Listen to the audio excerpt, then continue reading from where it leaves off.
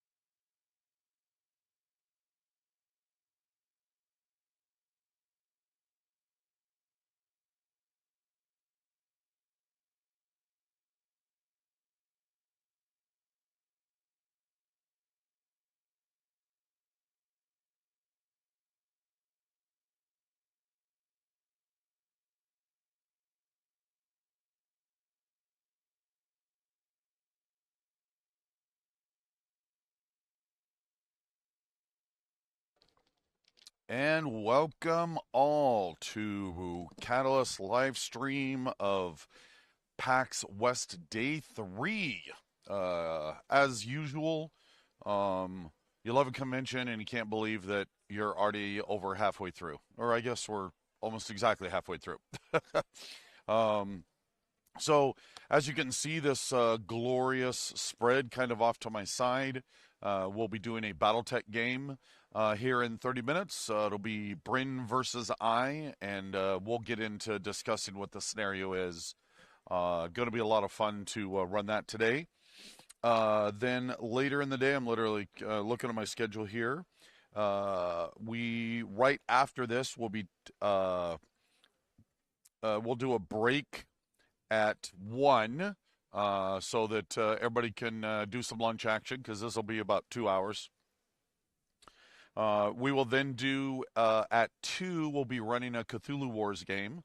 For those that are not aware, we have we're going to be working with Sandy Peterson Games to help them get Cthulhu Wars back into the market, help them fulfill some of their Kickstarters. We love their games, just fantastic stuff. And personally, my family and I absolutely love Cthulhu Wars. We've been playing it for years and years, and just an absolute treat to be able to be working with Sandy and Arthur and their whole team. So if you've never seen it played, please stop in the channel at 2, and we'll do that for about an hour and a half. Then there's going to be a Shadowrun Anarchy game that Six Sides of Gaming and Lynn Vander, well, I guess Lynn Vander will do. This is a Six Sides of Gaming. And for those that don't know, we have Shadowrun 6th Edition, 6th World, which is, the more traditional, crunchy role-playing game. But Shadowrun Anarchy, then, is the rules-light, indie-inspired game. It's been out for a couple of years now. Actually, the actual play videos that Realmsmith just started dropping is primarily a anarchy-based system with some Six World flavor thrown in there because Anarchy came out during the 5th edition era. So they'll be playing that then, and then I'll be back at 5:30 for my usual good night, wrapping things up. So I'm not seeing any questions yet. At least I don't think so. How many people are here yet? Or am I just talking to myself? Which, I can talk to myself just fine. So if anyone has any questions, happy to throw them up there, please. Always fun to talk about that. I can also, Bryn, do you want me to just cover what the scenario is right now, and that way we can just start playing at 10:30? Oh, I don't think Bryn can hear me. Bryn, my eldest son, who is the Leviathans line developer, who is behind me setting up. Do you want me to also just, since we're a little light and I'm not getting too many questions, do you want me to just explain the scenario? We'll go ahead and wait for 10:30 and. Well, we'll give it a couple of minutes, see if some additional questions come up. Okay. Well, thank you for again for those that are here. Hopefully, we'll get more throughout the day.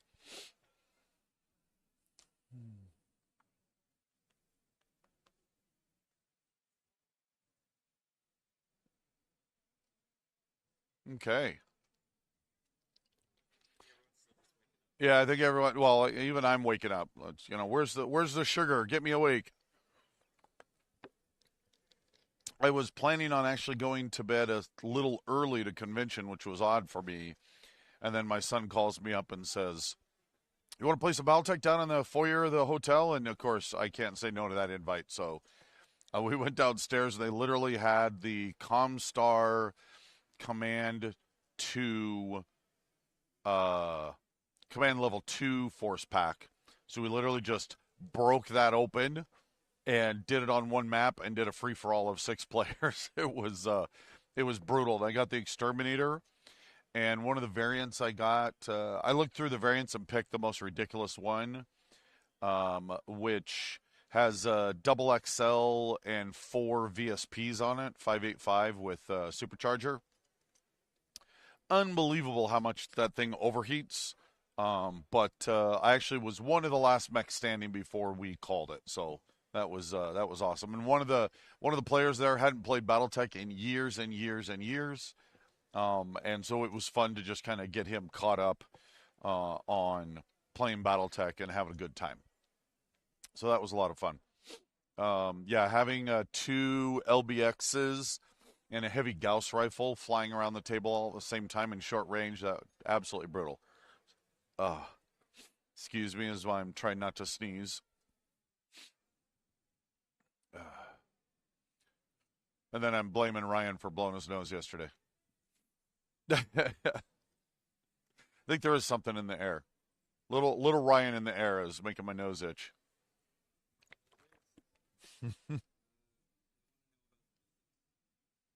Those, I'm getting nothing showing up on my side. Yeah.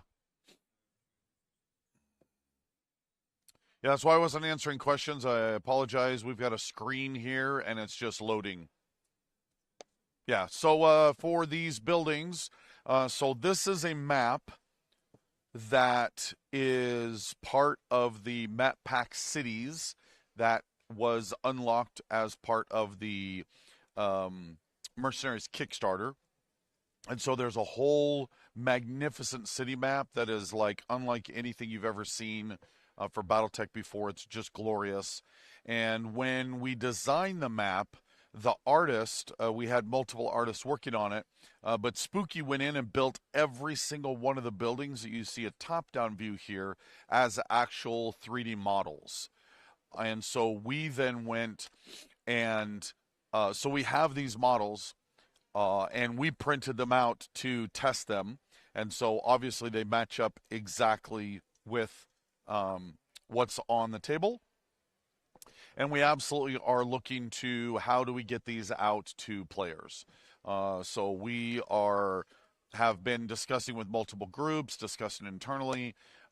As usual, the oxygen in the room has been completely sucked away by the Mercenary Kickstarter in general. So we really haven't been able to devote a good amount of brainstorming power on how we're going to get the STLs out. But these buildings are coming in various ways. If not by the end of this year, certainly by next year. Within the first half of the year, hopefully, those will be rolling out for people. One of the questions we get is, oh my gosh, they are so titanic. And really, yes, mechs are absolutely big. And I think you've run it. And by the way, I had the same reaction of like, holy crap, these buildings are huge. But there's a couple of things. One, we're only used to playing like this, right, on flat maps. And then two, almost all of the computer games want to accentuate the scale of mechs, so they never actually have real big cities. All of the cities are a lot smaller. And so if a mech was running downtown Chicago or downtown New York or any of the great cities, this is what it would be. As big as they are nothing compared to giant skyscrapers. So it is really fun to be able to play like this and to like peek down these different alleys and get the views. Some of my best photos I love taking of a game is one of these long shots down the big thoroughfares. So So anyways, we'll get into that. And again, hopefully we'll start rolling these out. And there's Dylan walking by me, staring at me, trying to throw stuff at me. This is what Dylan does. Okay. Hellion asks, how easy is it to pick up Shadowrun if you've never played before, but have experience in other TTRPGs? It's really not that hard, especially 6th edition. Well, again, two quick things. Sorry, I got so much going through my head. Shadowrun Anarchy, anyone could pick up, totally fresh, run with it. You could almost never have done a TTRPG before, and you'd be just fine. If you have TTRPG experience, then 6th edition, 6th World, just fine. You shouldn't have a problem at all picking it up. We really did, moving from 5th to 6th, work on easing the load level of play on the game, exactly because we wanted it to be more inviting to new players. So then, Brian, love all the hard work you guys are putting into everything. We really appreciate it. Thank you. We do. I don't know how to not go full tilt, but it is a lot of work and a lot of love. And I love your guys' reactions. I love how you guys feel when we're talking. I've had so many people come by the booth, and we've had great conversations. It's always incredibly fun. Let's see. Big Red, the Mega City of MechWarrior 5 is pretty close to what you see there, to be fair. You know what? That is actually a very fair comment, Big Red. But again, the only counter to that would be that is a very recent thing. I think if you go back through nearly the entire history of the franchise, they always kept the buildings smaller. Let's see. Those buildings were Adepticon? Yes, absolutely they were. No, this entire set. So the scenario is different. These buildings absolutely were the same buildings that we did at Adepticon. Reposting question. Unseen in the Remembrance book. How, when, what? I think you are referring to the sneak peek that I provided that, yes, there is Unseen, and I don't want to get into all the nuances beyond saying that I fought tooth and nail for months and months and months to be able to grab some of those original images that mean so much to all of us that have been doing this for all of these years to be in the Remembrance book. Now, to be clear, none of those original illustrations appear in the regular universe book. But the Remembrance book does have some of our all-time favorite images. In fact, I had one, the original City Tech cover, that I was adamant that if I could make it so that they would be included, that one had to be included because that remains still one of my all-time favorites. So yes, look for that. It's going to be awesome. Okay, are you enjoying the Leviathans relaunch? Oh my gosh, yes. Obviously that's my game design and co-created that universe. Bryn was there all those years ago when he was 12 and 13 and 14 and helping me do endless playtesting on it and polishing. And every year for years, I'll try not to get too emotional, but every year for years, we would be at conventions and we would have Leviathans fans that would come up to us and very politely say, is it time for it to come back yet? And then we would talk about how it's not quite time yet. And they would thank me and we would have a great conversation and they'd be gone and they'd be back next year. Part of the whole reason why Leviathans is back is exactly because of that. Because we knew we had this built-in community of fans that loved it and were just waiting. And the Kickstarter was phenomenal. We just can't wait to see it back on store shelves next year. Favorite mech and era? I think my two favorites, I have to go with the Banshee 3S from the Succession Wars era. I have a whole story that maybe if you guys remind me tonight, I will talk about that perhaps, about how I wrote a little write-up that ended up appearing on Battletech that involved the 3S, and that just then set it in my heart. And then the Phoenix Hawk 7K, I've used that in many, many Masters of Minions and love it so much. Okay. Blah, blah, blah. When we might a new Merc book to create and run units, that is absolutely underway right now. It is in development. Hopefully will be out next year. Lorcan, I was so disappointed when when all those got pulled from the 25 years of art and fiction. Luckily, a certain company never, ever, ever can do that to us again. So that was a glorious day. Actually, it was really funny when that lawsuit happened a few years ago. I was the only person actually named in the legal document, which was a little unnerving, but ultimately it was nothing, and it got crushed in court, which was beautiful to see. Where's Lauren? How he escaped by and let poor Randall do all the talking. That's because I do all the work and Lauren takes all the credit. That's kind of how it works. So he's actually supposed to be here later today. Maybe we might be able to drag him into something. We will have to see. Big Red, thank you. Let's see, showing in the background. Yeah, he was here 2 days ago. He was not here yesterday. Can you play a Shadowrun scenario with Battletech mechs? I mean, I guess you could make that work. I think the scale might be a little weird and strange. I think a scenario of some battle armor in Shadowrun would be sweet. That'd be really fun. Let's see. Battletech hats on sale in the store when? Hopefully by October. I don't want to say September. It usually just takes a while for the company, for our warehousing and fulfillment to receive all of the product back in from Gen Con. It's pallets and pallets worth of product. Also, because the hats are brand new and there's 15 hats, right? Am I saying that right? No, there's 10 hats, but there's actually 3 hats each, so it's actually 30 SKUs. So then they have to figure out how are they going to set that up in the warehouse so they can pick and pull it easily. It just takes time. Let's see. Lorcan, so the book's really Den of Wolves by Michael Stackpole. Oh, yes, that is now the thing. Thank you, Lorcan.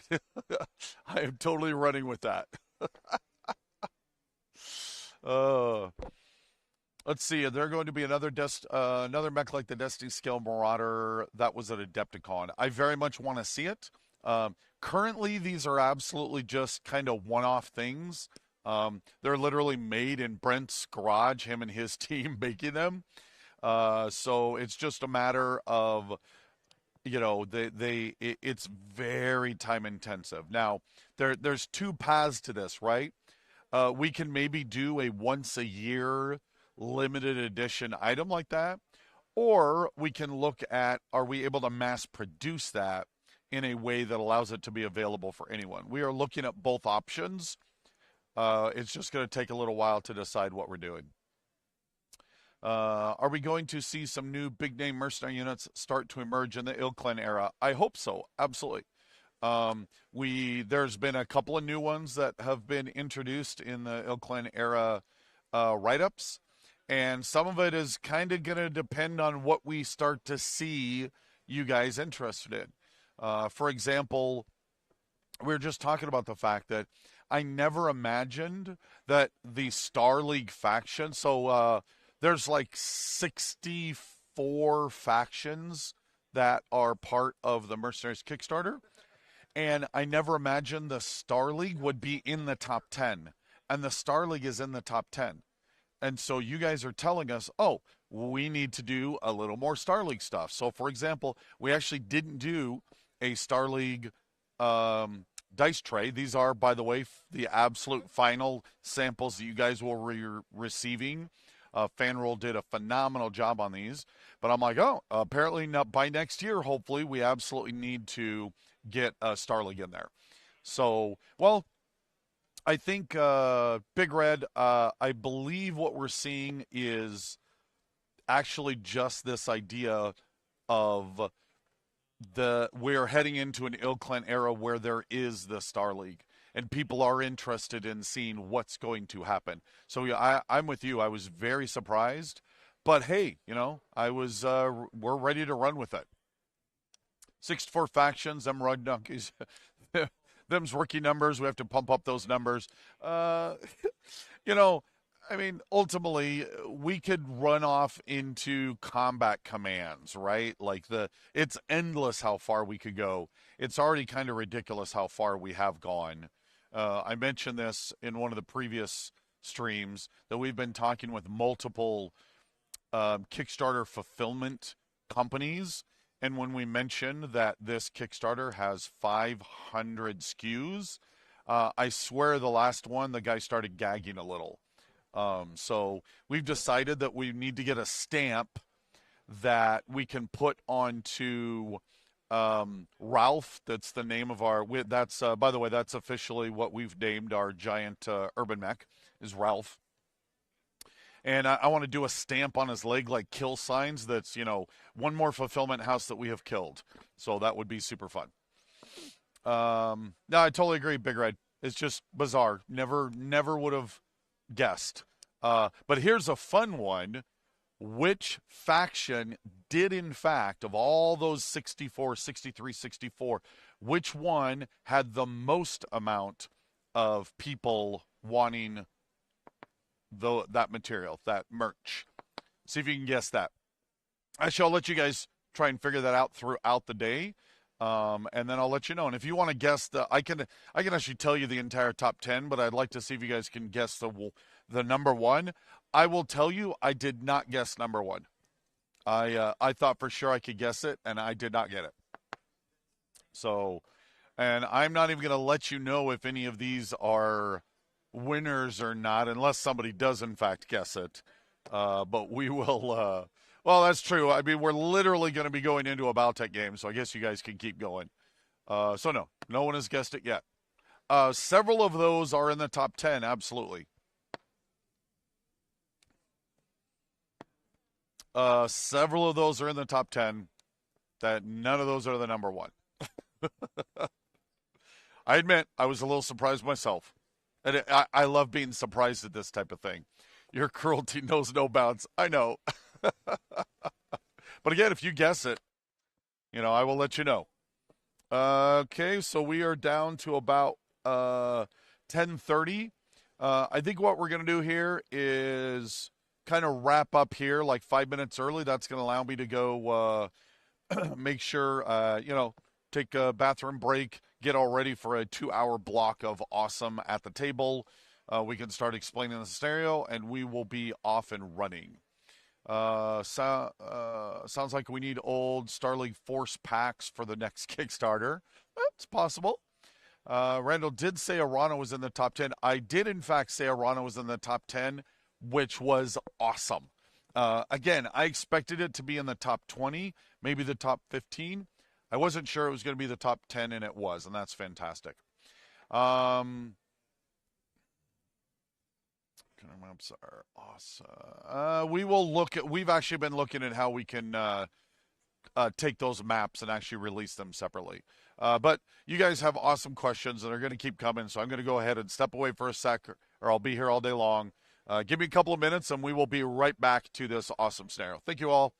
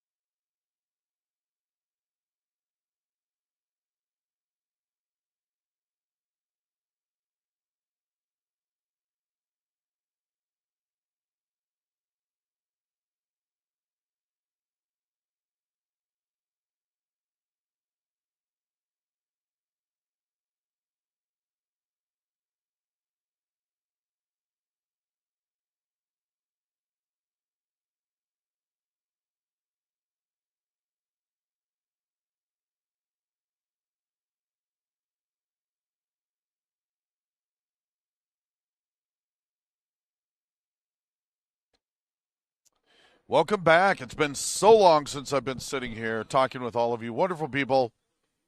We are ready to fire up our Battletech scenario here for you. This scenario actually was designed by Bryn, so I'm going to let him run off and explain all the particulars to us. Absolutely. So, spoiler warning for those who have not read the book, but this will be pretty much right out of the Dominions Divided source book that came out, I believe, at the beginning of this year. Yes, beginning of this year. So we are right now taking place on Tukiad, where only exciting things ever happen in Battletech. Right now, the Rasahug Dominion is in the midst of a civil war, as it is debating whether or not to join the new Star League under Alaric. So on my side, I have the joiners, who are basically members of the Rasahug Dominion, who believe that they should be joining the new Star League. And Randall will be playing the deniers, who believe that Rasahug Dominion should stay independent and should just stay the Rasahug Dominion. The goal of the game is to convince the leadership that they should be, the leadership of Tukiad, that they should listen to them. So the game will take place. This building right here is the capital building for the region. We will gain points by having our various battle armors and mechs next to it. Every turn, we will gain 1 point for having one mech within 3 hexes of it, up to 2 mechs. And we will gain 2 points for every battle armor next to it, up to 2 battle armor. So for a total of 6 points possible per turn. The big thing that's going on here, though, is that you can see that there's a bunch of other guys on the map. In it, we have a bunch of local planetary militia forces of these tanks. They're going to shoot at whoever's closest to them and try to defend the Capitol building. And then we have mobs running around, super pissed off with everything that's going on. They're going to randomly move. They're going to do 2 damage to whoever they're adjacent to. And if we do any damage to them or we walk through them, we will lose 1 point. In addition, we have a bunch of battlefield support cards. We have the exact same things going on here. And they're a bunch of artillery. They can be very impactful in doing tons of damage to our opponent. But if they drift off and hit the mobs, then we're going to lose points for them. So there will be a give and take on that. So that is what's going to be happening. We're going to be running onto the board on our turns, and each mech is going to be carrying 1 battle armor onto the field. All right, with that, we're just going to go right into it with rolling off initiative. Yep. And this game will end when the time runs out for us. So about 2 hours, I believe. Yeah, I think it's 2 hours. About there is when we will end and count the points. So let's go. 11. 6.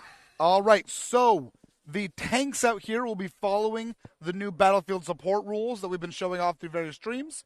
So there are these little cards instead of a full record sheet.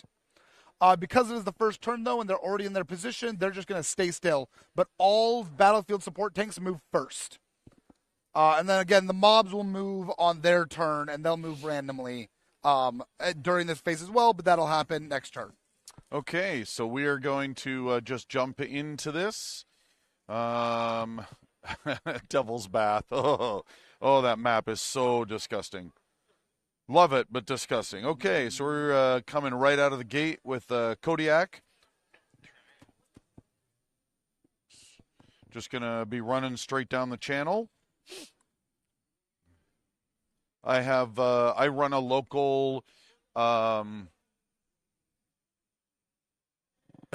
yeah. Sorry, back over to you. You moved? Okay.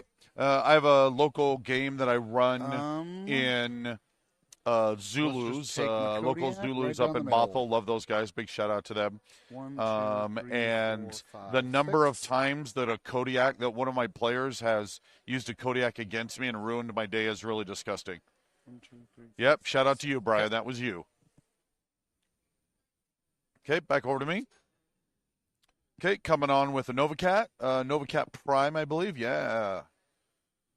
So much energy, so much heat to deal with. 2, 3, 4, 5. Okay. He also just ran on the board. Okay. So back over to you. Did we get the yellow discs out? I I did not know. There it is. Just for the... Nice. Nice, throwing them around. All right, let's take the vulture out for a spin. Thank you.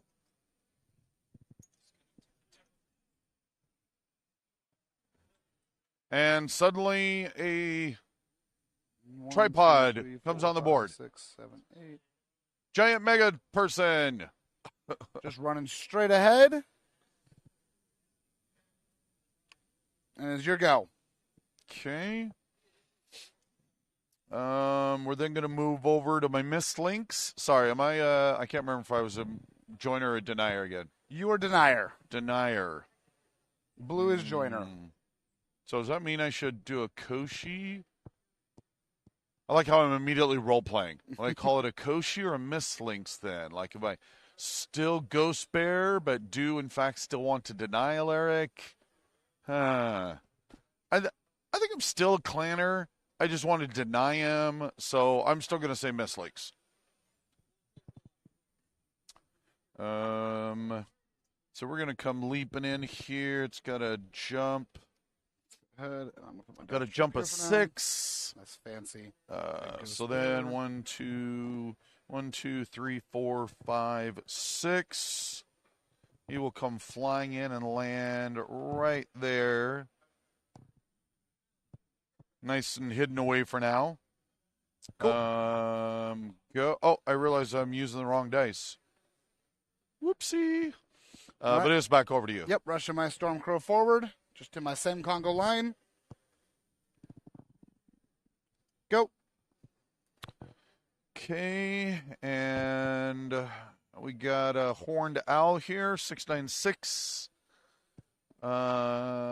Sure. 1, 2, 3, 4, 5, 7, 8, 9. We'll come sprinting in on the backside over here. Not sprinting, running. And that's a 3. Back over to you, Brad. Yep. We're going to obviously get quite into the game because that's what we do. Always nice and intense. But if you guys have questions, please keep them running. We'll try to keep answering them as we go. Is going to come off the side here. Yeah, 1, 2, 3, 4, 5. No, 1, 2, 3, 4, 5, 6, 7, 8, 9. I did turn on the pavement. Everyone is 3, 4. 4, 5, 6, 8. And I'm good. 12. Okay, move your last. Okay, coming in with my Viper.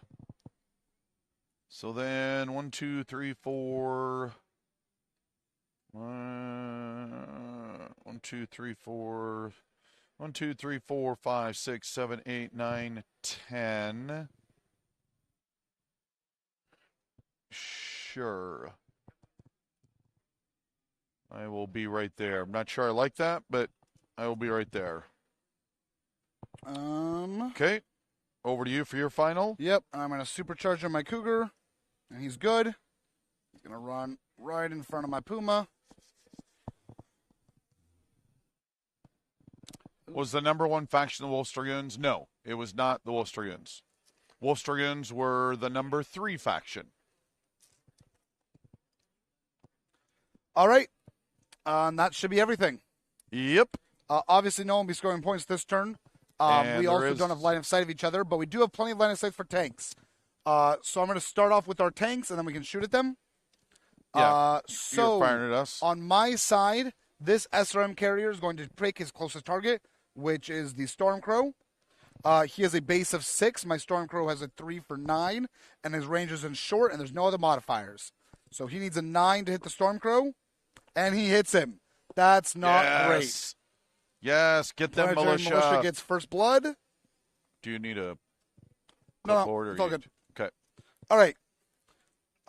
So I've got right here that it's going to do 10 damage over 5 groups.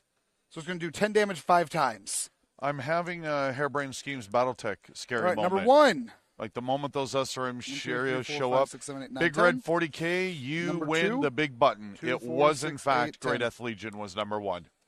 Fantastic. 2, 4, 6, 8, 10. It hasn't. It's always been high. It has not been in the number one spot for quite a while. 10. Rolling Something crits. about the way No. things have played out have allowed it All to right. be in the number one spot now for the Mercenaries So campaign. that is which was my guy super there. Vedette is going to go ahead and shoot at me as well. It's going to be 6, 7, 8, 9, 10, 11. And that misses, thankfully. Same with the little cute skulker. Yep, that misses. The Manticore on my side. And I've got a Pegasus still, Kate. So the Pegasus is got the standard bracket range, so it's actually not going to be able to hit me. And the Manticore is Now I shooting know what at it me. feels like to be Clan Wolf. Oh, 1, 2, 3, 4, 5, 6, Oh, 7. Big Okay, Red. short range, so 9. Still hit. That's just, it's awesome. yes. 11 points of damage to my center torso. 1, 2, Well, 3, that's what 4, 5, happens 6, when you 7, take the militia 9, 10, 11. on. All I'm right. telling you, that totally felt like the first scenario of Battletech. Yep, that's my Harebrained side. Seeds Battletech. Right there. SRM carrier onto your Dragonfly is also going to be at a 9, Yeah.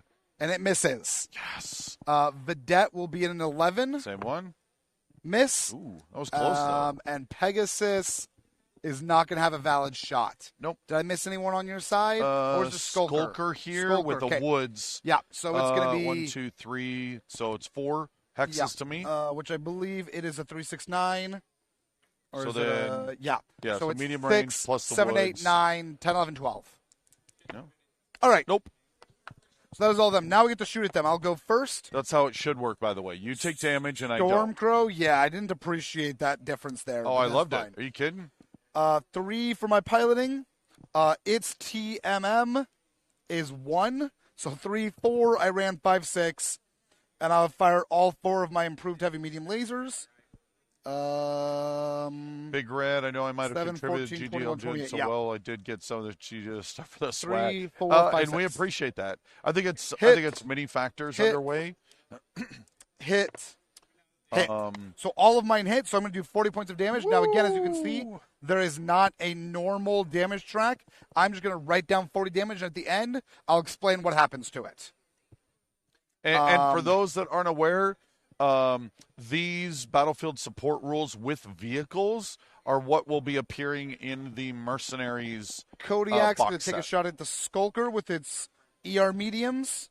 The Vedette, sorry. 3, 4, 5, 6, 7. 1, 2, 3, 4, 5, 6, 7, 8. 8 nines. 1 for 1. 1 for 2. 1 for 3. 1 for 4. So the Vedette will take 7 points of damage.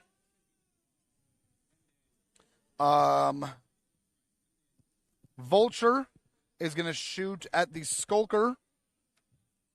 3 with its just medium pulse lasers. 3, 4, 5, 6, 7, 8, 9, 10, 8. 0 for 1, 1 for 2, 1 for 3. So 7 points of damage to the Skulker. All right, and that is me. Over to you, good sir. Okay.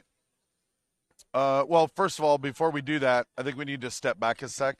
Did you make the rolls when you were taking damage to see if they hit the battle armor that are riding on you? I did not. Right. So let's back up a moment. Yep, thank you. Over here. This guy. And so it is. It is the only the center torso. Only the 'cause center torso. They ride, or no, sorry, Anyway, it's actually, spread out, right? No. That perfectly didn't hit it because it is right torso, left torso on the front, and then the 3 on the back. So So I'm good. You're Perfect. actually good. My That's battle armor did not fantastic. become cannon fodder Yeah, today. didn't Today. we always joke about how mechs like carry battle armor around as extra armor shields, and they do not appreciate that. Don't let them cheat, Randall. That's right. I like cheating. Okay, so back over here, I got my SRM carrier on my side that I absolutely want to die. Yep. Novacat will be unleashing. Let's see, what do we got? 50 heat, 30, 40, 50. So 2 ER PPCs and 2 ER large. Let's do No, I don't want to overheat at all for this. 2 air PPCs on a large laser. Short range, 3, 4, 5 I ran. 6 for your TMM. Yep. So 3 6s. First one hit. Second one hit. And last one hit. So then that is 40 points of damage onto him. That's exactly what I did. Yeah, and once again, we will do that at the end. However, I now have the Kodiak. Actually, that's feeling pretty good. I think I'm going to take the Kodiak and do him on over to the Mana Core that's over there. And the Kodiak is going to throw down... Where's my Kodiak? There he is. What's the range? 1, 2, 3, 4, 5, 6, 7, 8, 9. So that is long. Oh no, that's still medium range. So then 3, 4, 5, 6, 7, 2 TMM or 1 TMM on the Manticore? Manticore is 1. 3, 4, 5, 6, 7, 8. So I am gonna throw down 6 of those, right? 6 and 5 is 3. Yeah, 6 of those. Need more dice. 1 for 1, 2 for 2, 3 for 3, 4 for 4, 5 for 5, 5 for 6. So 35 points of damage onto the Mana Core. Okay.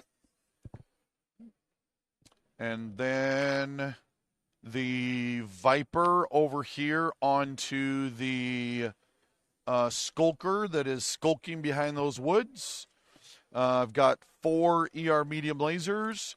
So then that is 3, 4, 5 because I ran, 6 for the woods. Skulker is +2 or +3? Skulker is +3. So 9. So 4 9s. 1 for 1, 1 for 2, 1 for 3. 2 for 4. 10 points on that Skulker. Okay. And that's all my shots because the Horned Owl and the Mistlinks cannot see anything. Also, I'm firing off 2 pieces of artillery for next round to land. I am also, give me a sec. Yep. So again, for those that don't know, in the Battletech manual, there was a series of battlefield support rules that allowed you to do artillery strikes, minefields, aerospace strikes like bombing runs, strafing runs, and turn all of those into effectively kind of like a single buff card. And then there's a battlefield support deck that then allows you to take those rules and turn them into an easy-use card. So, and then they have been updated and meshed with the vehicle battlefield support rules that will appear in the Mercenaries box. So right now, same thing. We're doing artillery. So those you announce the turn before, and I got to figure out what I'm doing. All right, while he's doing that, I will explain. So now we are in destroying the planetary militia. So looking at the SRM carrier, it took 40 damage. It has a threshold of 5, so 5 was the minimum needed to have a chance to kill it. From there, I'm then going to see there is a 7 on it, which means if it got that threshold, I need a 7 to kill it. In addition, for every 10 points of damage, I will have a +1 to my roll. So it's 40 at a 7, so I really need to roll just a 3. So going at the Manticore, and I barely get it, but my SRM is dead. Gone. I do not believe I hit my Manticore. The Skulker just barely had it. Same with the Vedette, so both of those will just be at 7s. Skulker is dead. Vedette is not. And then because the Vedette had a roll, it permanently, but did not die, its check is permanently reduced by 1. Okay, Randall. Yes. Your SRM carrier, 40 points of damage. It needs a 3 to die. Come on, die. Yes, he's gone. Okay, you can take him off. Yep. Your Manticore, right? You shot your Manticore, yes. right? Yeah. For 35 points of damage. Yep. So it needs a 7. No. Oh. Okay. So it is still alive and it has dropped down 1 level. And then your Skulker took 10 points of damage, so it needs a 7. Nope. Missed Okay. Oh, sorry. I did get it. Oh, all right. Skulker is gone. All right, just that easy. Little road bumps. In fact, we both killed the SRM and the Oh, Skulker. that's hilarious. Nice. Yeah. But, again, similar to the vibe that we're going for with these, which I really honestly think we've achieved, is to make it feel like the computer games, where absolutely the battle mechs are the stars of the show. Vehicles blow up really nice and quick, but if you ignore them, they will, in fact, bring you down. So you can't completely ignore them. Hence, all the damage that Bryn has sitting there on his Stormcrow were from the SRM. Yeah. So they can be dangerous, but you just got to take care of them, get them out of the way, and they blow up real good. Okay, so clearing dice. Yep. No points scored, obviously, and so we're to the next turn with initiative. Yep. Man. 7. 4. Yeah. Okay, I'll be going first, but first we have to deal with everything else. Yep. Standing up real quick. They are programmed to get in between us and our location.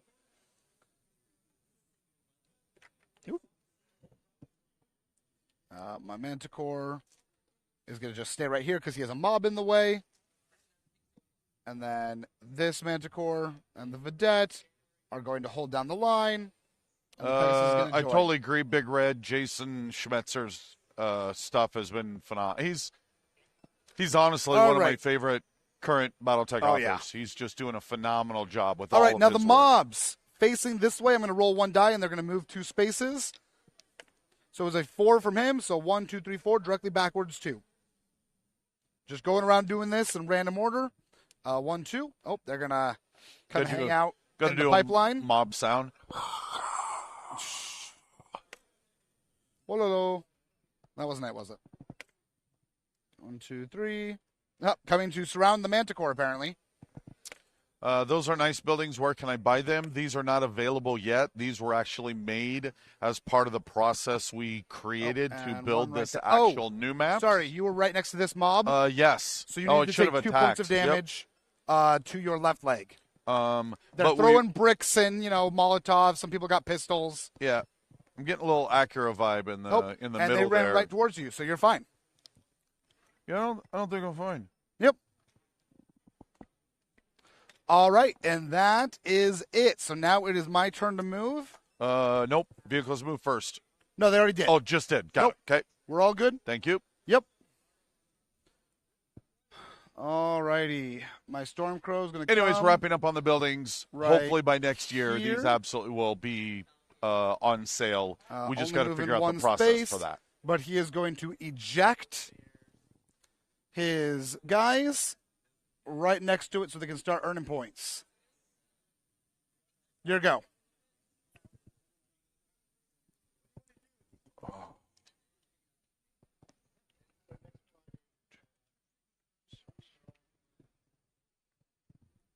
One, 2, 3, 4, 7, 8, 9, 10. So 1, 2. So I'm running, so I'm going to have to make several pilot skill rolls here on pavement. That is a -1. So out of 3. So that's 1, 2, 3, 4, 5, 6. No, 4, 5. Do it this way so I don't get a +1 modifier. So, Did you slip? Yeah. Oh, I fail. So not only did on pavement. Yeah. So I was turning here to enter. I had only moved 1, so I'm going to fall and only slide 1, luckily. There was a chance I could have been sliding into a building, which would have been awesome. That would have been way more fun. But no, so let's deal quickly with my fall. So I am falling on 2 hex sides right. So I was facing that way as I was going. So it'll be like this, and then down on the ground. And that then is 4 points of damage on the right arm. 1, 2, 3, 4. We got to do a dashboard check to make sure that I didn't ram my head into anything, which I did not. So that was, but then I slid one because I'm half. I had moved 2 hexes, and you slide half the number of hexes that you have moved. And so that then is another 4 points of damage. Or no, it's half damage on the slide, so it should be 2 points of damage. While he's destroying himself, I'm going to go ahead and move my next mech. 5, 6 on the torso, 2 points. Okay. Can make a pilot squirrel to stand back up, 6, which I 7. barely make. Woo! So then that He will was also eject his 1, guy. 2, 3, 4, 5, 6 to now stand up in this hex. 7, 8, 9, 10, 11, and barely have enough movement point left to allow my battle armor to come out into my hex, which is what these little yellow discs represent. Is just the battle they're going armor. to come out in the disc. They come out in the hex. That's right, because we were doing. Yep. No.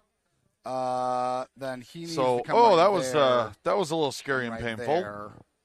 And I only got a 3 out of that because I fell so many times. No, trying to cheat again. Yep.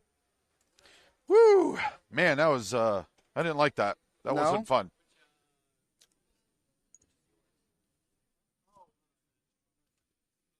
All right, and then I have gone, so it is your turn. Okay. Nice and easy. 1, 2, 3, 4, 5, 6. Just bringing my giant. Yep. Right down the line. 1, 2, like 3, the buildings, 4, I think, 5, are vibrating 6. to the 100-ton And I'm also mech going to storming eject down the way. My guys here. Yeah, I definitely got to take a photo of that, which I will throw up on the socials later. But that is, I was saying earlier, man, I do love the long shots right down the alleyways with a nice Bryn headshot in there just for the heck of it. That's the goal. Back over to me. Spooky is the one that did the rendering design on him with some feedback from Brent Evans, our art director. And then I printed these out literally on my own 3D printer with, I think, 1 or 2 buildings I outsourced because I was running out of time. Man, you are really... I have got to get that taken care of. 1, 2, 3, 4, 5, just running down the... Apparently running down the way as well. Yep. Nova Cat's right behind helping his big brother. Back over to you. Right. Puma. Let's do the Cougar. 1, 2, 3, 4, 5, 6, 7. Actually, we're gonna come right here and turn around. No, we should get right here. Perfect. +2. Go. Okay. Then 1, 2, 3, 4, 5, 6, 7, 8, 9. No. I will go right here and drop my guy. You don't want to come play?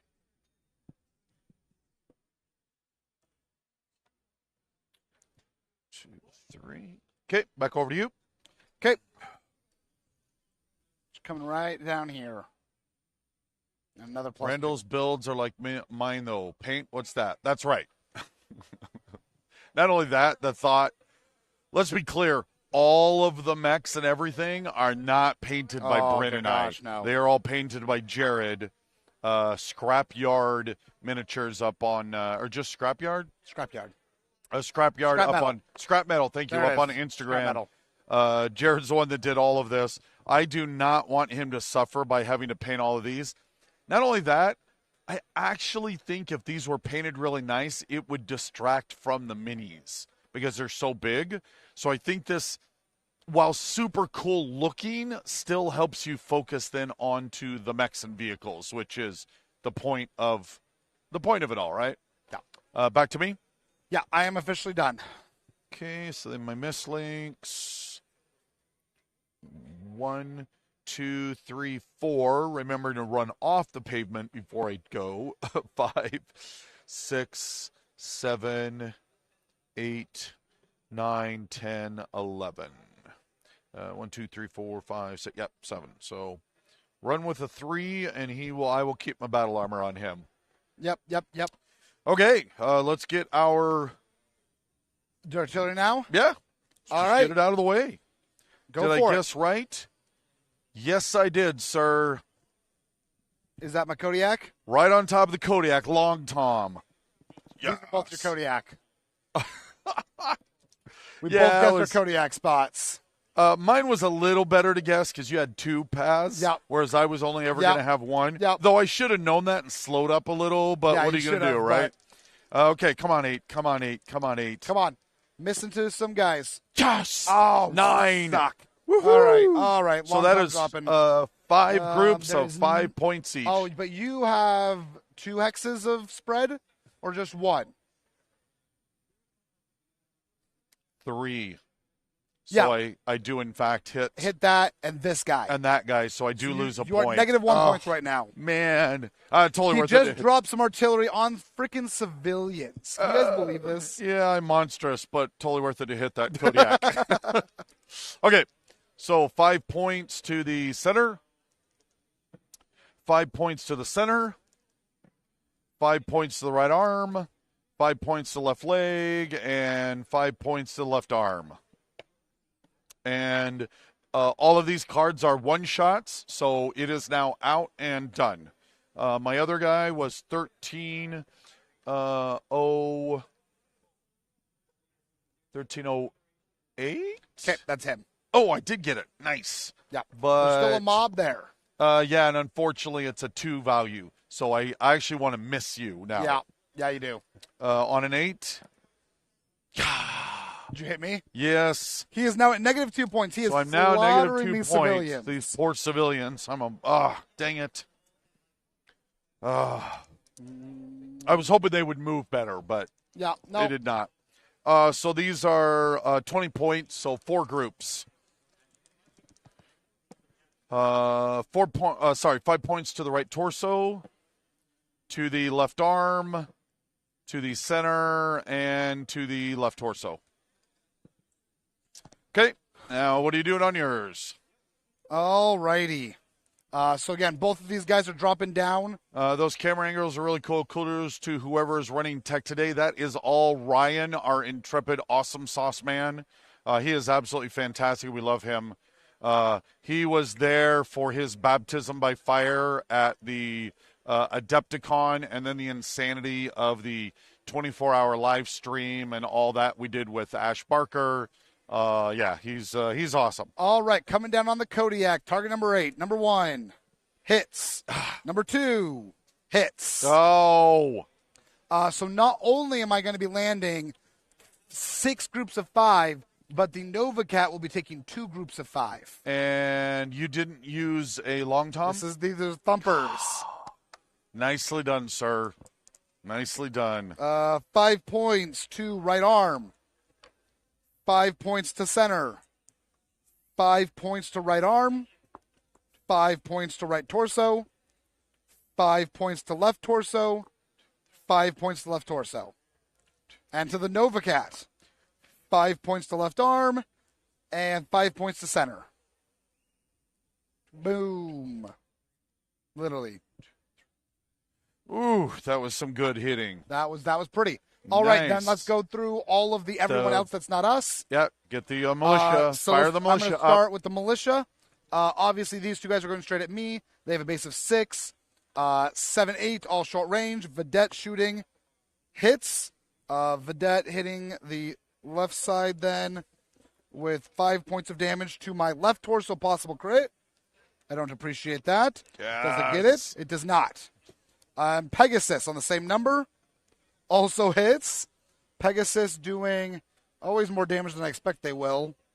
7 damage in 3 groups. It's all those SRM 6s. Yep. 7 points of damage to my center torso. 1, 2, 3, 4, 5, 6, 7. 7 points to my right. 1, 2, 3, 4, 5, 6, 7. 7 points to my 1, 2, 3, 4, 5, 6. possible crit on top of it, Yes. so it has 2 chances. Yes. Fail and succeed. 1 crit. There is ammo in here. Yes. Lower 5 is a reroll. Come on. Upper 3. LRM 20 is taken out. Oh, that was so close. Man, those militia It are still chewing took on out my you. only LRM 20 on this variant. Yeah, the militia. I don't. No, The no, militia's chewing you up. they're pissing me off. I love it. All right, and Once then again, all I've got showing left on my side is the Manticore. Then, it is going to shoot at the Stormcrow for 6-7. It misses, thankfully. And your side, Manticore on the Kodiak. I assume on the Kodiak. You're at a 2, I assume. Yes. 6, 7, 8 hits. 11 points of damage to your left arm. Okay.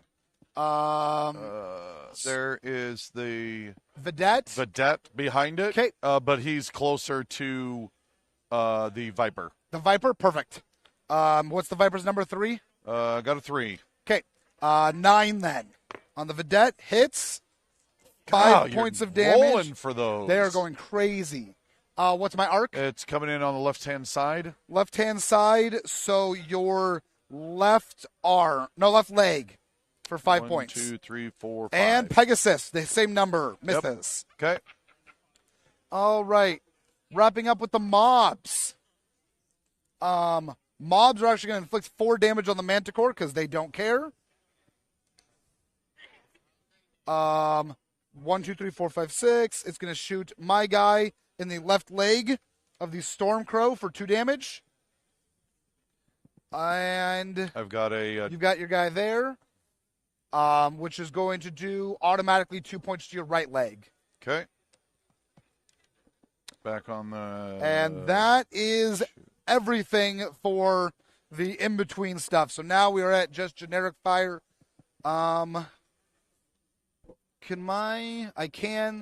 The Kodiak can finally see you. Get it? Did I'm pretty sure. Yep. Oh, dang it. Yep. That So was I think on that's me. the only mechs that can see each other. I poked forward a little These guys too will be far. shooting out there. These guys can't see anything. Yeah, all So- my guys over here will be firing on the militia vehicles. Yep. I'll go through my fire then. Oh, wait. Vulture. Wait. You got a shot? You got a shot in the Cougar? The Viper and Cougar can see each other. Well, then that'll be their exchanging fire. Yeah, so they'll exchange fire. My other guys will hit tanks. Kodiak will go at... Kodiak is going to be firing on the Manicore. Novacat will be onto the Vedette. Actually, we got another shot there. My Mistlinks can see your Kodiak. All right, well, I think that's out of range, though. yeah, I'll still probably shoot the Horned Owl, so I'm good there. right. My Mistlinks, yes, he will be firing on the Kodiak. Okay, I'm going to start off with my Vulture firing at the Pegasus because that hurt. 3, 4, 5, 6, 7, 8, 7s. 1 for 1, 2 for 2, 3 for 3. So the Pegasus is going to take 21 points of damage. Perfect. Stormcrow on the Manticore. He is a 3, 4, 5, 6. 1 for 1, 1 for 2, 2 for 3, and 3 for 4, putting 30 points of damage on my Manticore. So then the Cougar onto the Dragonfly. 1, 2, 3, 4, 5, 6, 7. I got a 3 on me. 7 hexes. Cougar. Oh, no. I'm thinking of the other one. No. Cougar. Poor Pegasus doesn't deserve that. Pegasus always deserves that. A foul slander. Pegasus took out my LRM 20. It definitely deserved that. So it was 7. So it's going to be 3, 4, 5, 6, 7, 8, 9, 10 as the base. With pulse lasers and a targeting computer bringing me down to 7s for Yeah, 7s for my ER medium pulses. Streaks will also be 7s because they're actually back into short range. Okay. ER medium pulse, miss and hit. Streak LRM 10, miss or doesn't fire, doesn't fire. So just 1 ER medium pulse, 7 points of damage to your left leg. 1, 2, 3, 4, 5, Did I 6, take that 7. heat? I didn't actually check. I take 2 heat. Oh no, because the streaks don't fire. Streaks didn't fire. All right, we're good. Okay. And the Kodiak finishing my side off. I don't like this one. This This is the one I'm a little nervous about. 1, 2, 3, 4, 5, 6, 7, 8, 9, 10, 11. So I'm default 3, 4, 5, 6, 7, 8. Range then coming in are 12s. For that, ER large on a 10. 12 heat, 20. Yeah. So all of my lasers are firing. ER large on a 10, everything else on 12. Okay. ER large, miss, and then 4 12s. Nope. Nope. No. And no. You're good. That is me. As you. Okay. Back around. The Horned Owl firing right back at you. What was the range? 11. 11. So that is long range for the 2 medium pulses. Medium range for the large pulses. So 3, 4, 5, 6, 7, 8, 9.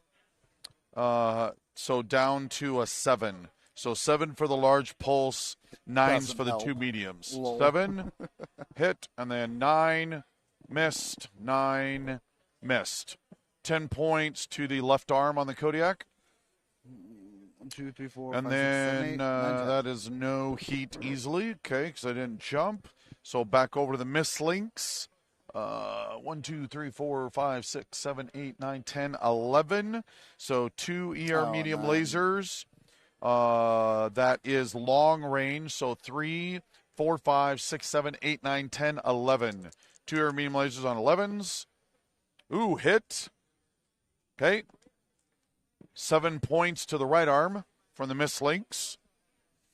Then my Viper over to your Cougar, which was 1, 2, 3, 4, 5, 6, 7 hexes away. That's going to be my 4 ER mediums, right? 5, 10, yeah. So 4 ER medium. Actually, I forgot that I should have had 2 heat last turn. 4 ER medium lasers then.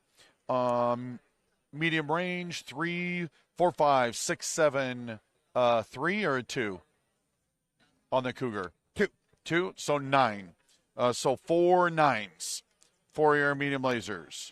I'm Zerg also for firing 1, off 2 Zerg shots, for by the way. 2, Zerg for 3, Zerg for 4. Nothing on the Cougar. Okay, so then on to the Mana Core from the Kodiak. Will be, what is that heat going to be? 5 times 8. I will do 6 ER medium lasers. TMM, or so it's a 3, 4, 5 because I ran TMM of 1 is 6. Actually, sorry, 7 because I can do that without heat problems. So 1 for 1, 1 for 2. I said 6, right? Sorry, guys. 3, 4, 5, 6. Yeah. 6, yeah. So 2 for 3, 3 for 4, 4 for 5, 5 for 6. Okay. Oh, right. So that's 6 times 7, 42. 42 points of damage. As my brain froze on math for a moment. Yep. Okay, Novacat on to the Vedette. Vedette is 2 TMM. Yes. So 3, 4, 5, 6, 7. 2 ER PPCs and an ER large laser on 7s. ER PPC missed. ER PPC hit. ER large hit. So 25 onto the Vedette, please.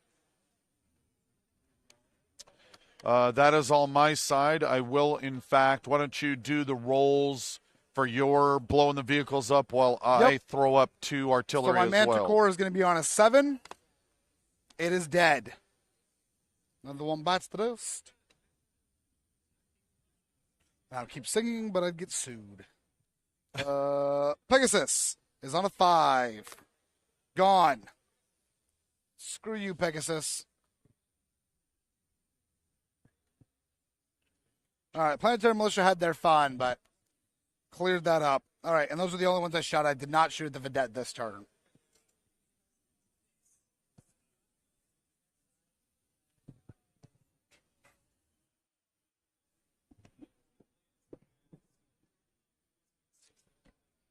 Okay. So my 2 artillery are in the air. What are my rolls for blowing up the Vedette? Oh, Vedette, you are at a 6. Gone. And the Manticore? 7 points of damage. Where did that 7 points of damage come from? Manticore, you are at a 4. 5, sorry. 5? 5. Not 4? Are you sure? Well, you're at a 9. You did 40 points of damage. Minus 4 is 5. No, Off he by survived. 1. Oh, man. Oh, those Manticores are beasts. Man. Dang it. Down to 8. I believe that is everything. That should wrap us up. Points. So points. I have 2 mechs for 2 points and 2 battle armor for 4 points for a total of 6 points. I only have 1 mech and 1 battle armor, but I already had the -2, so I'm currently sitting at 2. Okay. Or no, sorry. No, you're at 3. You're at 1. You got 2 points, 1 for... That's right. No, you're right. Yep. I'm at 1. Yep. So I'm up 5 points at the start. Not big part good. because you blew up the mobs. Yeah. Yeah, that sucks. All right. Pulling dice. Let me write that down. 6 to your 1. Bryn. Oh, Randall. Because the power of the Star League inspires us far more than your pathetic little attempts to avoid the future. Ouch. All I could feel Alaric's hair flick. Yeah. When you said that. Absolutely. 6. 7. Okay. Vehicles and mobs. Vehicles is going to come in here. Did the mob attack? Yes, mobs did all their attacks. Okay. All right. And now I think that's everybody. They're going to keep their positions. And mobs. This mob is going to hide in this corner. Randall with the war crimes, This 2 Curidan. That, and rotate Yeah, out. unfortunately. It's going to go this way. I very much doubt Blackthorns are in the top 10. Blackthorns are not in the top 10. 1, 2, 3. 1, 2. 1, 2. Oh, no. And 1 rotates out and heads this way. Oh, and I missed you. 1, 2, 3. Nice stop right here. All right. And the vehicles? Vehicles have moved. What they're going to do. Okay. So then into movement, and you're starting us up. Yep, and I currently have 3 battle armor on the field, so I'm at 8 units. I only have 1 battle armor on the field. Okay. Or no, did I drop him? I don't know. Did you? I did drop him. Sorry, 2 battle. So 8 to 7. Okay, Yeah. so it's not going to matter until the end. Nope. Awesome. Nice and easy. Who was number 2, though?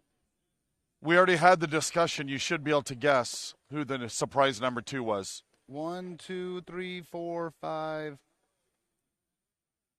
Oh, that drops down. Shoot. Oh, there's so many people in the way. Yeah, there's Stupid just mobs. a wall over there, Oh, right? no, I can jump. That's right. 1, 2, 3, 4. Suck it, mobs. We're going to come play. I jump 1, 2. You can put your battle armor on now. Yep.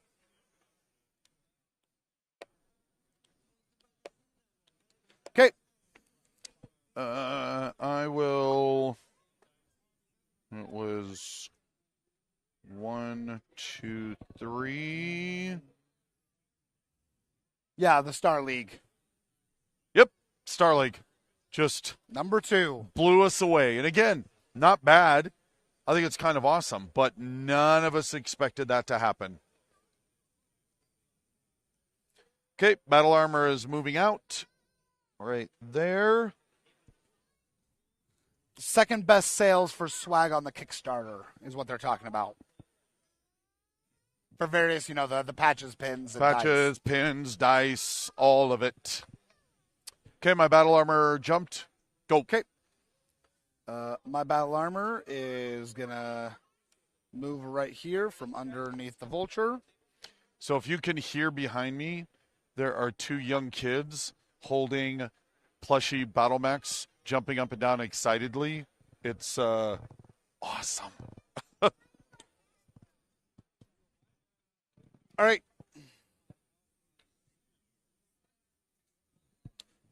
Go. Maybe I don't want to. I didn't ask. That was the Peregrine, which is my number 2 battle armor point. Which will go 1, 2, 3.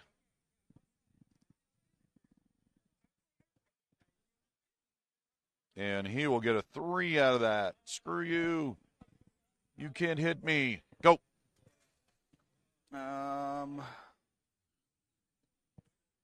So much great faction swag to pick from. You are absolutely right, Kevin. There is All right. just an ocean of it. I can't wait in the next month or 2 when I get all of it in hand to just spread it out all on the table and take some awesome photos and share with you guys how just much utter insanity that you all helped us make.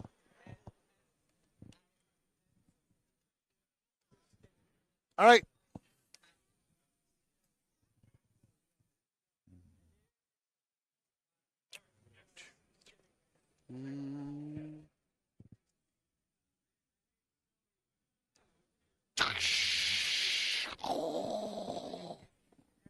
Oh, hello. Of course, it doesn't quite fit in there. The Kodiak also jumping. Yep. Get a giant. Oh, that would look so cool. I want to see that so bad. Always. Video games, come to me. Giant Kodiak launching itself up over a wall like that. Did Comstar place in top 10?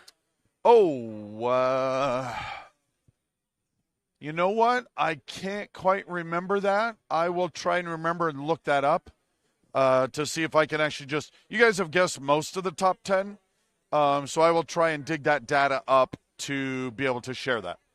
In fact, while I'm at it, let me just. I can't remember if Lauren was coming in today or not. He was supposed to be, but that doesn't mean he is. Okay, now the battle armor moved. But I was just going to text Lauren to see if he can send me the list, if he can dig that out real quick. All right, here you go.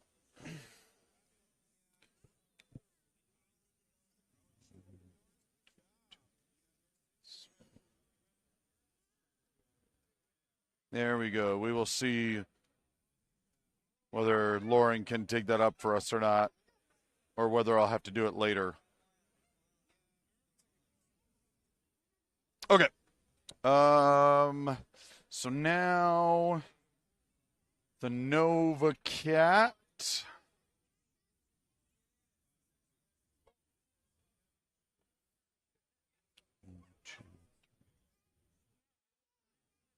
Okay.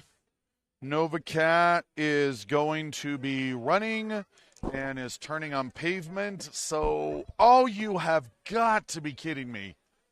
Did you just slip with your Dragonfly again? No, with my Nova Cat. Oh my gosh. But even better. 1, 2. No. Yes. I'm turning and I fell right there. No. He's going to slide into the mob. I'm going to slide into the mob. Well, he had one point. This scenario has been played a few times now. I don't think I've ever seen a mech fall. First of all, I don't think I've seen any mechs fall in any of this because apparently my dice betray me again, as you all know. But to slide into the mob for more point missing, oh my goodness, oh painful. Okay, war crimes, exactly. Let's see. This is what you get if you support the deniers.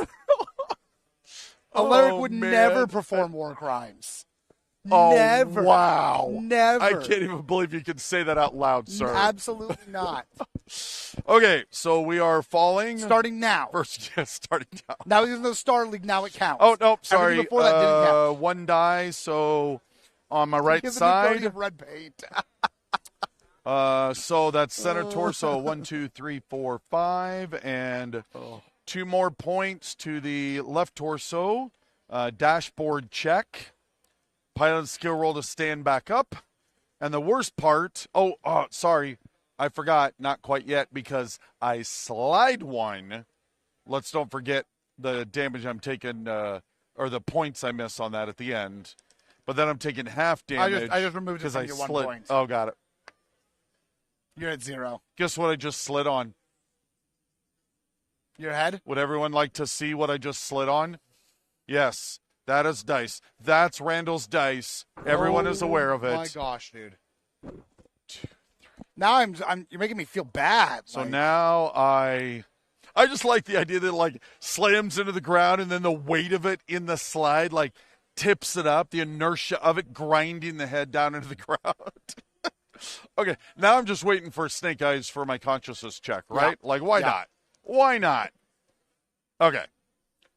Wow, that was something else. Okay, I did make the roll for standing up. Okay. As stated, you have a new coat of red paint. So it was 1, 2, 3, 4, 5, and the best part about that, to end it all, is that I can't even get next to the building, which is what I was trying to do the first time. Oh, that was magnificent, everyone. You have seen a fine example of Randall's dice betraying him. That was a beautiful, painful thing. No, I didn't even get a Q out of that, sir. I did not get that. Okay, back over to you. I think this might be helping up a little bit for all the damage you've taken from the militia. Yeah, I don't think that changes who's going to win. Dude, your points are so bad right now. I know, they're so bad. Just a freaking war crime guy. I don't know what to tell you. Yeah, I don't. All righty. What do I got left over here? Oh, that was okay. He wow. needs to move out of the way.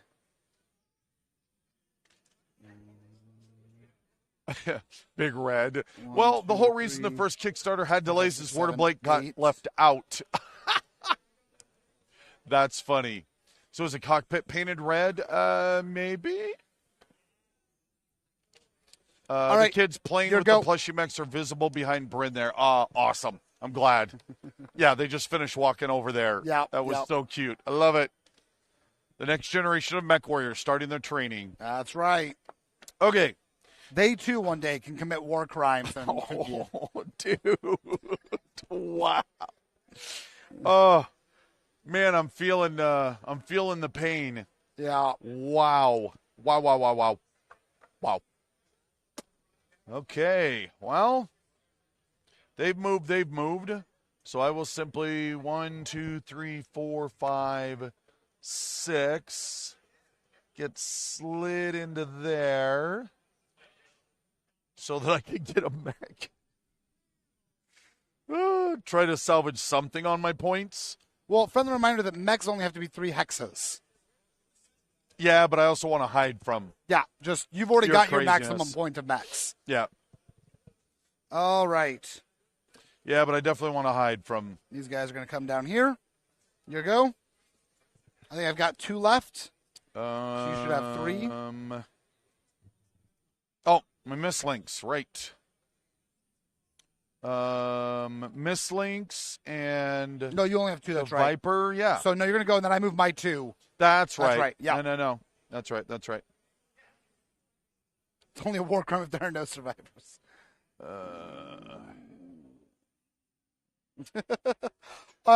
I'm sure it might mean that, but I don't ever pay attention to which shirt I put on each day for Battletech. I'm gonna jump in. The amount of times that people are like, "Oh, I hate that faction. I love that faction." I'm like, "Yeah, totally." Okay. Miss Lynx jumped into the woods. Go. And then later I have to look at what shirt I actually put on. Miss Lynx cannot jump because the battle armor is still on him, but he can run easily there. Can easily get there. All right, Cougar. Okay, your last two, and then 1, my 2, Viper will 3, wrap it up. 4, 5, 6, 7, 8. Pavement turn at the start. I'm good. Argues with himself a lot. 1, 2, 3, 4, 5, 6. Yep, just a 2. And nice. Tables, all of our other demo tables are all filled up. I love it. Always good stuff. Yeah, we've got Battletech game being played back behind me. They might be able to see Shadowrun Edge Zone, which is a re-release of the old Shadowrun TCG that fast released. And then my youngest son here, youngest son Kenyon. Indeed. Indeed. Youngest son Kenyon here is showing off his Overlords game to a group of kids here. Right. So that's awesome. And they're both just 2. And I'm done. Okay.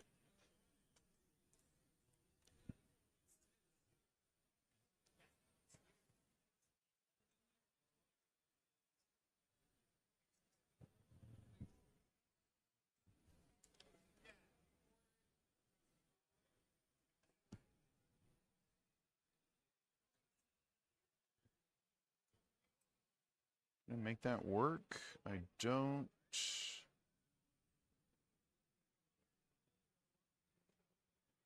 No, that is going to cut it.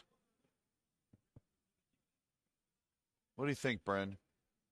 Huh? If I'm here, I may be able to actually see your Kodiak.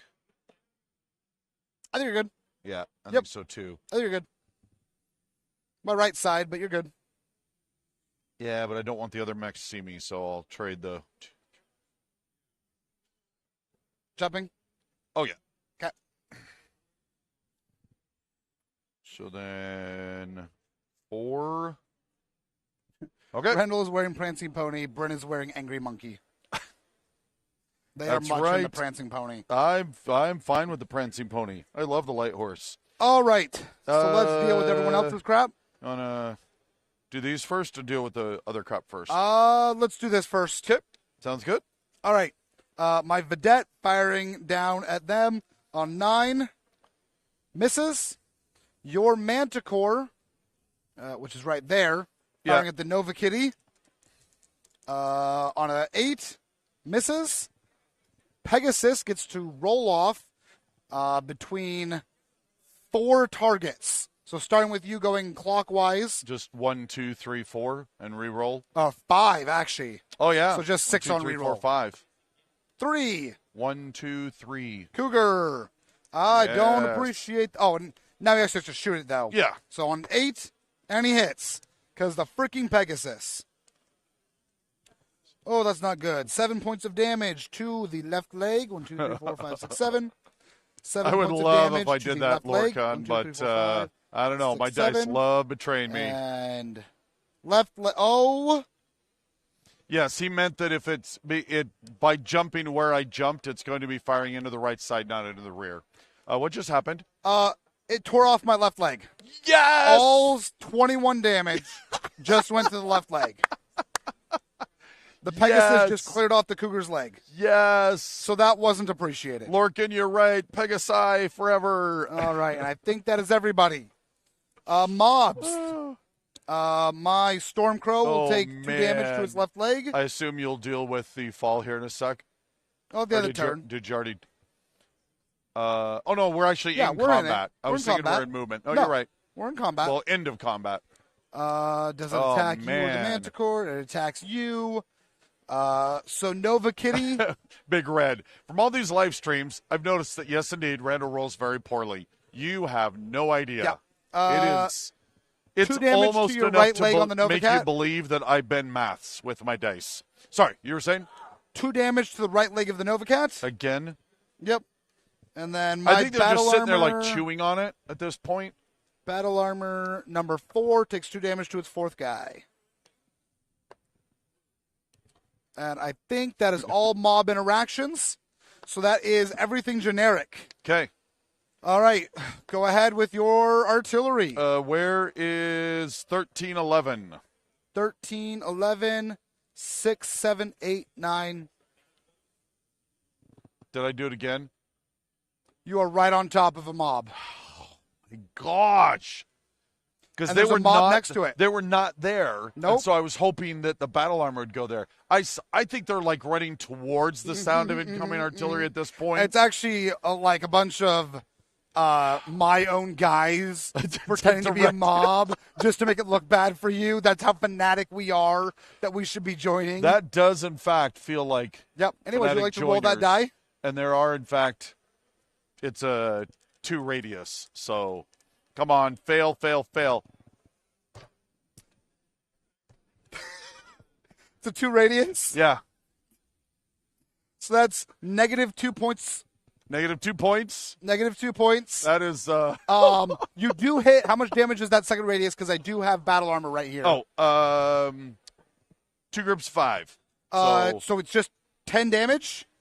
10 damage and it hits all of them because Hits it's all an of area them. effect. Which 1, 2, 3, 4, 5, 6, 7, 8. Nope, they are alive. No. You just stripped all the armor off. That's the only saving grace in all of this. 4. Is a battle armor Fourth just got is hit dead. with an area attack. 10 points. Woo. So killed one of them and stripped all the armor off of the other battle armor. Yep. Little bit of a saving grace from that ridiculousness. Yep. Did you just fire one? No, I got a second one. Sorry, I'm being asked for. Okay. And your and my one. second. It was right there. Right there. All right, roll it. So 8. Actually, I want this to drift. Wow.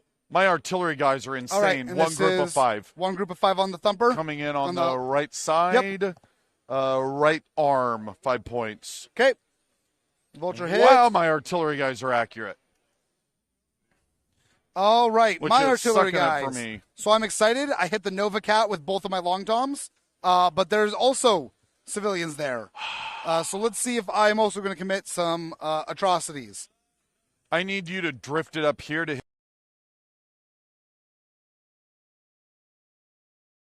Or facing. Let's go starting- with your facing. Okay. 1, 2, 3. 1, 2, 3. Or sorry, it's here. Nope, it's going to run off that So way. 4 1, hexes. 2, It's gone. 3. No, 1, 2, 3, 4, sir. Is it a single hex? Oh, or there's a multi? mob there. There's 2 mobs there, sir. No Yes. way. Oh no! Yes. It's a long tom.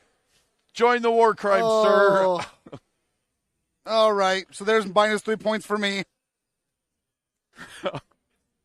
Oh, we are Oof. monsters. Oh my gosh, I can barely stomach it. Oh, that's not good. All right. Wow.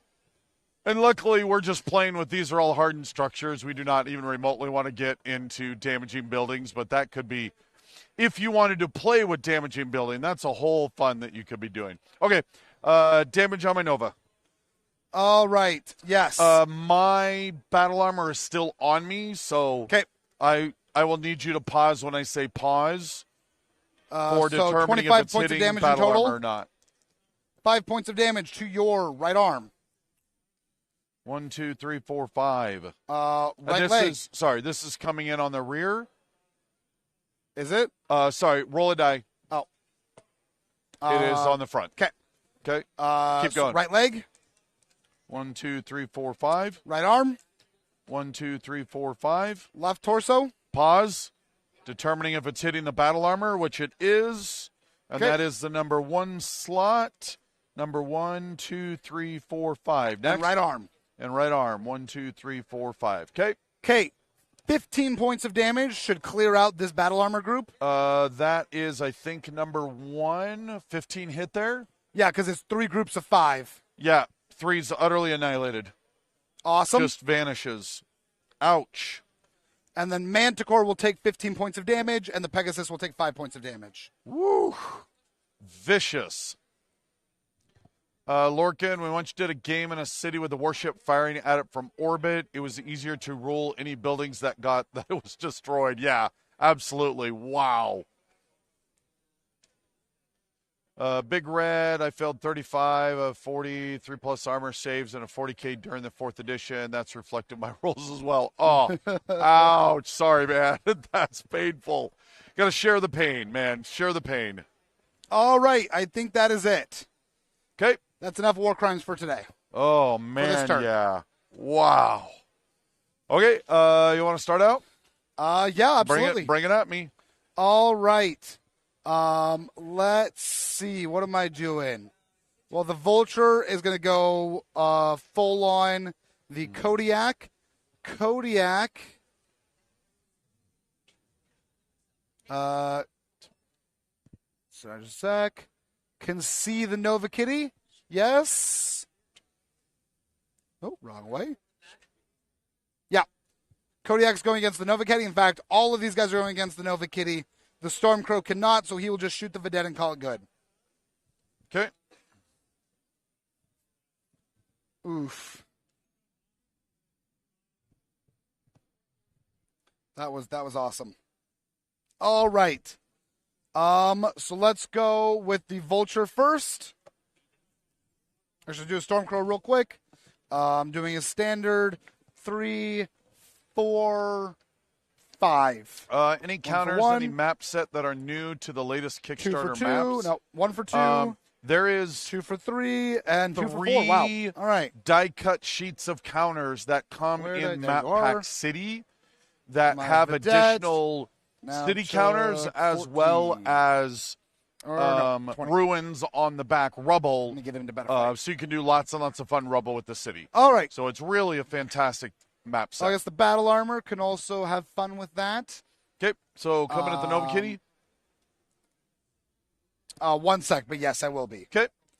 The battle armor, we're going to be firing off. They're 3s, 4. Firing the machine gun. Missed. Awesome. And Stefan Amaris would be proud of you guys. Oh, man. I know SRM. that really hurt. That was a good Hit. comment. How many hit at the 5? 9. 4 hit. 8 more points of damage to the Vedette. Oh, yeah. Battle armor, great for chewing up. Yep, and then I'll do it again for the last Battlefield one. support vehicles. That'll hit. How many hit? 8, so 3 of them hit. Putting me at an awesome grand total of 32. All the way to, That should help end that guy. All right. I'm just checking our Nova Kitty. schedule. So we go to... Right, we go all the way to 1. Yep. So a little over an hour left. You're not for escaping- more you're not war escaping crimes the to slaughter come. yet. Not escaping the slaughter. All right. Kodiak. What is your modifier? 3, 4, 5, 6. Plus 1. No, he jumped. On the Nova Kodiak. Kitty? Oh, I thought you said Kodiak. Sorry. I have 1. a Kodiak. Yes. Yes, 1. 3, 4, 5, 6, That was 7. pitiful. 1, 2, 3, 4. Fantastic. He still has his extra armor on, so we'll need to. I'll say pause when I need you to pause. How bad is the Alpha Strike? Yeah, I'll deal with it later. I'm Alpha Striking. Woo! That's gonna heat you up a little. Let's just do Ultra AC 20 to start. Oh On a 7. no! Miss! Hit and double tap. No! Oh! Double tap. There it is. ER medium. Oh, I hate the Kodiak.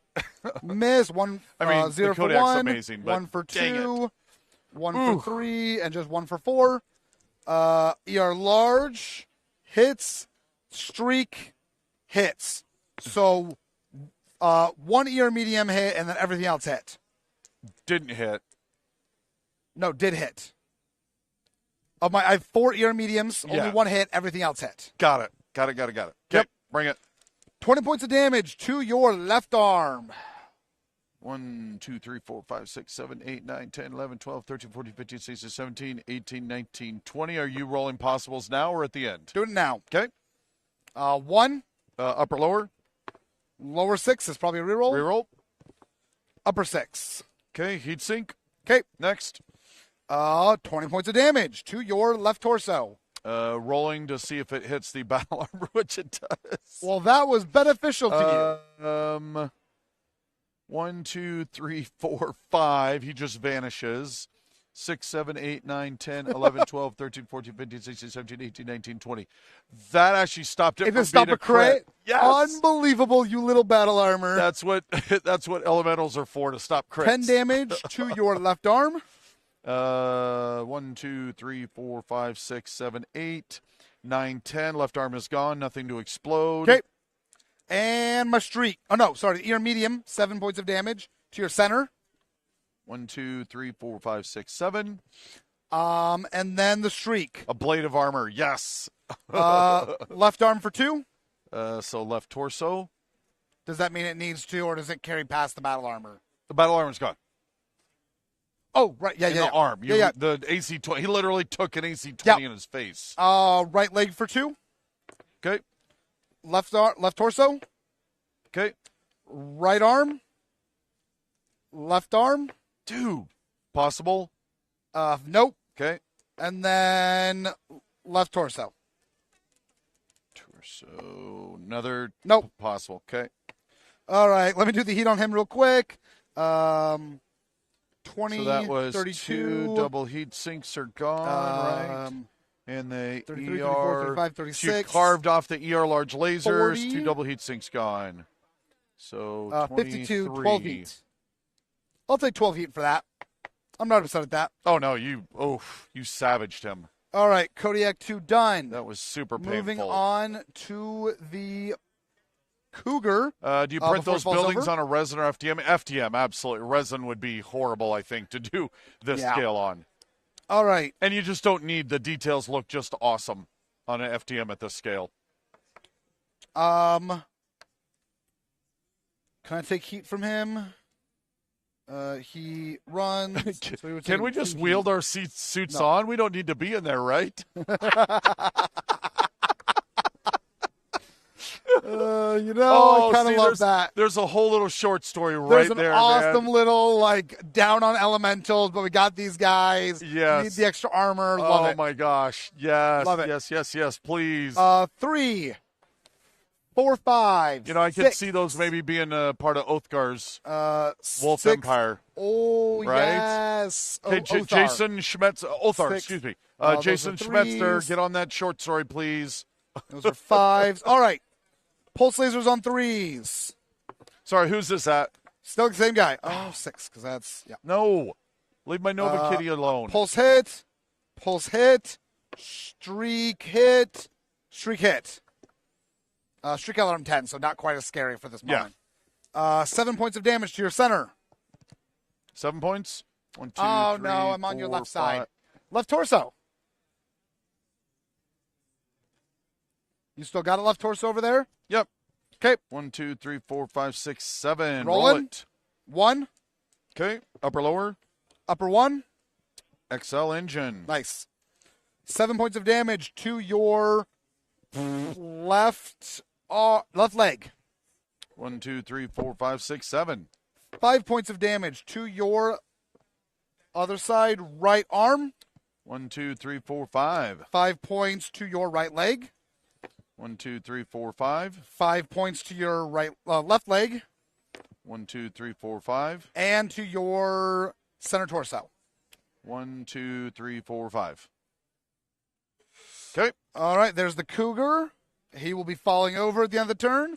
And Puma. Same guy still? Absolutely. Oh, Nova Kitty's just getting 1, 2, chewed 3. on. So that might be an issue. 3, 4, 5, 6. Machine guns would be on 10s, but they don't do heat, so why That not? laughing is exactly what the pilot does in response to that question, too. Yes. But I still want that story badly now. That's so super badly. fun. All right. Did you have to sand the buildings? The details look very crisp. Actually, I didn't. There was a little bit of hanging on the edges. Yeah. That I did a little, like, just sat for like an hour watching something on TV 3, and trimmed 4, a little 5, off of 6. that. But the primary spots didn't need any filing at all. It was fantastic. 4. Medium pulse lasers on 4s. Hit. Hit. And then how many machine guns I've got? 3, 6, 16 machine guns. Let me quickly try to speed this process up. Yeah. These are all on 10s. Yeah, that could end me real quick. I like that you put the dice tray over there and then never used it. Yeah, well, you know. I know, you're not really a dice tray person. Yeah, I mean, I look at them and they're pretty, but... All right. Nothing in first set. And this is still all coming on the left-hand side, right? Nothing on second set. Okay. 1, 2. All right. So then let's do the pulse lasers. 4 of these on 7s. Right leg. No, sorry. Left leg. No. I got this. I can do this. Left arm for 7 points. So into the left torso, tears it off. 1, 2, 3, 4, 5, 6, 7. And I assume you're a pure energy mech. Yep. Okay. So up to 10 heat with a whole pile of lost double heat. 7 damage to your left torso. Oh, stop that. 1, 2, 3, 4, 5, 6, 7. Right arm, left arm. Center torso possible. 1, 2, 3, 4, 5, 6, 1. 7. Lower 6. Got anything down there? Reroll. Upper 4. Gyro. Gyro, yes, still alive. Full And, count, as we used to say. and I got one more still. Left arm, center torso. How much? 7 One still? more crit. 7 still? Yeah.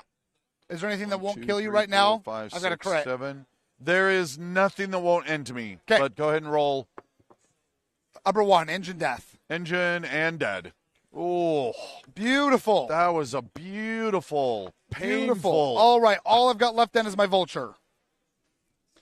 Going up uncomfortably against the Kodiak right now. Yeah, but I can feel my dice going, should I give him this or betray him anyways? Betray him anyways. It's way more fun. Right? 3, 4, 5, 6, 7. With 4 range, which everyone is fine for. Quick, stack pull that mech. Yes, more war crimes. 7 medium pulse lasers. Oh no, 5s actually hit. Are the print hit, available to buy? hit, The buildings are streak not on a available 7, to buy yet. hit. We are very much working on when, how, and where those Okay. will be available. Kodiak, 7 points of damage to your left arm.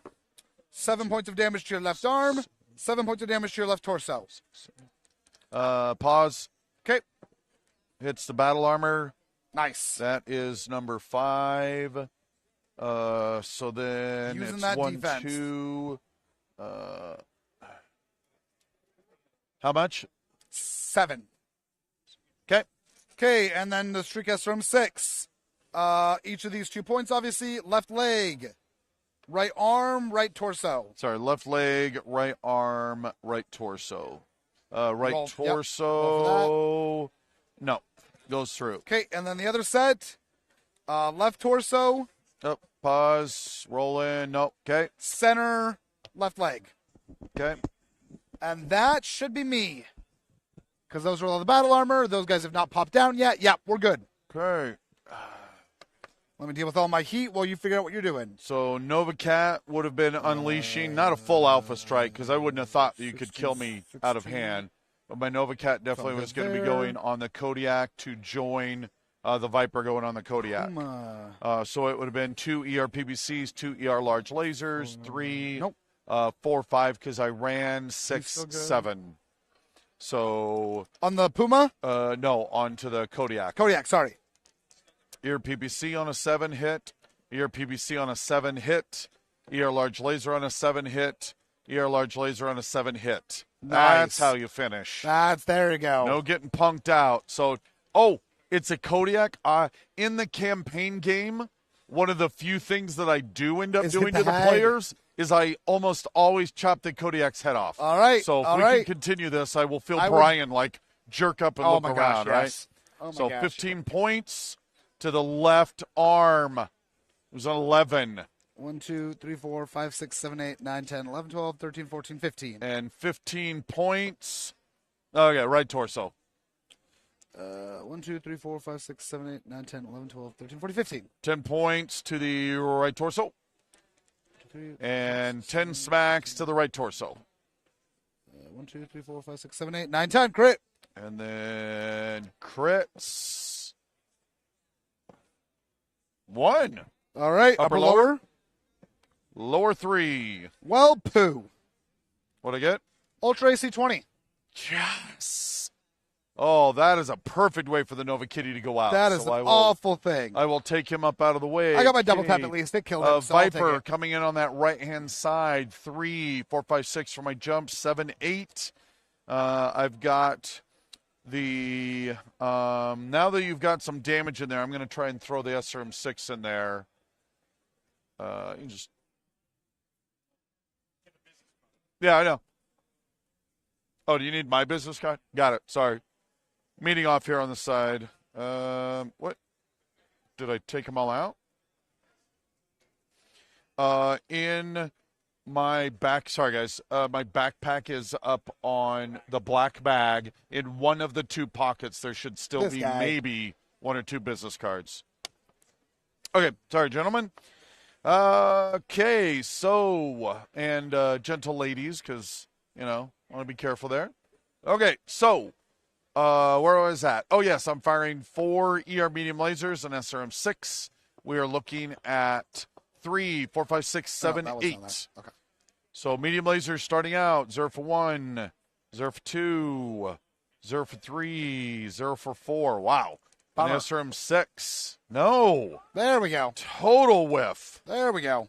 Wow. Okay, so then that was 20, 24, plus I jumped 30, so 10, so sitting at 12 heat for that. And mark off some ammo. That didn't go over so well. I thought it was great.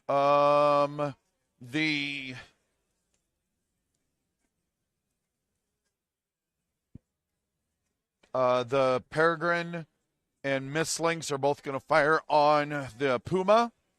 Okay. So we're looking at short range, and you have a 2 on you. So 3, 4, because I walked 5, 6, 4s. Okay. Large pulse laser on a 4. Hit. Medium pulse laser. Actually, no, I lied. Mediums are on 6s. Okay. Hit and hit. So 10 points to the center. 7 points to the center. That's a crit. No crit. 7 points to the head. All right. Awake. What? Awake. Oh, got it. So then the Mistlinks, that is also short range. What's one Mistlink's going to do? 2 SRM6s, 2 ER medium lasers. So we're looking at 3, 4, 5, 6 for the woods, 7, 8. So ER medium laser, missed. ER medium laser, missed. SRM6 hits. Ooh. SRM6 misses. How many of them hit? Will be 4 of them. So 2 points to the left arm. Okay. 2 points to the right arm. Okay. 2 points to the center. Okay. Crit. Possible. 1. Upper 6. Gyro. And 2 points to the right leg. And that is 5, 10, 9, 10. No, I'm good. But 2 shots. And the Kodiak. Yep. I have a different variant than yours. But I will be reciprocating with everything. Because I need you to die now. All right.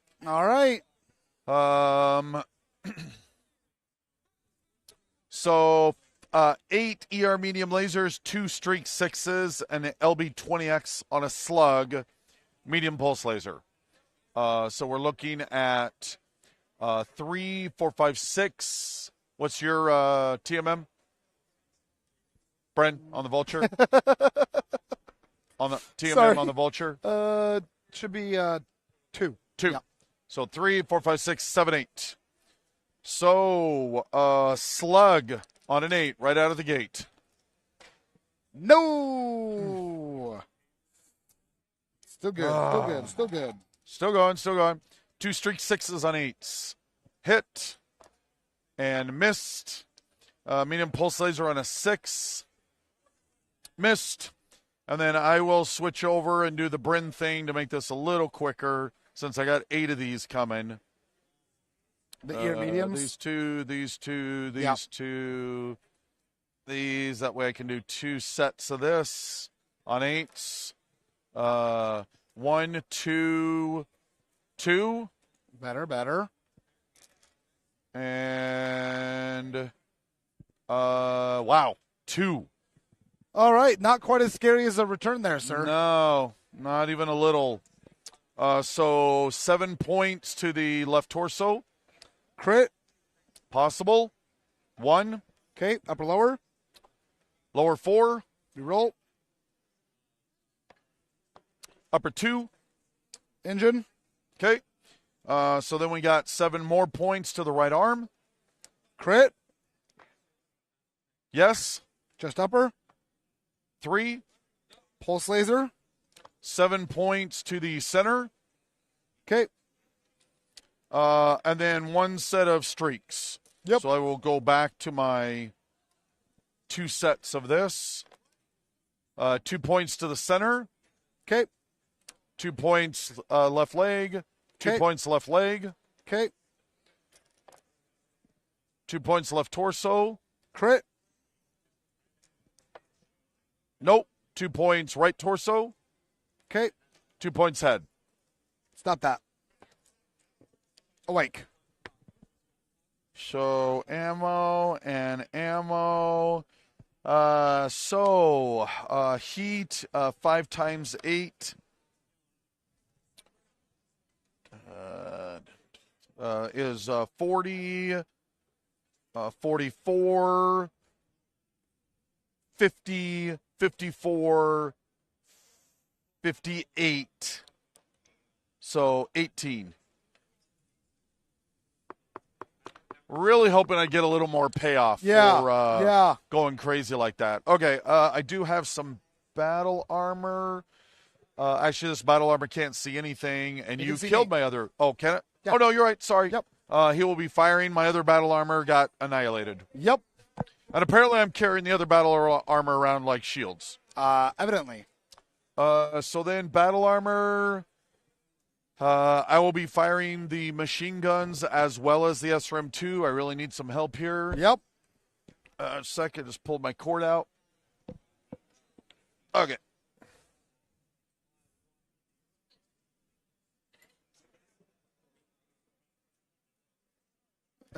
Son of a seasoned player is not caring about the first head hits. Yep. There we go. Like, pulled my cord out. Okay. So that is 3, 4, 5. Marvel's battle armor of shield.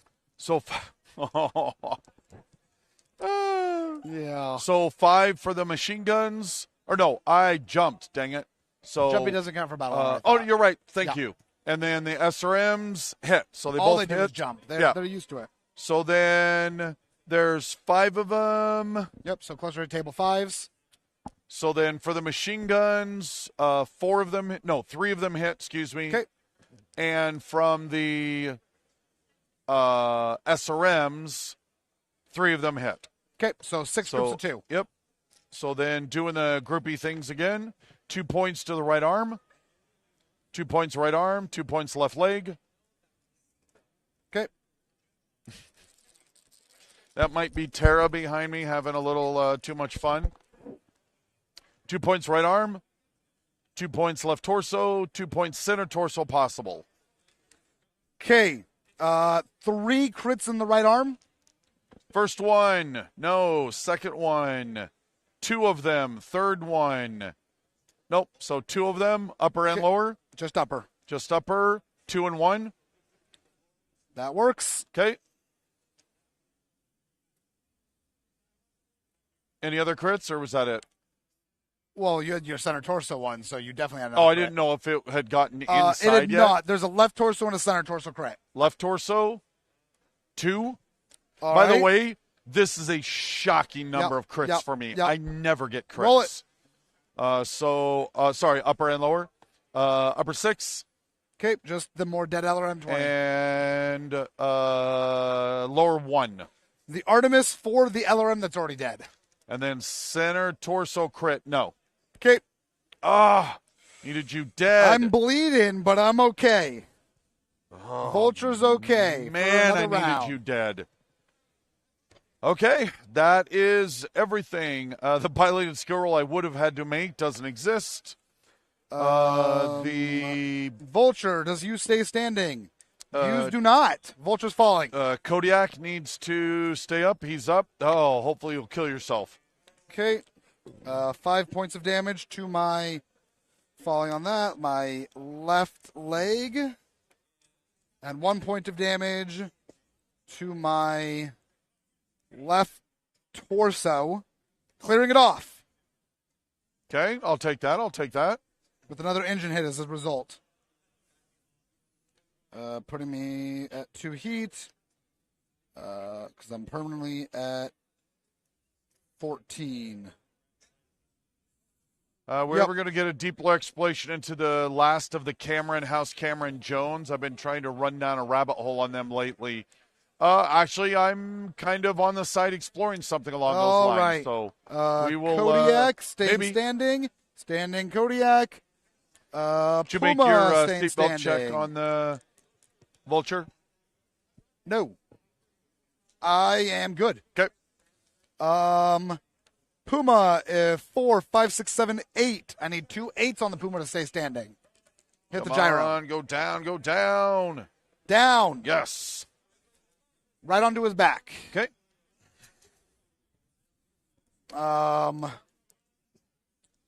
And all of the damage, all 4 points of damage is going to go to the left arm. Did not fall onto my battle armor. That would have been funny. Pilot check. Thank you. Keep, Or seatbelt check. Failed. Yep. Smackaroonie, come on. Come on, you can do it. I'm awake. Okay. We're not done, though. Oh, because no. it means The Cougar's the going Cougar down. is already going down, so 3 of my mechs will be on the ground at the start of the turn. Love it. Makes me real happy. Tore that leg right off. Facing that way. Okay. And 4 points of damage to the left torso rear, which does not land on my battle armor. Seatbelt check. It is a +5, so I fail, and I'm awake. Okay. I believe we are done. Yes. Oh, no. Sorry, the Vedette. Did you shoot either of your guys? I did not. Our at all. artillery strike hit the Manticore Oh, yes, right. for 15 points, so it needs an 8. It is dead. Finally, the Manicore dies. Man, that was a beat. Pegasus got hit in that same blast. Yep. 8 threshold with 5, so it needs a 7. It is dead. Yes. And finally, the Vedette, which I blasted a whole bunch, so it needs a 4. They are all gone. Finally. The Planetary Militia has been wiped out. Oh, man, they chewed us up, though. Woo. Yes. But particularly you. Yes, they chewed us up. Okay, Paul. Were you firing off artillery? Keep on free to do yes. Yes, I Supposed was. to do I was this just clearing before the dice. shooting, but That's okay. that's okay. It's okay. Come on. There we go. Get those dice out of there. Okay. All right, I've got my shots. Oh, just a sec.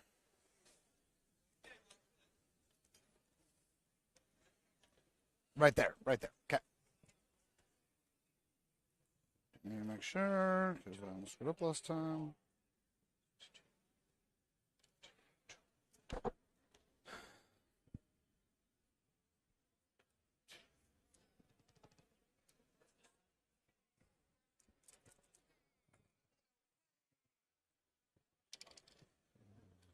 All right. Oh, and points.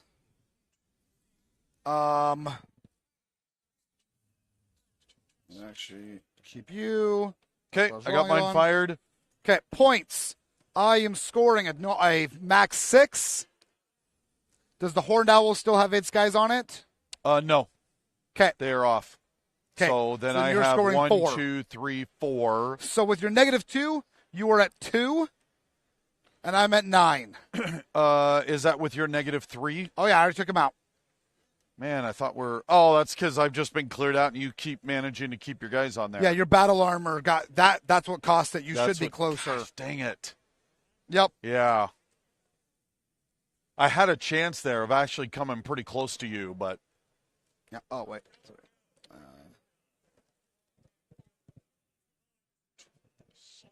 Oh, that's the wrong thing.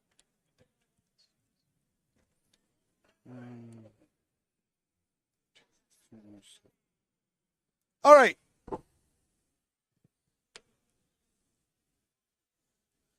And initiative. 5. Okay. Mobs are moving because the planetary militia is gone. Yep. Down here, I'm going to default out. This mob, 5, move right there. Both of these mobs moves directly back, but it's going to default move out this way. And it's also going to move this way. This mob here is going to head towards that. That mob is going to go this way, right towards me. I don't appreciate that. Yeah. This guy is going to head straight north. And that guy is going to head into the gap. Mind the gap. All right. And that is us. We're now into movement. How many units do you have? 1, 2, 3. I believe I still have 8. 4, 5. 1, 2, 3, 4, 5. Yeah. You still carrying that much battle armor? Yep. All right. 8 to 5. So then 7 to 4. 6 to 3. That's when we double up. Okay, go. All right. Battle armor moved.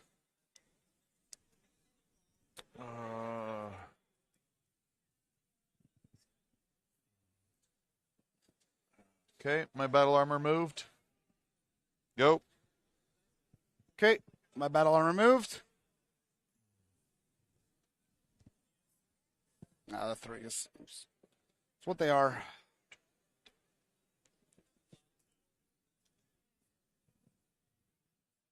Okay.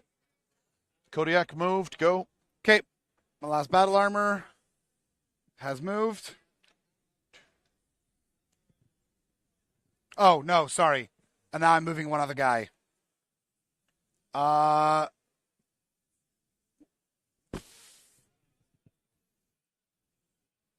Vulture's going to try to get up. Should just be at a 5. Yes. Okay, he was going to get up at a walk. Yep. Facing which direction? He is now going to face you. No, he's going to face this way. He is now facing that way, or towards you. Falling on his left side. 5 points of damage. Where'd you go? Made him disappear. There he is. To my left arm. Which is gone. I'm like, you don't have a left arm. Center torso. Woo! Possible crit. Nope. And 1 point of damage to the right arm, which tears it off. Wow. All right. That was... Oh, and do I hit my head? I do not. Going to try to get up one more time. I'm up. But I'm not going anywhere. I'm apparently just going to stand right there. Yeah. All right. Well, that wasn't great because I just tore off between tearing off both sides there. I have only a Streak SRM6 left.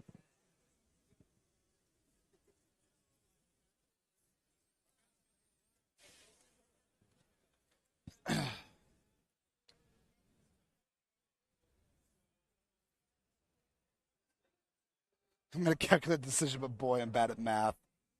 Go. Peregrine moved. Jumped 5. Okay.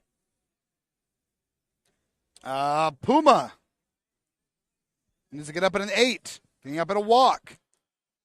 He's up. Oh, nice. And he's just going to stay put.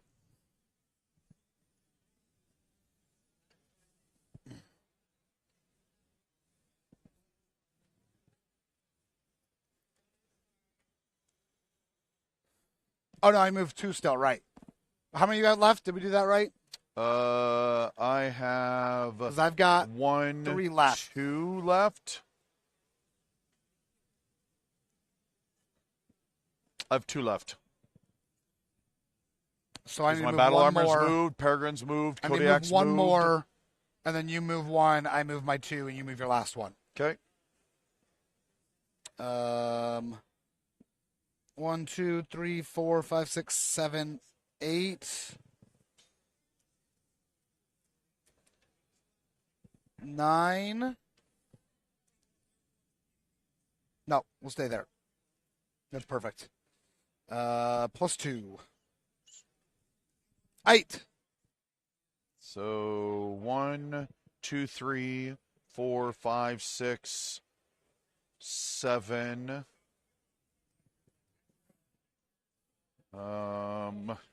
And dropping his battle armor.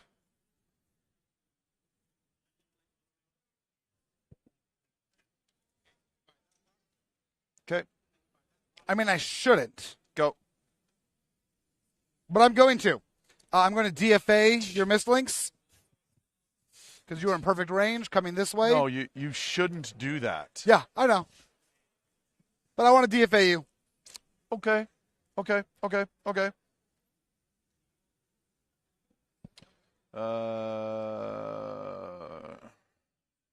I will... And then we're about to have a super rulesy rule, come over here which I'm excited about. with the jump.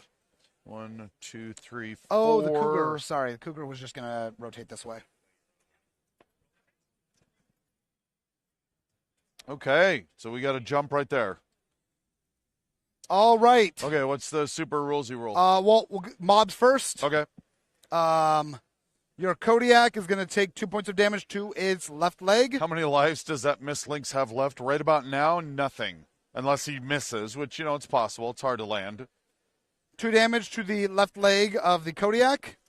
Nothing there, leg of nothing the there, nothing there. Kodiak. Cougar is a full body table, actually. Left leg, boom, boom. Center torso on the Cougar. Oh, I totally cheated. What'd We you have do? to pause for a sec. What'd you do? I did not make my shutdown rolls on the Kodiak. Ah, So 4 and 6. Okay, we're good. all right. But it does mean that he would have had to jump to get there because there's no way I would have missed this opportunity because heat wouldn't have allowed him to move. Sorry. That's nothing. That's nothing. Okay. That is everything. Okay, now we're good. All right. Artillery. So I'm landing on 2 different spots. Okay. 1609 and 1607. So where the Mislinks is and where this guy is. Okay. So here's the rules. How does the artillery get affected with this DFAing guy? It doesn't because he is up in the air. So I do not affected by It artillery. does not get affected Awesome. by artillery. All right, Mislinks. On an 8. Misses by 2. Sorry. Technically, because somebody might call on me on that, it creates a bubble. So that 3 goes up in a sphere. So in the hex, it's 3 levels high. But right now, he's 3 levels high, 1 outside. So he's literally right above where that artillery Beautiful bubble shot would then. That's all that happen. matters. Yeah. Unfortunately, I'm actually 2 spaces off. Yeah. Using your reference point directly behind, and I hit civilians. Yes!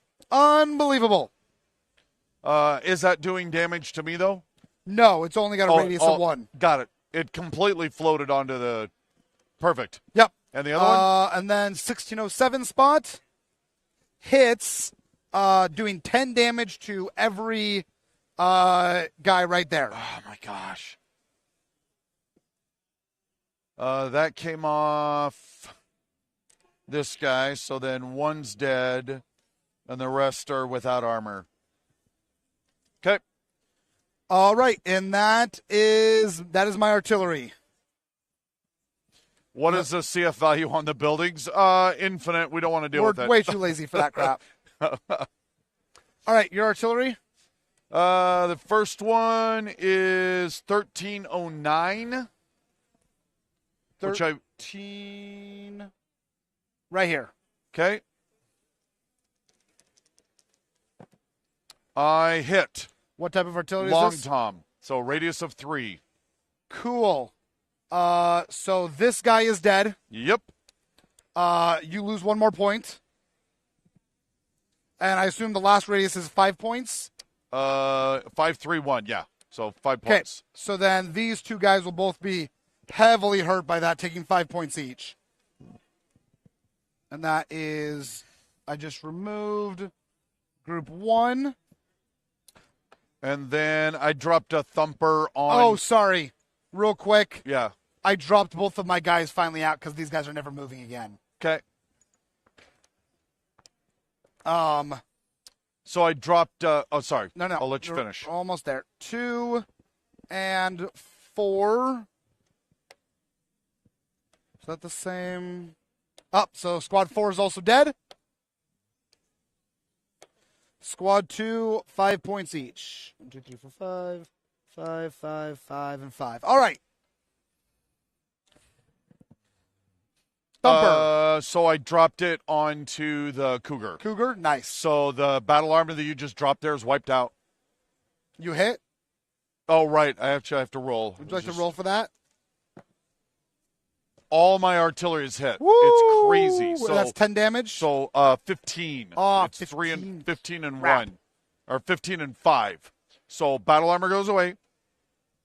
I will then be rolling. That sucks. That's group 5. That is coming onto your back then because you're there.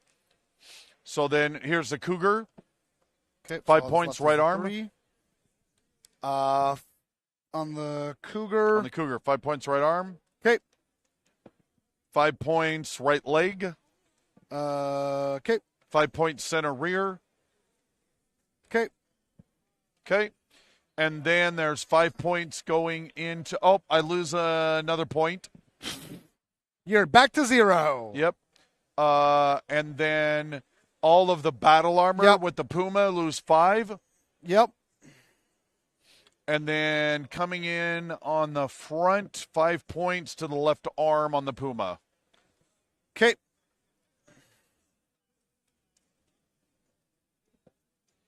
Done. Okay. All righty. Standard shooting. Bring it. These guys are taking on the Kodiak. You need the battle armor with the ballistic reinforced armor. Yes. Yes, we do. And then these guys are going to be firing at the Mist Links. Okay. Okay. Bring And it. then obviously both artillery shots are flying into the air from my last 2. Yeah. Same. Yeah. Perfect. Perfect. And then Kodiak is doing the DFA. So, let's move on to the Stormcrow. Alpha striking.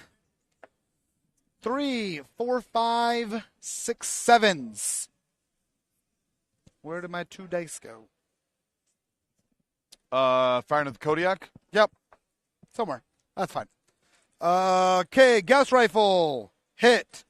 And then my improved mediums, 0 for 1, 1 for 2, 1 for 3, and 2 for 4. So Gauss Rifle and two improved heavy mediums. 15 points of damage to your left arm. 1, 2, 3, 4, 5, 6, 7. Possible. 8, 9, 10, 2. 12, 15. Upper lower? Yep. Lower 5. Reroll. Lower 1. ER medium laser. Okay. And upper 4. Hand actuator. Okay. Then 10 points of damage to your left leg. And 10 points of damage to your left arm, which I assume clears it. 10, 6, 8, 9. Yep, shears it off. Nothing to blow up in there. Awesome. There's the Stormcrow. The Vulture is going to fire all of his one gun. 3, 4, 5, 6. Streak from 6 hits. All right.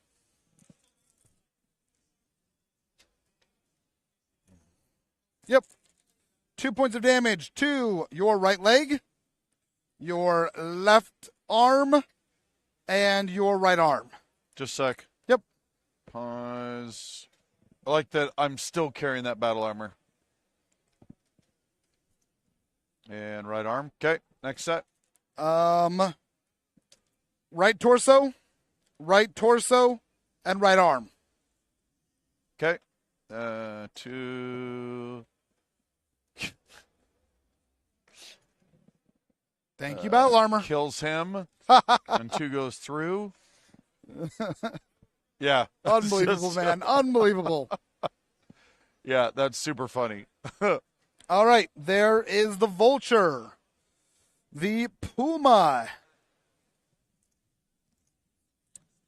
Puma onto what? The Mislinks. Mislinks? Yep.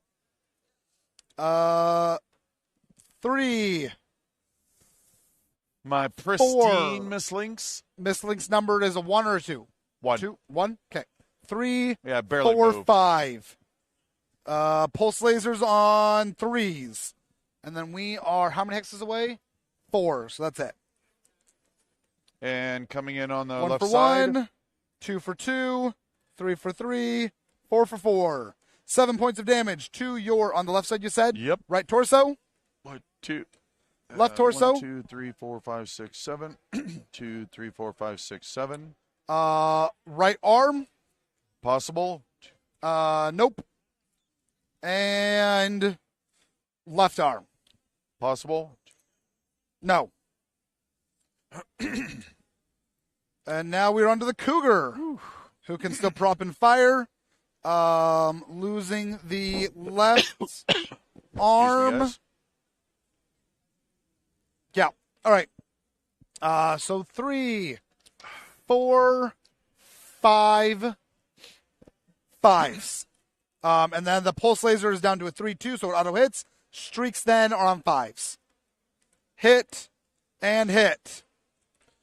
7 points of damage to your. Still on the left side. Yeah. Left side, yep. To your right arm or left arm. Left arm, how much? 7. Shears it off. 1, Awesome. 2, 3, Awesome. 4, 5, 6, 7. Shears off the left torso. Nothing to blow up. Okay. And then streaks. 4 of these. Left torso possible. Goes to the center torso. Okay. 5 points of damage to your center torso. 2, 3, 4, 5. Center torso. 1, 2, 3 possible. 4. And right leg, or left leg. 1 to 5. Yep. And then that means I have 2 possibles because I had that In the possible center. crit and the Yep. center. So no and no. Okay. And that's all I've got for him until the Kodiak lands. Okay. And I think that is all of that. So then the battle armor, which these guys are going to go ahead and fire at the Dragonfly, and then he is firing off at the Kodiak. This is Group 2. Group 2 firing off these SRMs and machine guns. It is a base 3, 4, 5, Hover 6, Kodiak. 7, 8, 9, 10, 11. Machine gun, nope. And then 9 for the SRM, no. These guys, 3, 4, 5. 5 for him. Hit and hit. Oh, no, because this guy's dead. How many of the machine guns hit? 4 of them. How many of the SRMs hit? All of them. So it is going to be 9 groups of 2 onto the Dragonfly. Okay. Center torso. Center torso. Right arm. Right torso. Left arm. Right arm. Center torso. Right torso. Right leg. Okay. That is my everything. Okay. Peregrine is firing on the Mad Dog. You have nothing on you. I ran, so 3, 4, 5, down to 3. So large pulse, hit, medium pulse, hit, medium pulse, hit. Coming in on, no, it's still the front. No, it's right side. Peregrine onto the, right side. Yeah, right side. So 10 points to the left torso. Choop, choop, choop. Crit. Possible crit, 3. That's the center torso. You're going to kill me, but see how you see it. Okay. Lower 5. It's a reroll, technically. Upper 4. Gyro. Upper 1. Engine, and I'm dead. Okay.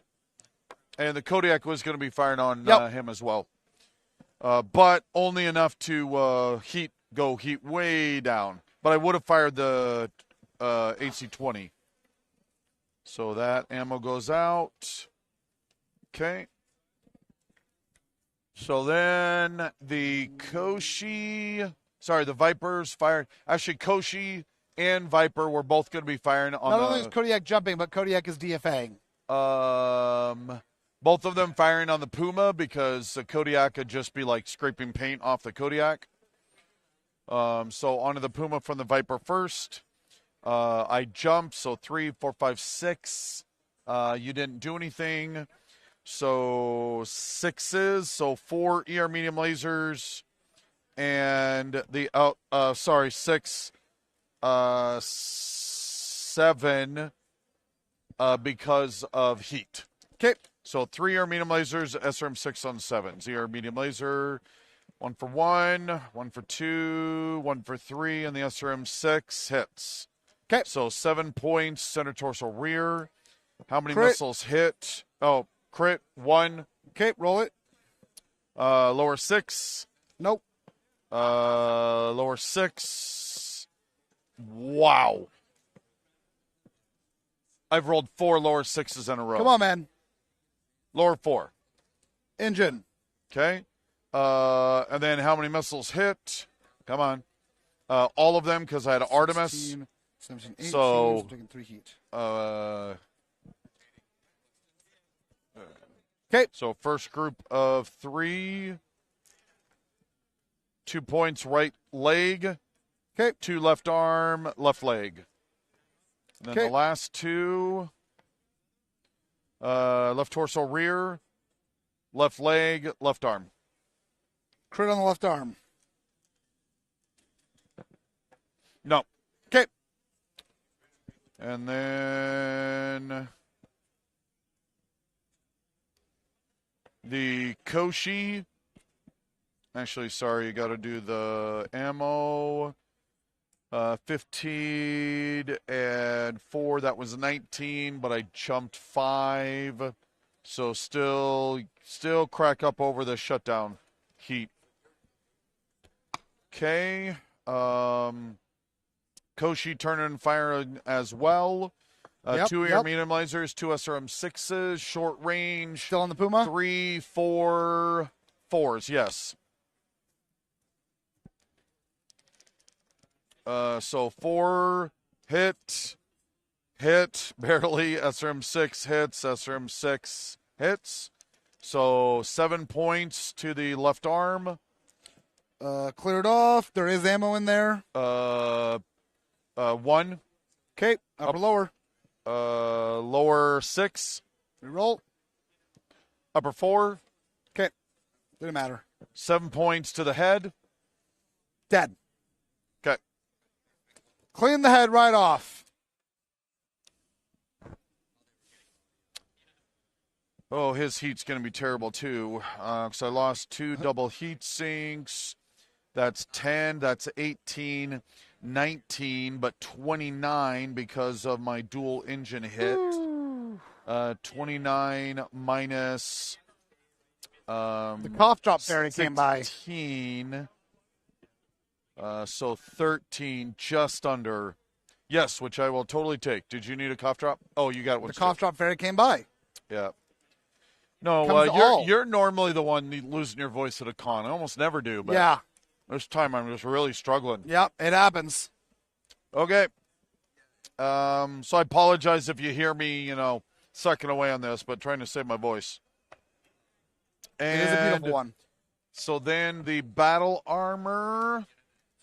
Yeah, which you just have the one set. I guess I'll fire at. Yep. Mr. Kodiak. No, I have 2 sets. So I got the one sitting in Go with for the it. Koshi. So then it's 3, 4, 5s. So firing both machine walk it guns off. and SRM 2s. Sip off. So first one hit. Second one missed its missiles. So then the other one hit and hit the missiles. So then I've got 7. So that is 3 of them, and 3 of them, and 3 of them. 18 damage. Okay.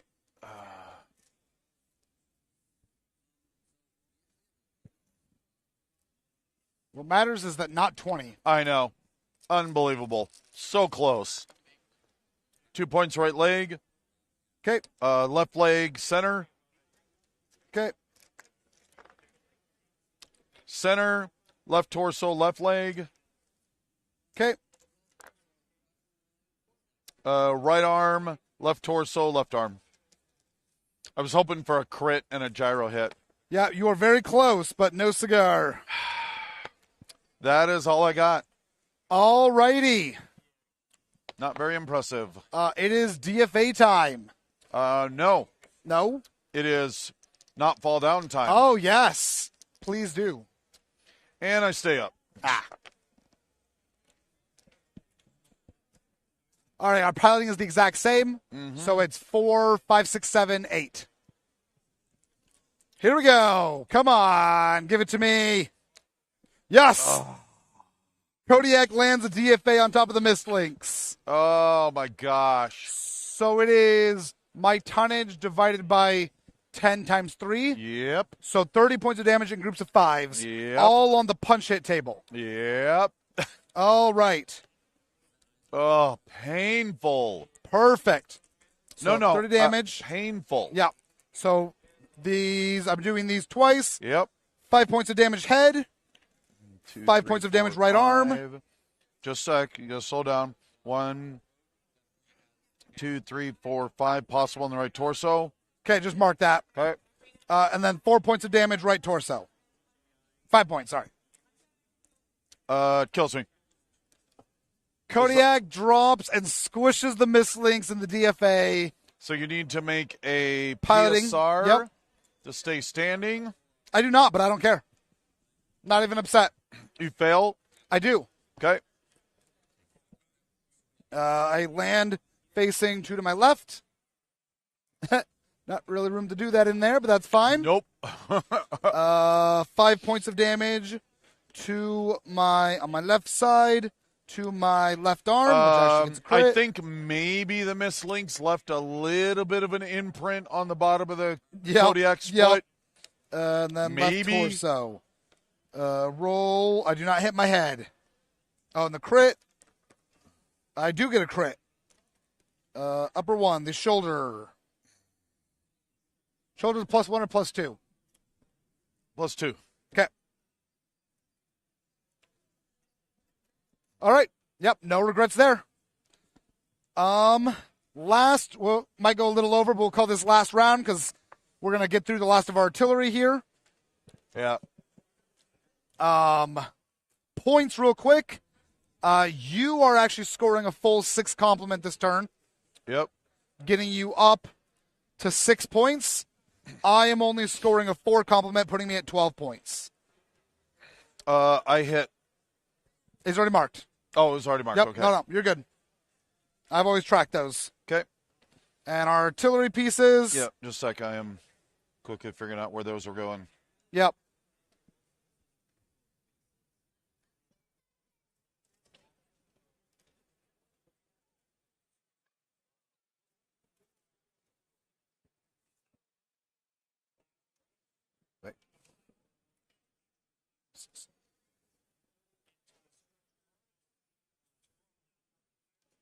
All right, I am set.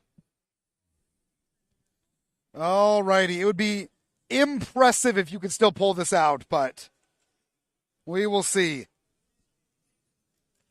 If you can stop me from scoring and score a full complement, you can still do it. Or, I can murder people.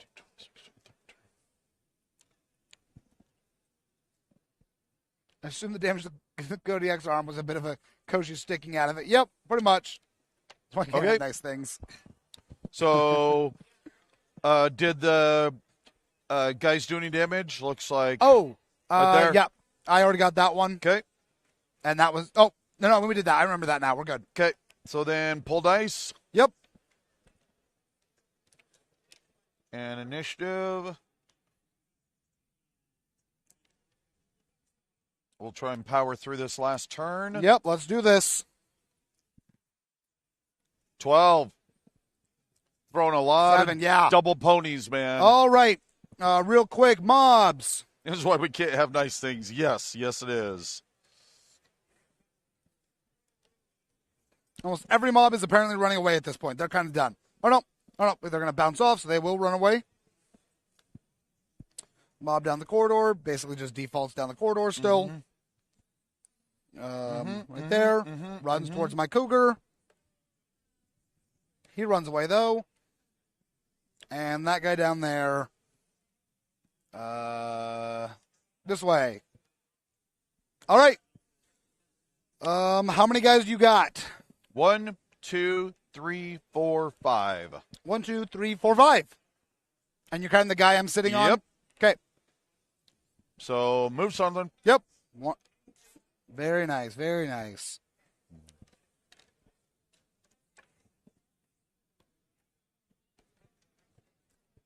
Nope. Cougar's going to stand still.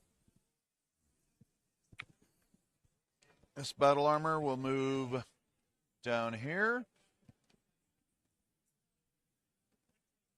Go. Okay.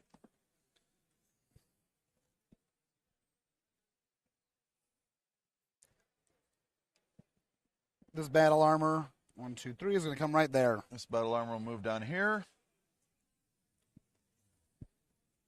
This battle armor will move right there. Kodiak will back up.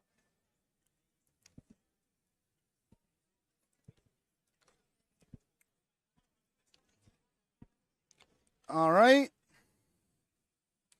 Mike Kodiak is going to stand up at a walk. He is up, and he's just going to chill right there. Okay.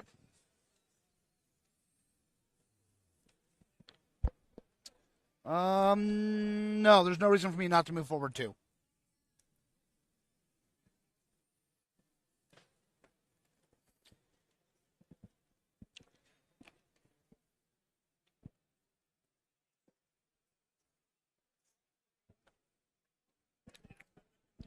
Go.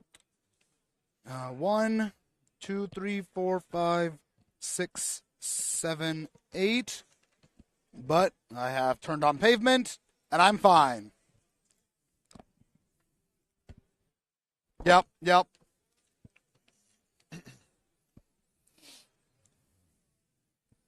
Alrighty, mobs. Doing their fighting. They get to choose between one of these three. 1, 2, 3, 4, 5, 6. 2 points of damage to number 4. Cougar is getting a full body table hit on his left arm. And that appears to be everybody that can be hit by them. Artillery. Yep, go for it. Him again. Yep. Which means -1 point for me. Stop doing that. Well, stop having the mobs go over there. You know you're a bit inciting them the entire time. I have. So 5 points to the center torso rear. Crit. Possible. Nope. 5 points to the right leg and 5 points to the center torso rear. Possible. No. 1 point left there. I know. 18-12, which was right where your Kodiak was, so good thing you decided to move him. Okay. Am I hitting? I hit every stinking... But there is nothing there, so we're good. No, I'm just amused that every single artillery hit where it was going. Yep. All right. Yours? I landed right there and right there. Okay, well, let's see if you hit. This one? Yep. Nope, one off. So following the hexes, 6. Right here, nothing. Okay, and this one? Yep. Come on. Oh, Yes. 6 off. 1, 2, 3, 4, 5. 1, 2, 3, 4, 5, 6. Dragonfly will be hit. Nice. For 5 damage in the back to your right arm. And that's it for artillery. A little bit out with the whimper on that one. 5. Yeah, that wasn't... we had some glorious shots in there, but not that time. Nope. Okay, all right, sir, go. I'll go. Okay. All right. Yeah, I want that Kodiak dead. Kodiak's going to go all in. Don't forget to pick that card up later. Yep, thank you. It did go flying off. Stormcrow. 3, 4, 5, 6. 7, 8 for the Gauss. Gauss rifle on a 8. Whoop. Nope. And then improved means on 6s. 1 for 1, 2 for 2, 3 for 3, and 3 for 4. 10 points of damage to your left leg. 10 points of damage to your left torso rear.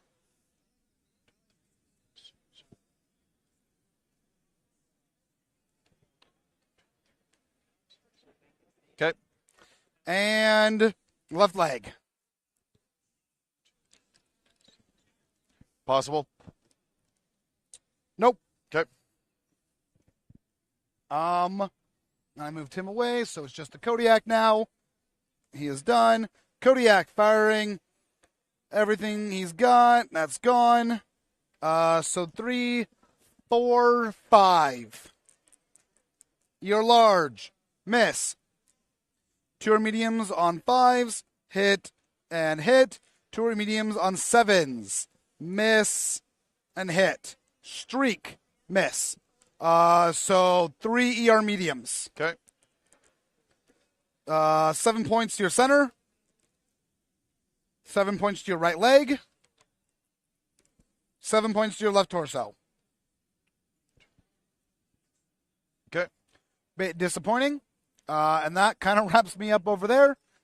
So these guys shooting at the Horned Owl. Okay. In fact, both of them will shoot the Horned Owl, because why not? No. Sorry, he'll go there. He's going to go to the Horned Owl. It is 3, 6, 7, 8, 9, 10 for the machine guns. Miss. 6 for the SRM. Hit. How many SRMs hit? 3. 2 points of damage to your right torso. To your right torso. And to your right leg.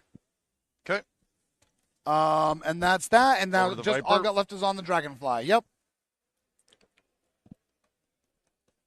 You're very dead.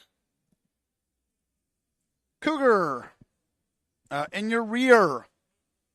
3, 4. No, just 3, 4. 1, 2, 3 away. Okay. So medium pulse is already hit. So just 4s for the streak alarm 10s. Hit. All right. 7 points of damage to your right arm. Possible. 2. Upper lower. It's gone. Okay. 7 points of damage to your center torso rear. Okay. And then groups of 5. Right leg. Left leg. Right torso rear. And left torso rear. Bummer. All right, and then my last guys are those last guys down there. 3, 6, 7. Machine gun hits. SRM hits. How many machine guns hit? 3 and 2, 1. So 4 in total. 2 points each. Right arm. Right leg. Just Left leg. Right arm. possible. Right torso rear. No. Okay. And that is all I wrote. Okay, so Kodiak back at. Oh, did I finally kill the vulture? Yeah, go last turn. That's right. So Kodiak at your Kodiak. Once Okay. again, unleashing everything. Absolutely. No, I lost the arm last turn, right? Yes, I lost the arm last turn. So only 4 ER medium lasers, 2 streak 6s, and the LB-20X. As we're wrapping this up, I would like a vote on which guys you think should actually be winning this, whether or not if you are joiner or denier. We know the correct answer, but you can say the incorrect one if you so wish. So 3, 4, 4.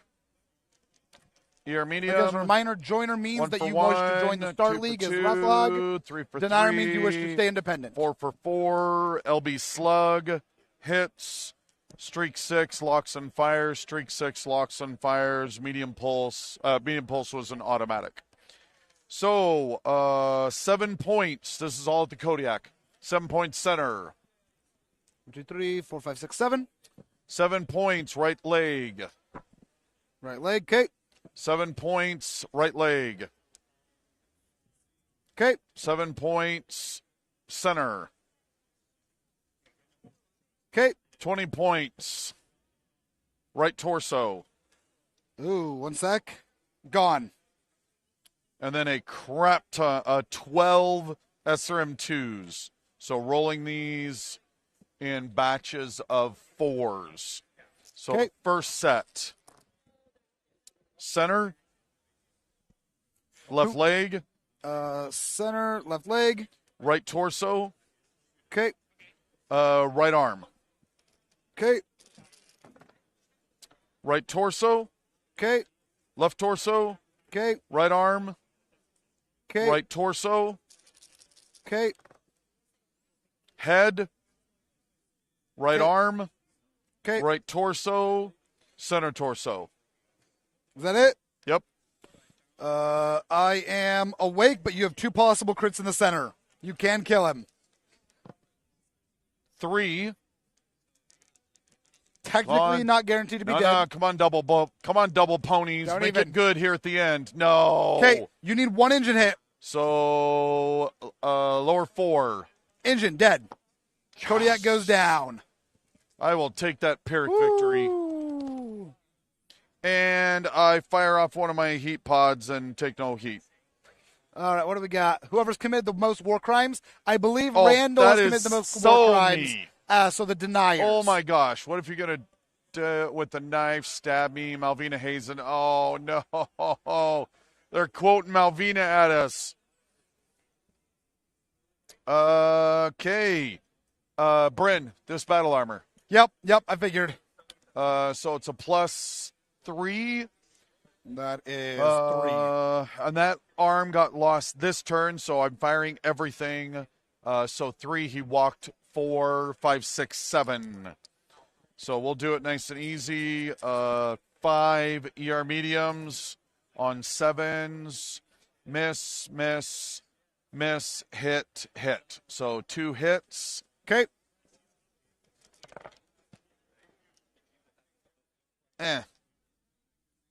2 hits. Left torso for 2. Left arm for 2. Would you like to try that again?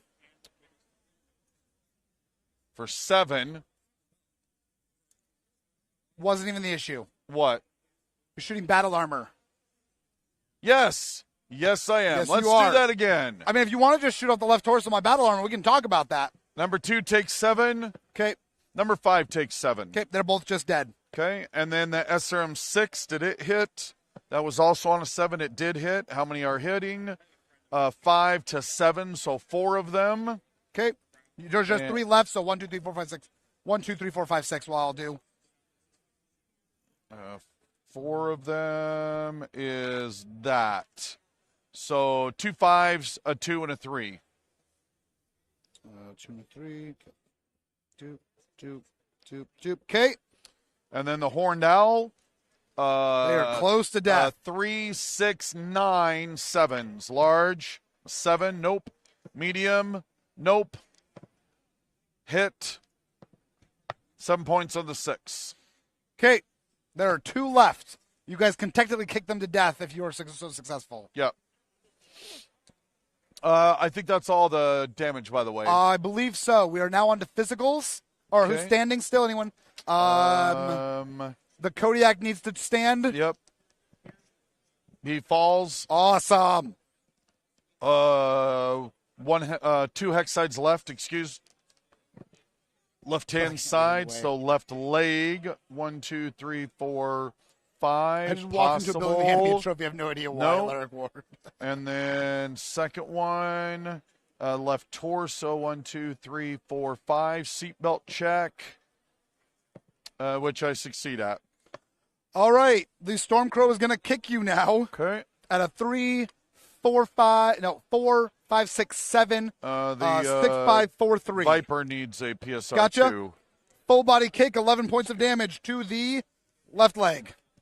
That's disappointing. 1, 2, 3, 4, 5, 6, 7, 8, 9, 10, 11 possible. 2. 1 and 2. Okay. And then kicking over there, 3, 4. So 3, 4, 5, 6, 7 5s. First one misses. PSR to stay standing. I'm good. And then 3, 6, 9, 7. Nope. Misses. Stay standing. All righty. You were so close to killing that battle armor group. They've got 8 damage left between them. That does maintain me to all 6 points for 18. And I can't. And 1 point left there, by the way. I know. For him to die. I know. You will also get 6 points up to 11. So, yes, you almost stopped me 3 out. So you were at 18? I just now get to 18, yes. So if he had died. If these 2 had died, that would be at 15. It'd be within 4. That'd be amazing, considering how much. There it is, how many everybody. points I lost. The joiners have officially won Tukid. He may have technically more forces left, but I was able to convince Parliament more. So Tukid officially will be voting to join the Star League. Join the Star League. So this, thank you very much for being here. This was an absolute blast, as always. Thanks to Bren for writing up the scenario and doing most of the work to get us here. We will be taking a lunch break for an hour, and we will be back at 2 for some Cthulhu Wars. So absolutely, please stop on by. It's a great game. You'll love it. And keep the questions coming. We'll keep answering when we're back. So we're out of here. Thanks all, guys.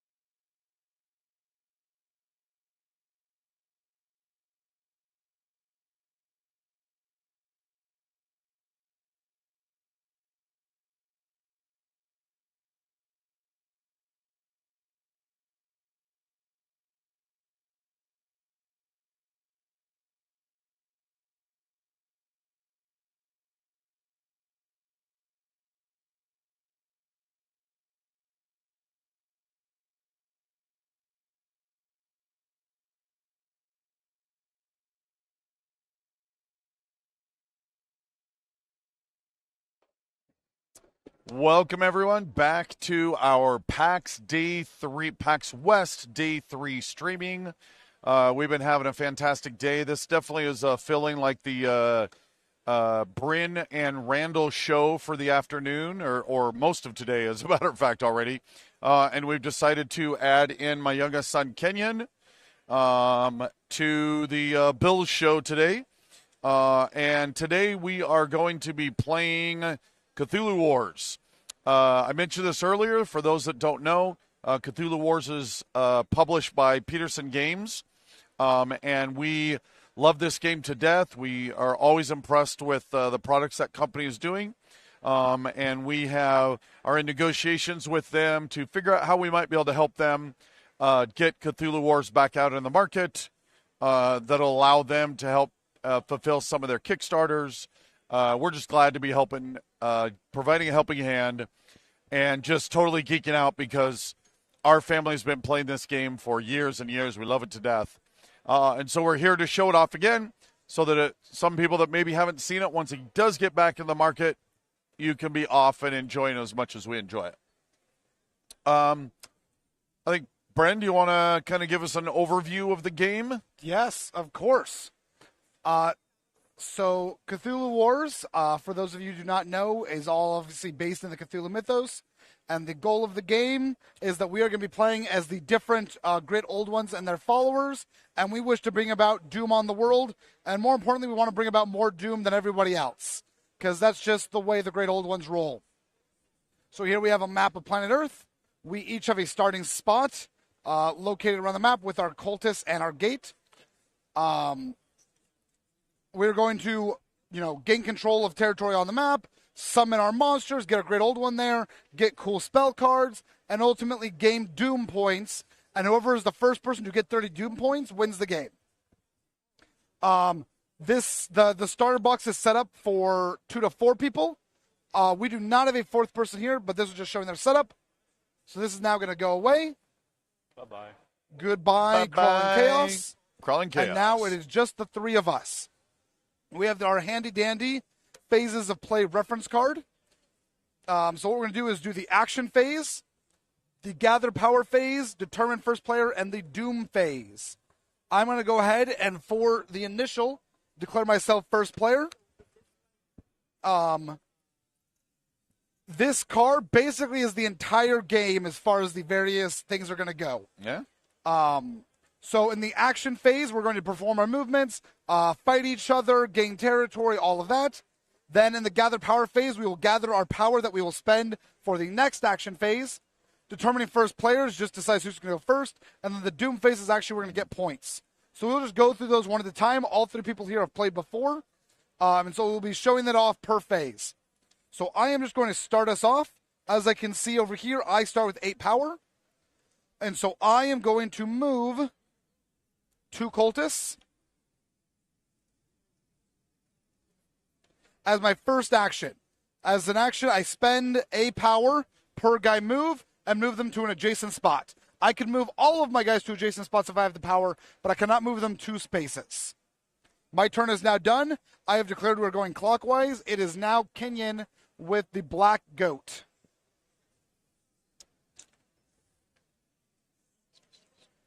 Just say what you're doing. I'm using 2 power to move 1 cultist to South Atlantic and a cultist to East Africa. Perfect. And Cthulhu. Yeah, kind of following the Titular. boop. Cultist up over to the North Pacific, which the map does wrap around. Yep. So those 2 sections are the same.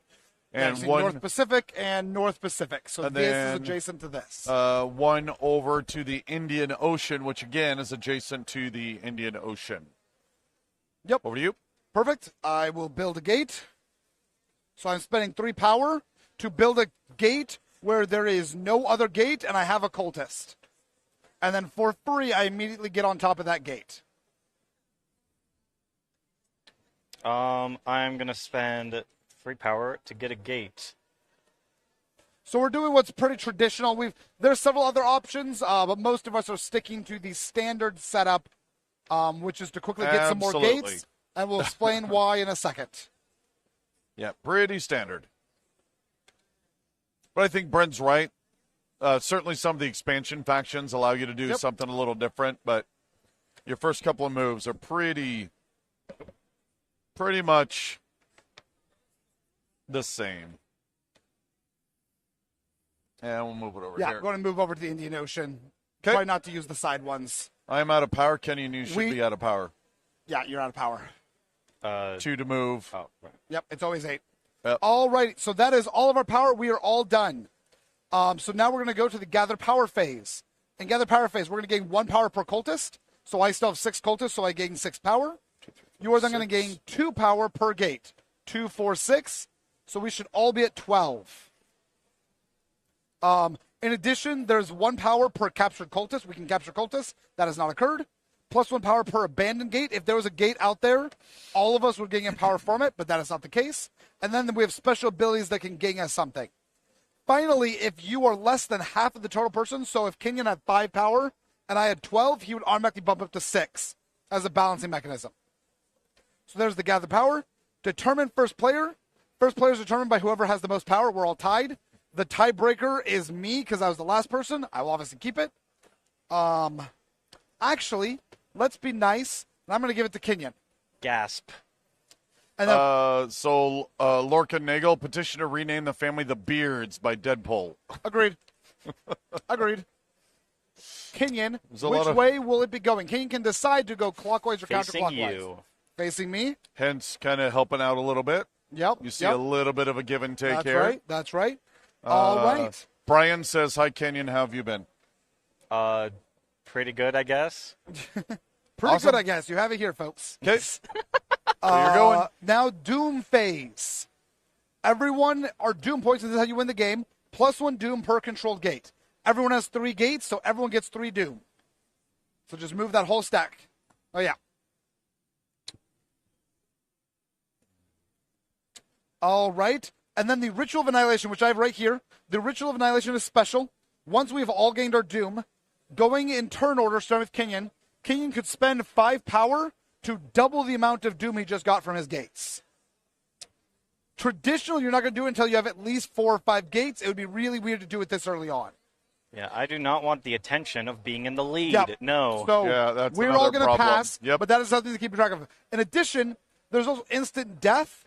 If someone gets it to here and one more person does it, the game ends with a tie and everyone loses. Yeah. Because you can be that vindictive and petty. All right, all of that is done. Action phase. Starting with Kenyon. I am gonna move 3. Wait, I was a 12, so 1, 2, 3. 1 over to Arabia, and I'm gonna do somewhat of a hopscotch Let's play it on your phone. conga line thing by moving the one from South Atlantic to Antarctica. You need closer. Oh. Yeah. And moving the one that was there to Antarctica. Perfect. Okay. My turn, but it looks like Randall has something he needs to deal with real quick. Yeah, so one of the parts we hadn't gotten to yet, and I haven't played Great Cthulhu in a little while, so I forgot to look at my spellbooks. Every player mat has spellbook slots, and written on them is what you need to do, the triggering event, to then unlock one of your spellbooks, okay? And so while you have the same spellbooks and the same slots, how you can always put whichever one you want. So every time you play, it can be a little different. My spell slot says, receive this spellbook in the first Doom phase. Receive 1 Elder Sign, which means it just happens. I don't have to do anything for it. So I'm going to be grabbing Dreams and putting that right there, and then reaching into the bag. This bag contains Elder Signs. They're value 1, 2, and 3s, and I think it's like, there's like... Yeah, it's weighted heavily to 1. It's weighted heavily to the 1. Yeah. But I will get 1. You hold them secretly and place it face down. You can reveal them at any time to give yourself a boost on the Doom track. Okay, so back to Bren. So were you still taking your turn, or was it my turn to go? It is No, it is my turn to go. Moving one right there. Okay.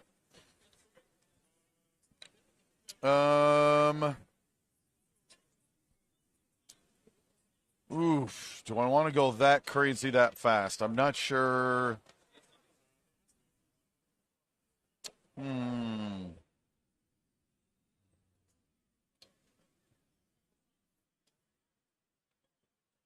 Actually, I want to go that route. And then I'm going to be crazy right out of the gate. Gonna go for it? I'm going for it. So I'm going to try and awaken my Elder God. Okay? And then there's a stat block down here of what you need to do. I need to have a gate in a controlled area. I must spend 10 power. And then he appears in Cthulhu. He's actually one of the easier ones to awaken. So then, boom. He is on the board. Kenyon. I just realized I assume you'll be handing questions since I can't look at it very well. Yeah. For my spell book's criteria, I actually have units in 4 different areas, so I can have the spellbook Frenzy, which means all my cultists can have 1 combat, which is the damage each unit does. Perfect. Which means my cultists have flippin' brass knuckles. Yes. That's perfect. And 1, 2, 3, 4, 5. Oh, that's not 6 different areas, so I can't get the next one. Okay.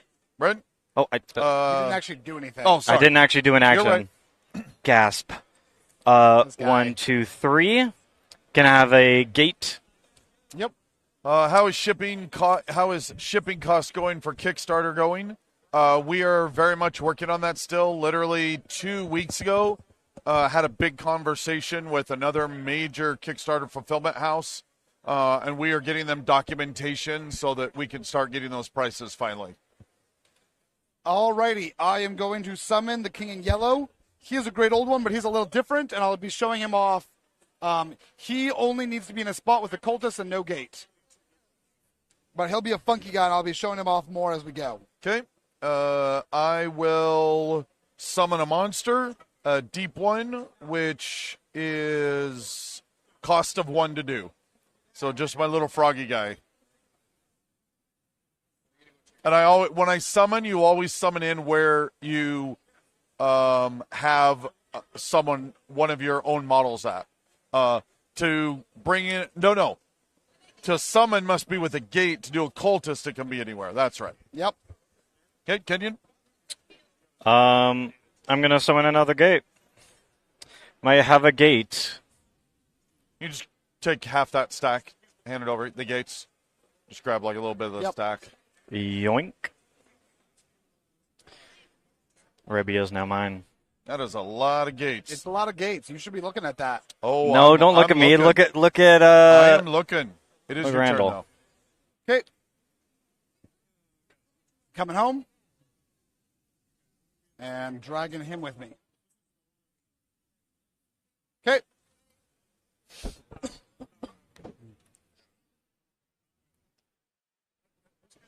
Spending my last power to summon another deep one. Alrighty. Kenyon? So you'll notice that the speed with which the power goes down can vary greatly between players. And so absolutely, I'm out of power now, and Bryn has quite a few more actions that he can take. So sometimes you really got to balance when are you going to go for it and spend it all, because then you're at the mercy of what all the other players can do. So, I'm going to move my cultist because I need units in 6 different areas. Bryn, I am not going to sucker punch you. I just want this thing. Uh-huh. Sure. Uh-huh. Sure. I'm not sucker punching you unless you want me to. Alrighty. So I'm going to start off doing my own little mini game here. The King in Yellow is going to do what's called Desecration. So I have a whole thing here. Desecrate, action, costs 2 power. 1, 2. If there's no Desecration in my area, I will roll 1 die. Spam away with funny Cthulhu song lyrics. We got no problem with If the that. roll No, equals or I think less I know than what the number- song that is. Don't do it. Do it. No. Yes. Oh, no. If the roll is equal to or less than the number of units in the area, place a desecration and token in the area. Now, importantly, it's 1, 2, 3, 4, 5. So I believe the only number I cannot roll is It's a a 6. Roll a 6. I am good. So I successfully desecrate the area. In addition to that desecration, so the desecration is first going to give me a spell book that I need. In addition, whether succeed or fail, I'm going to get myself a nice little zombie friend. And my spell book I'm going to grab. Did you read Zingaya. Lord Pun's comment? Yeah, I can. Okay. Luckily, I can read from this distance.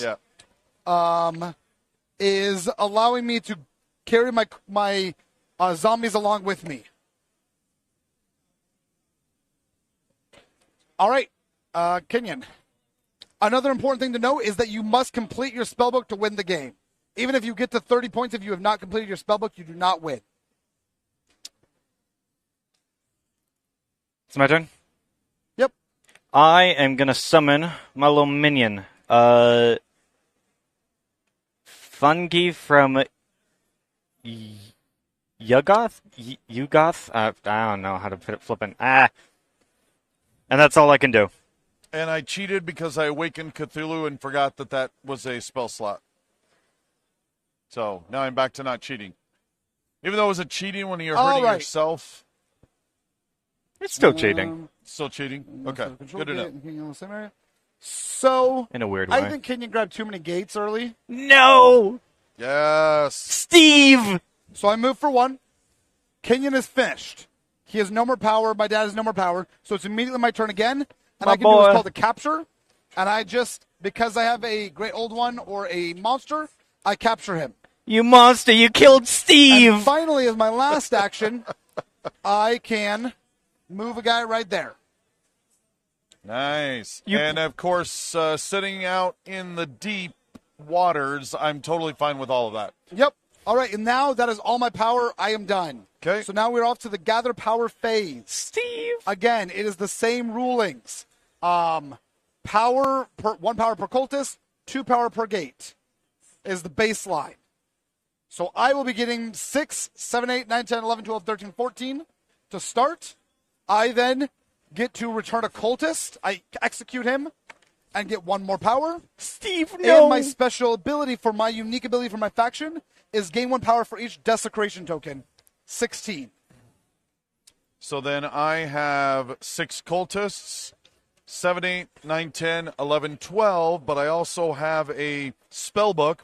During the gather power phase, if Cthulhu is in play, gain 1 power for each enemy control gate in an ocean or sea area. So that takes it from 12, 13, 14, 15. Okay. Kenyon, your power? Oh. 1, 2, 3, 4, 15, 13. I'm sorry, King, you had too many guys so fast. If You just gone a killed little Steve. slower, Look we how can be they good now. massacred my boy. We can be good now, but I think it's pretty clear that, like, this is the line is all I'm trying to say. Is it because that place is yellow? Is that why you needed it? That's exactly right. That, and I'm pretty sure it has a sandworm in it. So, Oh. Maybe I want either a sandworm. that's Shahulud or Never Doubt the Worm. So I'm trying to decide. Never which doubt the direction worm. you always should go. Shadowrun. It could be both. Never doubt the Oh, worm. that's true. Never doubt the Totally. sandworm. determine first player. Kenya, how much power did you get? I'm at 13. Okay, so it is me. No, it's you. Only by 1, though. Yep. And I will give it to Kenyon to show that there are no hard feelings here. Is it because my cultist is ready with his brass knuckles, slowly putting Because them on? I don't want a war. I just needed you to slow down. All right, Doom phase. Kenyon and I get 4. Randall gets 3.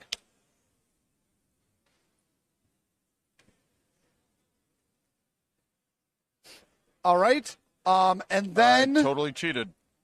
Ritual of Annihilation. Can't believe you guys. I will not get be away using with that. Ritual of Annihilation to double my points. Kenyon, No. I'm already in the Alright. Too lead, early. that is it. sort of. action phase starting with me. And I'm going to swing big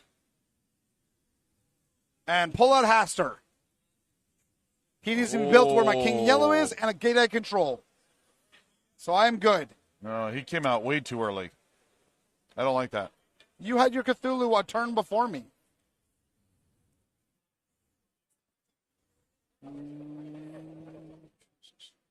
You're up, Kenyon.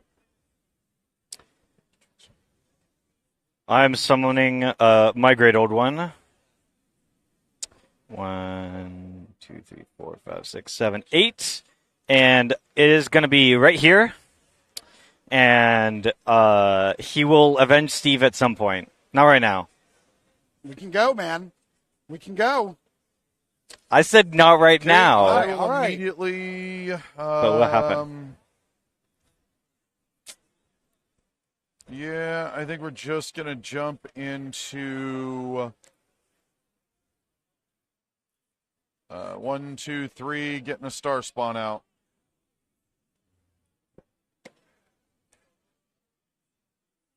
There's a weird song going on over there. I thought it was a different one. I know which one. And you I'm thought more it was. confused. I know which one. I'm you more thought it was. confused now. Takes an hour to the star. Cthulhu, that wagon equals us. Stupid copy and paste. All right.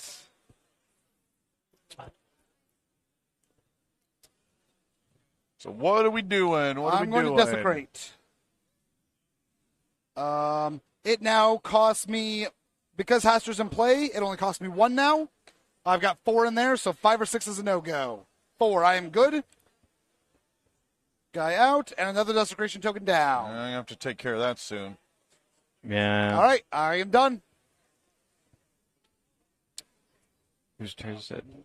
Oh, it's my turn.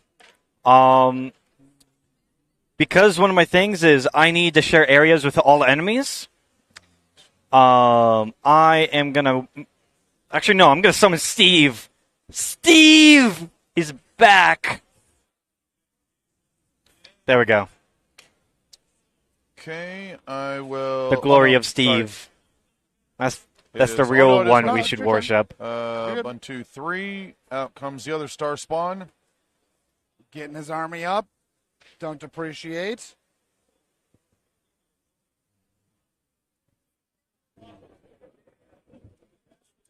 All right, I'm going to move the King Yellow. He's going to come right here. I'm just passing through. Everything is fine. It is your turn, Black Goat. I'm gonna move Steve into this area so I can get that thing. Yep. He gets a spell book for sharing a spot with everybody. I'm not gonna punch you, nor that I really want to. I'm just sharing areas with everyone. Yep. Wait, Deep 1, one. 2, 3, 4, 5, 6, 7. Ah, so close. Back to you, Bren. Yes. What I'm kind going of to try to rapper desecrate. name is Steve anyways?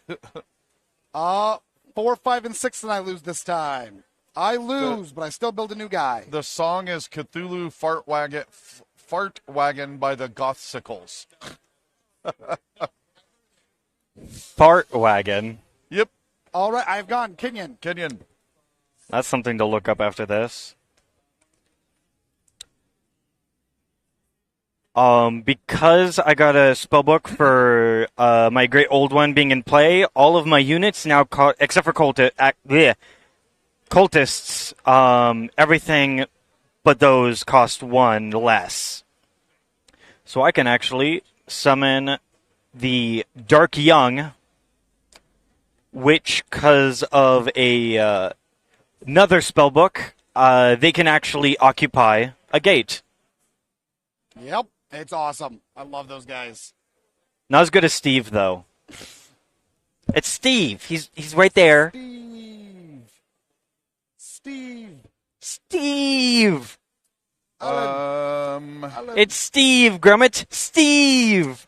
At the end of Kenyon's action, I'm going to use my spellbook Devolve, which does not actually cost me anything. After any player's actions, you may replace any number of your acolyte cultists on the map with the same number of deep ones from your pool. I have 1 deep one, so I will exchange like that. And then it is my turn.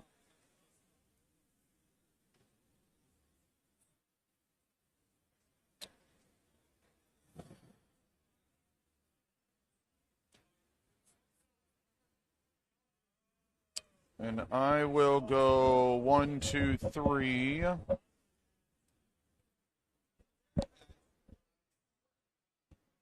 Moving in. Go, Bryn. Better not kill Steve. Trying to desecrate again. I succeed this time. And that's a new symbol. I'm looking for these different types of symbols. This is a new symbol, so I will unlock a new spellbook as well.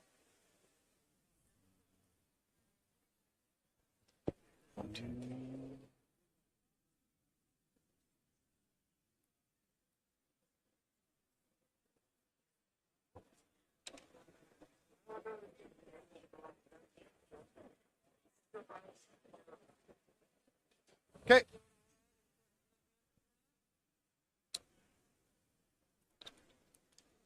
I'm gonna summon a fun guy. Right here. Okay. That's the last of your power? No, he's got one more. I got one more. My thing costs less now. Oh, right. Right. Question. Yes. It says have units in 8 areas. It doesn't specify different areas. I mean, what was you... It means 8 different locations on the map. Yes. Yeah. It's weird. 1, 2, 3, 4, so 5, I 6. will...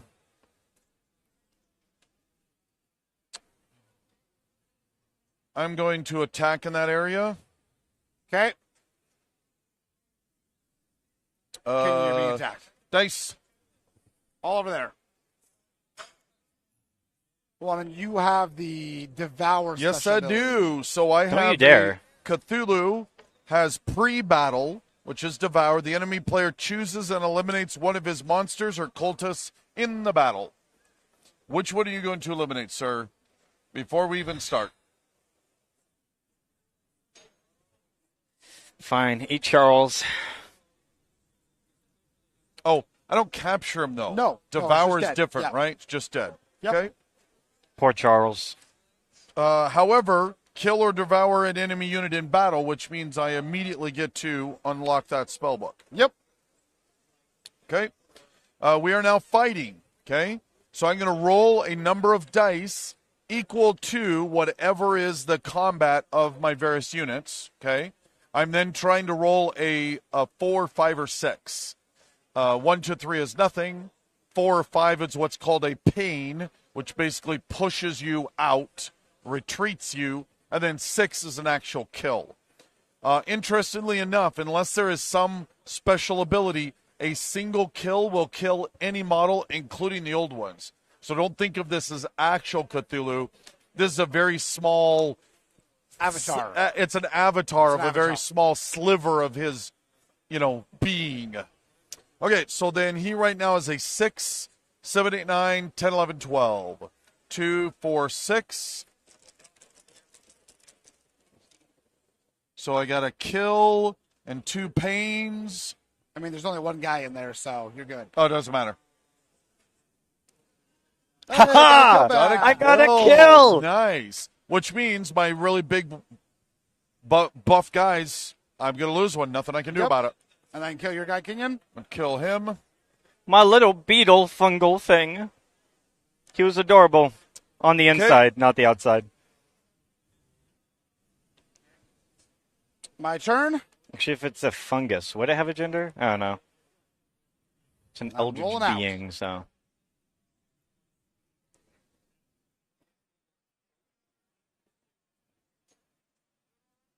Okay. See you, bud. I'm gonna summon. I don't think so. Okay, just saying we need an expansion for this with the flying spaghetti monster. I don't think so. I'm Cutting summoning. out all that background. Yeah, we've actually talked quite a bit about the fact that the background sound does not make it in almost at all, which is pretty amazing. Yeah. So you are done, so over to me. I will spend 1 to move a cultist into here, and then as a free action, I can immediately take control of that You gate. took Charles's spot. That's I his did take seat. Charles' spot. Bryn, You better what are not you kill doing? Steve. All right, He's Kenyon. chilling. No! Oh, okay. Wait, that's... I was gonna give you 3 doom as an action. Oh, I thought you were but he killing... doesn't want it. I thought you were killing Luza my boy Palooza, over thanks there. for being here. Much appreciated. So yes, Kenyon, as an action, as recompense for my actions, I need to killing give someone 3 Steve. doom, and so that's gonna go to you. Gain 3 doom, Kenyon. Why are you putting me in the lead? 1, 2, 3. 3 doom. I don't All want to be right. in the lead. Did that cost you anything to do? Nope. Okay. Kenyon is done. Yep, just you and me, man. I will spend 1 to move my deep one right there. Okay. I will spend to desecrate. And I succeed. And I'm officially out. Okay. As my last action, I will use one of my spells, Dreams, which costs 2, which is exactly what I have left. It's dragging my heels I was desperately trying for so you to hard get to out. avoid that. Choose an area containing an enemy's acolyte. Your enemy must eliminate one of the acolytes from that area and replace it from one from your pool. Thank you very much, Trying sir. so hard to Yep. make it past that line. We were both just dragging that our was heels. the whole I thing know. doing this. I You know, know. so close. Just managed to eke it Oh. out. Woo! Oh, nice That was design. awesome. Okay. All right.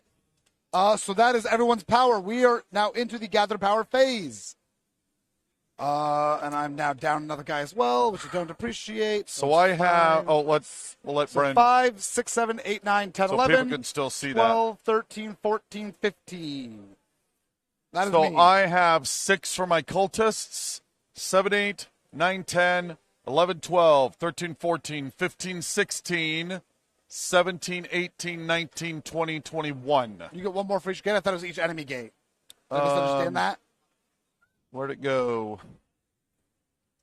During the gather power phase, if Cthulhu's in play, gain 1 power for each. Oh, enemy controlled gate. Yeah, you conquered them all. I conquered them all. Hey, I could take mine back. Dang it. You could just leave, okay. and I let I'll make you Steve. No, that was Charles' So spot. 16. I will still take it. Yep. Great position. No, I would have taken this one then instead Yes. of that one. I totally misread that You myself. would take Kevin's spot? Yes, I would take Kevin's spot instead because I did that wrong. Same thing with that one. Yep. I should have done like that one, but it's all good. All righty. You are first player. Which way is it going? I left 2 points of power on the table, so not too terrible. Going to Kenyon. Definitely. There you go. Okay. All right. And then Doom Phase. I get 3 points. 1, 2, 3, 4, 5 points for me. 1, 2, 3. So I forgot to mention And I is get that 3. because of my 5. spell, now every time I desecrate, I am also getting an Elder Sign. So I got 2 Elder Signs. Okay. Now the Ritual of Annihilation. I will in fact be paying my 5 points. Yep. 1, 2, 3, 4, 5 to go up 5 more. 1, 2, 3, 4, 5. Hey, look at that. I'm not in the lead. And Look you at have him. your Great Old One out, so Yep. you also get a Elder Sign. Yeah, if you do the Ritual of Annihilation with your Great Old One out, Elder Sign time.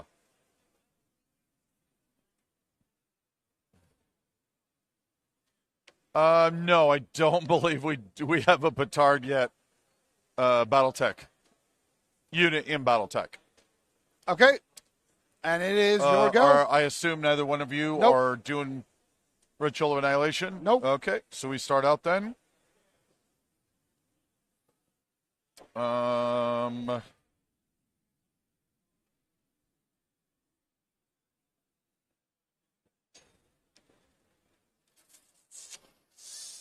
What do I want to do? Something amazing, I guess. Something amazing, I guess. I will go 1, 2, 3. Double down. Okay. Kenyon. I will resummon Charles over here by my great old one, so he can protect Charles and not be eaten again. And that's it. Okay. Over to you, Bren. Looking for some cosmic horror. Turns out I'm a cosmic horror. Cue the signs by Ace of Base. Oh, that I song got the kills me. sign. I thought that's the song they were referring to. I know. All right. I'm not. That's his. It's his. I'm leaving. I'm going. Just going on a migration. Going on a journey. And then I'm done.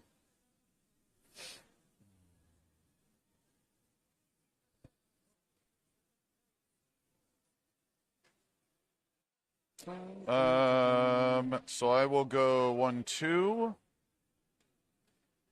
Can I help you? Go. Me? Yep. See, you left. I was actually gonna retreat Marcus over there, but you left your thing wide open. What are you doing? I can punch. You have to fight. You don't just kill him. You still have to roll dice. You have to roll a die, King. Remember? Oh. Which means nothing might happen. Okay. Yeah, you have a 1 in 6 basically. You make him retreat. So you make me retreat. So where are you retreating to? I am retreating over to here, I guess. Okay, and you take and it. then as the Congratulations. free action, you immediately get it back. Bren. I guess I'll go this way. Jerk.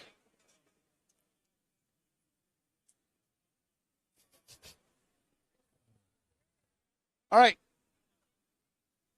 Your turn. The nose text. Yeah, Charles just needs a break. Go, Kenyon. Well, I'm gonna summon a Dark Young. You gonna do this for the next 6 power? I have more power than you. Yes, you're right.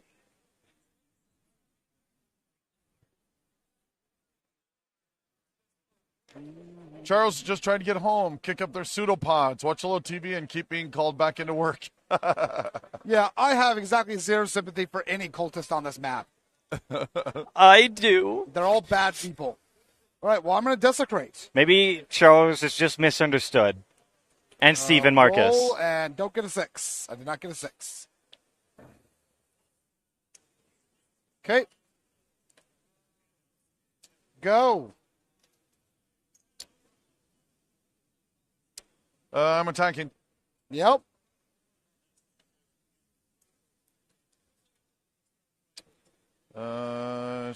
All right. King, can I have 4 dice? Okie dokie.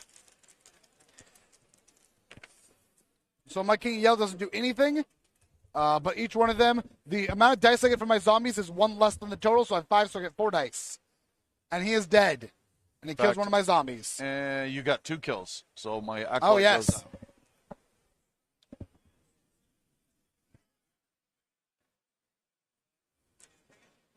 Go, Kenyon. I am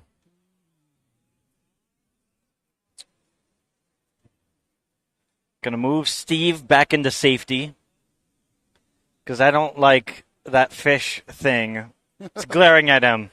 It's glaring at him. It In fact, it wants a kinda followed you meal. right up to the edge That's of the what water. deep ones do. That's what deep ones do. Yeah, but I got my great old one defending Steve. Yep. Steve, Kevin, and Marcus. All right, my turn. I'm going to go back to North America. Wait, no. Okay. It's Charles. Who's Go. Marcus? No, that was Marcus. That's Charles. No, that was... Oh, my God. I'm getting them all mixed up now. I'm gonna switch them all around while you're not looking. No, don't do that. Yeah. I will spend one to Trolls is right there. submerge. Yeah, waiting for that. So he's got a special ability that allows him to just submerge his entire army. I don't like Pop him that. up wherever he wants. Kenyon, you go. Ugh. I'm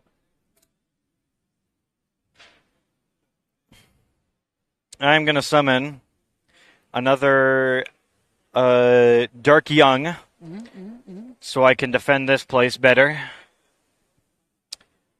And Okay. 1, 2, 3, 4. No.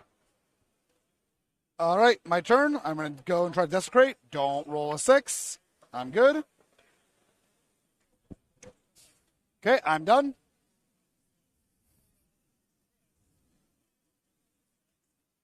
See, that'd be an intelligent thing to do. I don't want to put name tags on them because then they feel like I don't care about them, but I do. I just need to remember All right, names. For his action, he popped his army up. Huh? Oh, Your turn. He's bullying me. good. Leave Steve out of the picture, meaning he's safe. I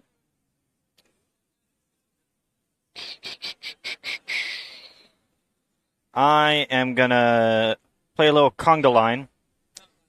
And, oh wait, no. Now I can do the conga line. Bounp. Bounp. And bounp. Wait, no. Can't these also create gates? Yep. There we go.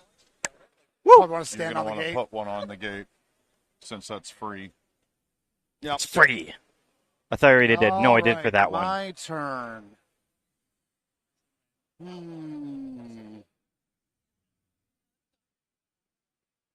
Nope.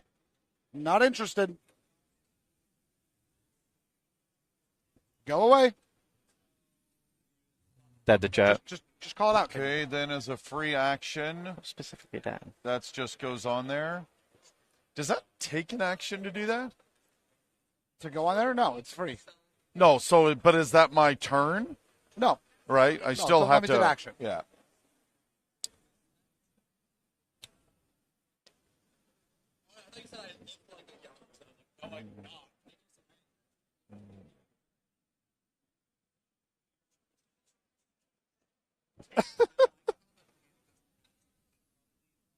I'd like to point out that Sir Randall is the one being the most aggressive. So if anyone's turning this car around, it's me. I am, in fact, being the most aggressive in this game. I'm usually never this aggressive, so it's been kind Can of fun. I help you? Yes. By dying. Wow. No, Kenyon. This guy.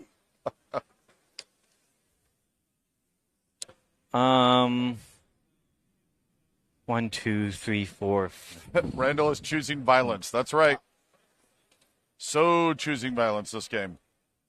I am gonna summon a little fungal guy. Because he is a fun guy. Yes, I did choose that joke.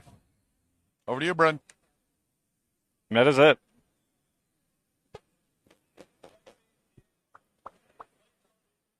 All right. I'm at 8. I am going this way. How dare you? All right, sir. I Don't touch stayed. my baby. Okay. So 2, 4, 6. You better just be meandering over here. 3 more for 9. Cost virtual annihilation. Just 6. Oh, sorry. Devour one of you guys before you roll. Yep. Num num num. I kill 2. Woo! Nice. And you kill 1. Yep. Which eliminating one of my cultists gives me a power. And killing or devouring 2 enemies in a retreating battle these guys. gives me a power. We'll go this way.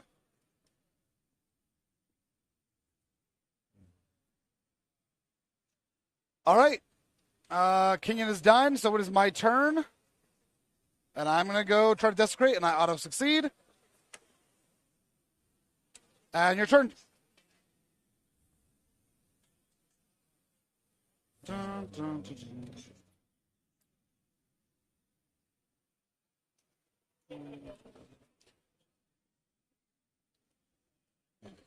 And you're done? Yep. Awesome. Yeah. I'm on 6 power. Let's go have some fun today. No. Oh, yes. 5 to eat him. And free action to run on in. 4 to summon him. And 3 to send him to the gate. And then... And this is a perfect example So I just get to go play around and have of fun in what the happens backyard. when you blow out too much power too fast and somebody else just gets to go wild and there's 2 almost nothing you can do. to come everyone down into here. Okay, you did not touch my baby. And 1 more power to eat him. And 1 more power to summon right onto the thing. And that's my turn. All right, so obviously exciting finish off there. No, that didn't work out too well. No, it was perfect. Actually, it would have been fine except it killed Cthulhu, so I lost all the extra power. Yep. Bryn, Oof. someone has a cartography question. Oh, why are Britain and Ireland part of Scandinavia on that map? Because the map is super weird. I don't know. Most of like Northern Europe is Scandinavia. It's bizarre. I mean, if you look over here, like the Arabian Peninsula is just gone. Like there's no Red Sea. So, you know, the great old ones have been playing around with the map, apparently. There you go. Oh, It was power. Thieves' fault. Power. I have 1, 2, 3, 4, 5 gates for 10, and I have 5 cultists for 15. I'm going to return 1 each, 16, 17. And then my desecration tokens, I've got a guy here, 1, 2, 3, 4 for 21 power. Oof, that Which one was sucks. this? Because I only have 5 killed cultists, Marcus. 6, 7, 8, 9, 10, 11 power. And then 3 more for... No, Cthulhu has 'cause to be. Cthulhu was the one doing that for you. That's why that. Yep. I did not expect you to get both of them. Kenyon? Hmm? Your power? So, Oh. no, I would have had no problem with the And I'd then get 3 more your- power, but yeah, that's rough. That's mine. 7, Now, 8, if I had 9, actually only gotten like 7 or 8 power, you immediately go to half the power of the person that has the most power. So there's a little Yeah. bit of a leveling mechanism in there. Oh, what's... Oh, you're at 20? I'm at 21. Oh. Oh, then it'd be 11. Oh, wait. What are you at? 11. 11. Yeah, I'm you're at fine. 11 too. Okay. Yep. All right. And then Doom Phase. I will be using the Ritual of Annihilation. Oh, sorry. So first everyone do their thing. So I need 5. 1, 2, 3, 4, 5. I 1, need 2, 3. 3. 1, 2, 3. And then I'm just going to 5 spend more. 6 power 1, to 2, get 5 3, more. 4, 5. Okay. And because I have my Great Old One out, I get an Elder Sign.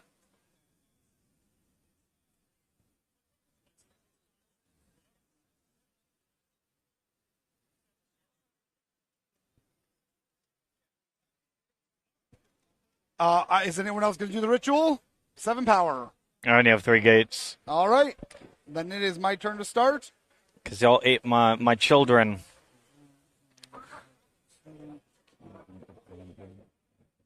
I'm going to start off by desecrating Scandals. down there, which I auto-succeed.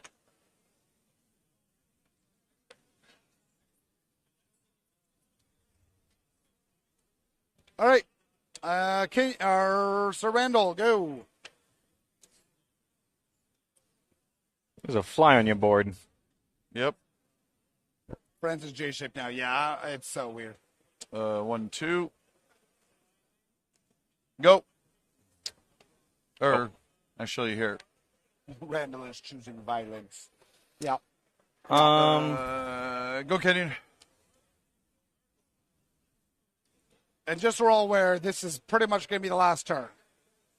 Oh, sorry. Oh, no, No. timing is not an issue here, sir. Oh, you. Do you not see the elder Moving to the signs? end, this is going to be it. 1, 2, 3. I get a gate. I'd like to point out I was trying to do a fair amount to stop you and just couldn't make it. And I come did together. absolutely nothing.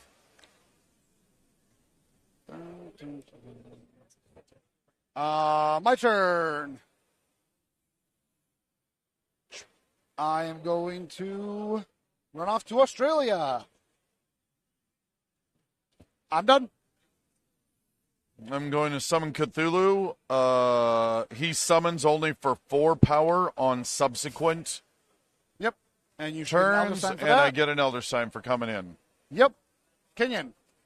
Okay. So, Steve's right there. We got Charles, who just spawned in. I'm pretty sure that's Kevin. Oh, I forgot. Sorry. Pause for a sec. Means I this is forgot Marcus. that during the Doom phase, if this is my last slot, I simply get it Yep. and an elder sign. Yep. With my advanced calculations, I think this is Marcus. Because I'm pretty sure Marcus was over there. Where's that Kevin? Ah, whatever. There's now Marcus. That's Kevin. I know this is Steve, because Deep One's staring at him. Did you go Kenyon? Yeah. Okay. My turn. I placed Marcus down. Desecrate.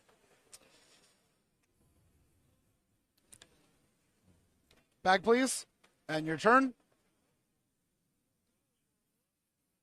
I will capture.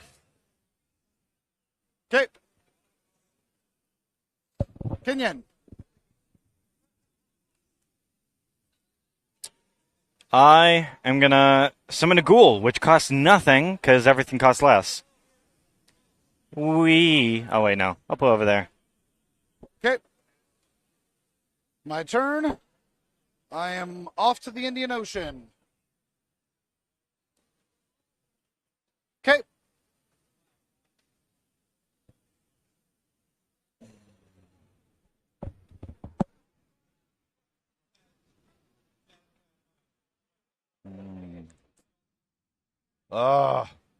Start out strong, got away from me. Yep.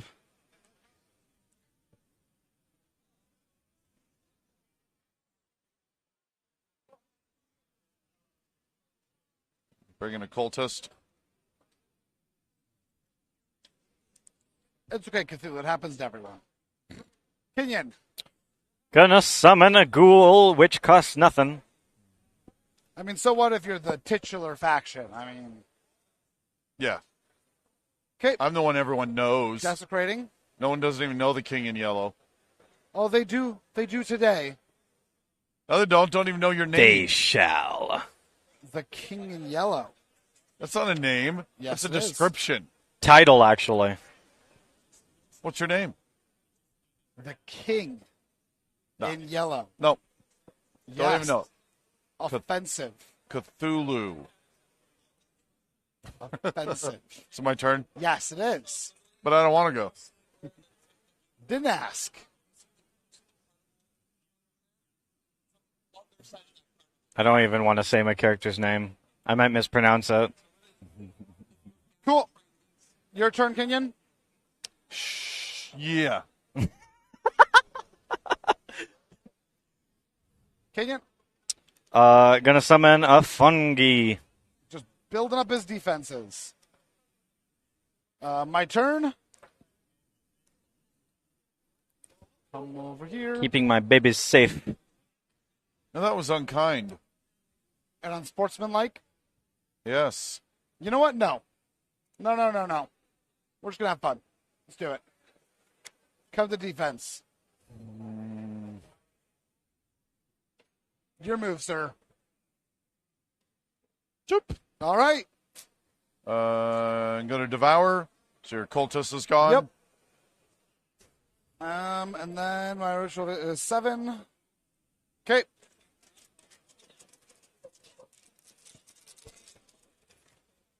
Got Gotcha. 1. Nope. Nice. But you are retreated. Oh, I retreat? Yes, Yeah. Okay, Stir so then- Ireland. I think that says Ireland. And I'm down. I guess. All right. Kenyon, you're up, bud. A lot of red on that board. Yeah, there is, but unfortunately, it's all about those All about that doom. these freaking desecration tokens. Yep. Okay, time to pull off my plan. 1, 2. You. You. Yes. Fight Dad. Good I want to do plan. something. Yep. Yep. I know you I already agree. won, but I want to see if I can get second place. 7. Red is the best color. Normally I'd say orange, but there is no orange here yet. All right. Your turn, Kenyon. I will like to attack you, Faza. In here. Okay.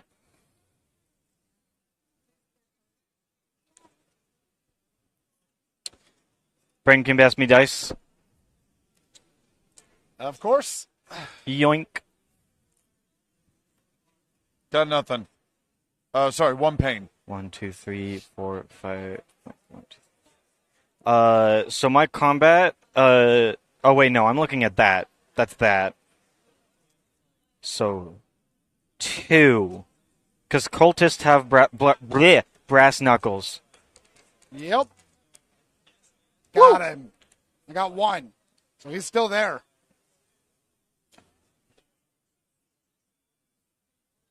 So I kill him, and no pain. No pain. So I kill him, he can simply come out, Yeah. and he could get that to get power, so that's the better move. Yep. Okay. Take the gate, Kenyon. Yoink a doodle. Okay, my turn. I'm done. I'm done. Ken, I'm out of power. They're asking about expansions. It's just a Flying Spaghetti Monster expansion. Yes. The one above. Is there a chance for an expansion set for this game down the road? So there's actually been a lot of expansions already. A lot of them. We'll have to. Best one's the Ancients. I would love to see whether there's a chance we might be able to work with Peterson Games to come out Wait till he's done. with a new expansion, but that's just pie in the sky, me geeking out. But there's lots of expansions. I'm attacking you. Okay. You should be attacking the person who's winning, right? Remember how that works? All hail the King in Yellow. Say it. All hail you- Steve. Who you don't even know his name. All right. Roll it, Kenyon. Sorry, where are you attacking me at? by Same the way? thing. I got pain. Oh, got it. Nothing. Get out of here. Get out of here. Desecration.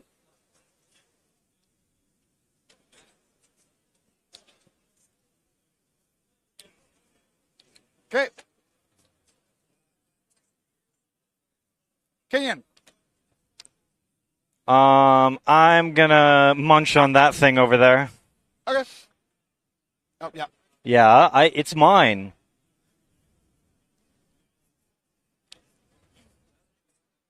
Yoink. I'm moving. Yoink.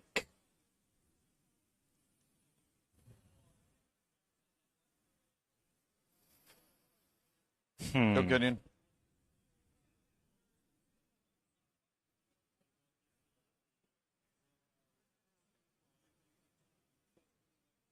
Yes. Wipe him out.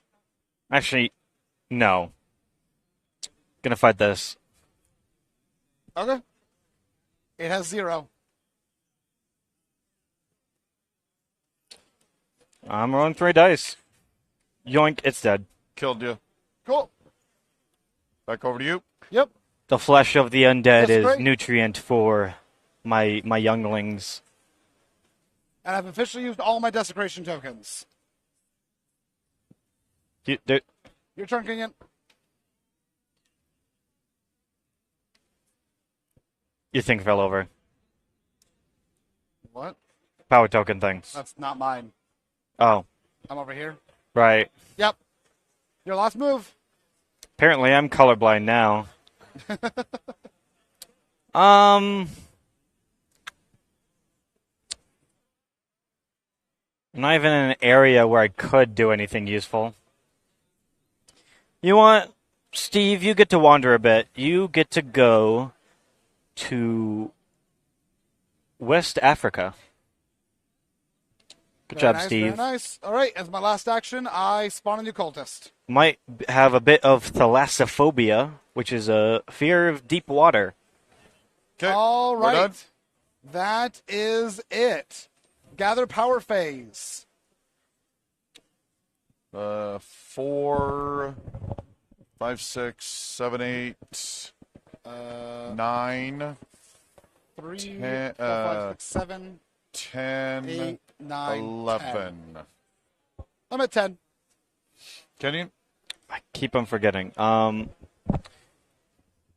1, 2, 3, 4, 5, 6, 7, 8, 9, 10, and then plus 6, 16. Cool. Oh, Kenyon, 17. you are first. Yoinkadoodle. Here, So- Faza. Doom And track? Doom phase. 1, 2, 3, 4, So you get 5, 2 Doom? 6. I get Oh, wait, 2. I should have 2 more. 2. I forgot that one. So Kenyon gets 6. 1, 2, 3, 4, 5, 6. And I get 2. 1, 2. Okay, Kenyon, will you be doubling? Yes. Okay, spend it. It's How 7. much? 1, 2, 3, 4, 5, 6, 1, 7. 2, 3, 4, 5. 1, 2, 3, 4, 5. He has 6. 6. And you get a Elder Sign with your Great Old One. And I will spend it as well. 1, 2, 3, 4, 5, Yep, I end the so game. 6, 7, The 8. game's already over. I know, I end the game, though. 1, 2, 1, 2. Okay, I'm the exact same, please. I 1, have 2. 1 power. Okay. And I get my Elder Sign, please. Oh, I get an Elder Sign as well. I forgot. 1, 2, 3. Need a fun non-canon Battletech Cthulhu Eldritch God Snare for Halloween. That'd be very fun. I agree. Alrighty. So Kenyon, you score right at 20, right at 30. Yep. All right. So the game is officially over. Now we see who got the most. 1, 2, 3, 4, 5, 6, 7, 8, 9, 10, 11, 12, 13, 14, 15, 16, 17. 1, 2, 3, 4, 5, 6, 7, 8, 9, 10, That was 11, 12, 13, ridiculous. 14, 15, 16, 17. And Sir Randall.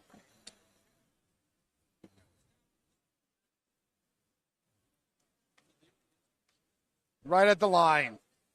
I got there All right. first. Just could not Yep. stop you. So You there it is, started guys. pulling So away Kenyon and- Gallo has won, as he always Oh. should. Mediocre So that old is one. Cthulhu Wars. Steve is a mediocre old one. He's working on being a great old one, though. Yeah. So this is just a fantastic, fantastic game. We have played it I don't know how many times, and I still run out and play it any chance I get. So thank you all for being here. This was fantastic. I believe, it looks like we'll be about off for 30 minutes.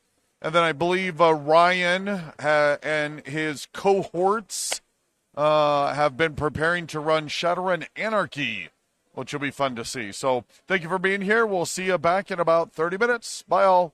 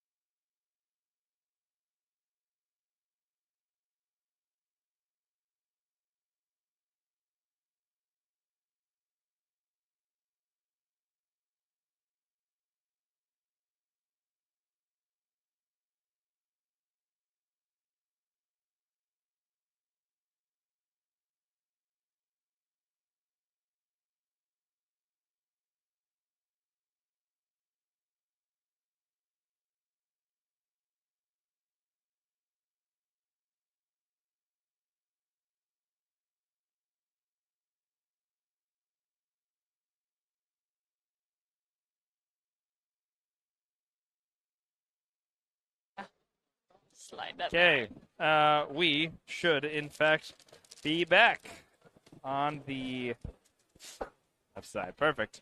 Okay, everyone situated, ready to go. Welcome back, stream. We have been having a lot of fun trying to put together and learning Shadowrun Anarchy. Now, what's been fun about this is none of us knew the system today when we started, but the whole pitch of this thing is it's supposed to be easy, rules light, and very approachable. So we have two people that have never heard of or played the system before. If you guys want to introduce yourselves to the camera. Hey, I'm Rob, Hi, I'm Nikki. and I played a lot of Dungeons and Dragons, and I played a lot of 5th edition, and I played a little Pathfinder 2nd edition. So I am intrigued, but also confused. I have played Curse of Strahd. Perfect. And over here we have the illustrious. Hello, I am Chronostatic, Jesus Christ. and I am here to hire some people for a job. Does this job involve crime? It involves you requiring to wear sunglasses. Done. Done. Very good. Now remember, no matter what happens or how bad it goes, you were hired by... Tommy Gofton. That'll do. All right. Tommy Gofton. Okay, so let's explain to you guys a little bit about Anarchy, how it works, and just the system in general. And our obviously charismatic individual here will Yes, be if you helping. hadn't tell, I'm the face. So the way Anarchy works is kind of like a DM-less system. There is still someone who is kind of controlling and puts on the brakes here and there, but overall, basically, this is going to be a pass-the-torch kind of game. What will happen each round is we will start off, you guys will know what the tone of the story is supposed to be, what the mission objectives is, and then one at a time, you're going to get your chance to kind of fill in the narration. Now, the caveat is any single combat action will be limited to 1 per your turn, and then if you have to do opposing tests, well, then you're not allowed to make the difficulty. That still relies on me. But anything you want to do, anything you want to describe, technically speaking, is supposed to be at your own disposal. Now, I ascend unfortunately, to godhood. unfortunately, things like that should not be the case. This is a yes-and system, but yes-and within relief. So if you at home are interested in playing a game like this, it is not for the people that are caught up in telling a specific story. It's more about just diving in. It's about seeing what your group is interested in. So if the way I look at it, if I wanted to play Shadowrun with a group and I didn't know what they were interested in, this is the perfect chance for them to add what they want to the encounters, and then I can build a campaign later on in Shadowrun proper to flesh that out for them, right? Because if you say, I really suddenly there's a whole bunch of rocket launchers on the walls, and if you're really interested in the stealth and he's really interested in stealing cars, I know that those are things that you might be interested in if we played a I don't proper know game. what a file is. I'm Chronostatic, and my brain is sludge. Jesus Christ. So, if we take a quick look at the rules here, it's pretty straightforward. We're going to jump all the way towards the end where we have a whole bunch of things that you will enjoy. This game is like all in one in the book. It tells you how to run it, tells you how to play it, and it gives you a whole bunch of character sheets, and it gives you a whole bunch of scenarios. By the way, if you are interested or have any questions in the chat, feel free to let us know. We are going to be figuring it out along with you, and hopefully you will enjoy that process. So I believe it is on page 73. Yes, on page 73, we have a whole bunch of characters that you can choose from, people that you may want to be. So you go ahead and pick yourself a character. We have all sorts of things here. There's like an elf street shaman, a human combat decker, dwarf security rigger. No idea who would want to play something like that. Yeah, that's pretty... I don't know. That sounds like the best thing that anyone could possibly be. I mean, I can't do it because, like I said before, my brain is sludge. That's right. But if I could have my choice, I would pick very handsome dwarf decker. That's fair. Not the raspberry jam human arms dealer? No, you see, I have this friend. He's my bestest friend in the whole world. His name is Leroy, and he is just the guy, right? I mean, he's got everything anyone could ever possibly want from anything, including a great fashion sense, an amazing style of hair, which I have now copied for myself to try it out. And his voice is like caramel whiskey. Jesus Christ. I, of course, as Chronostatic, will be playing as the face. And where did you purchase said hair? Online. I got it from a very sketchy site that I don't really want to promote. I was 50-50 on whether it was actually going to show up. So for you two, as you're flipping through your character sheets, what kind of characters are you interested in playing?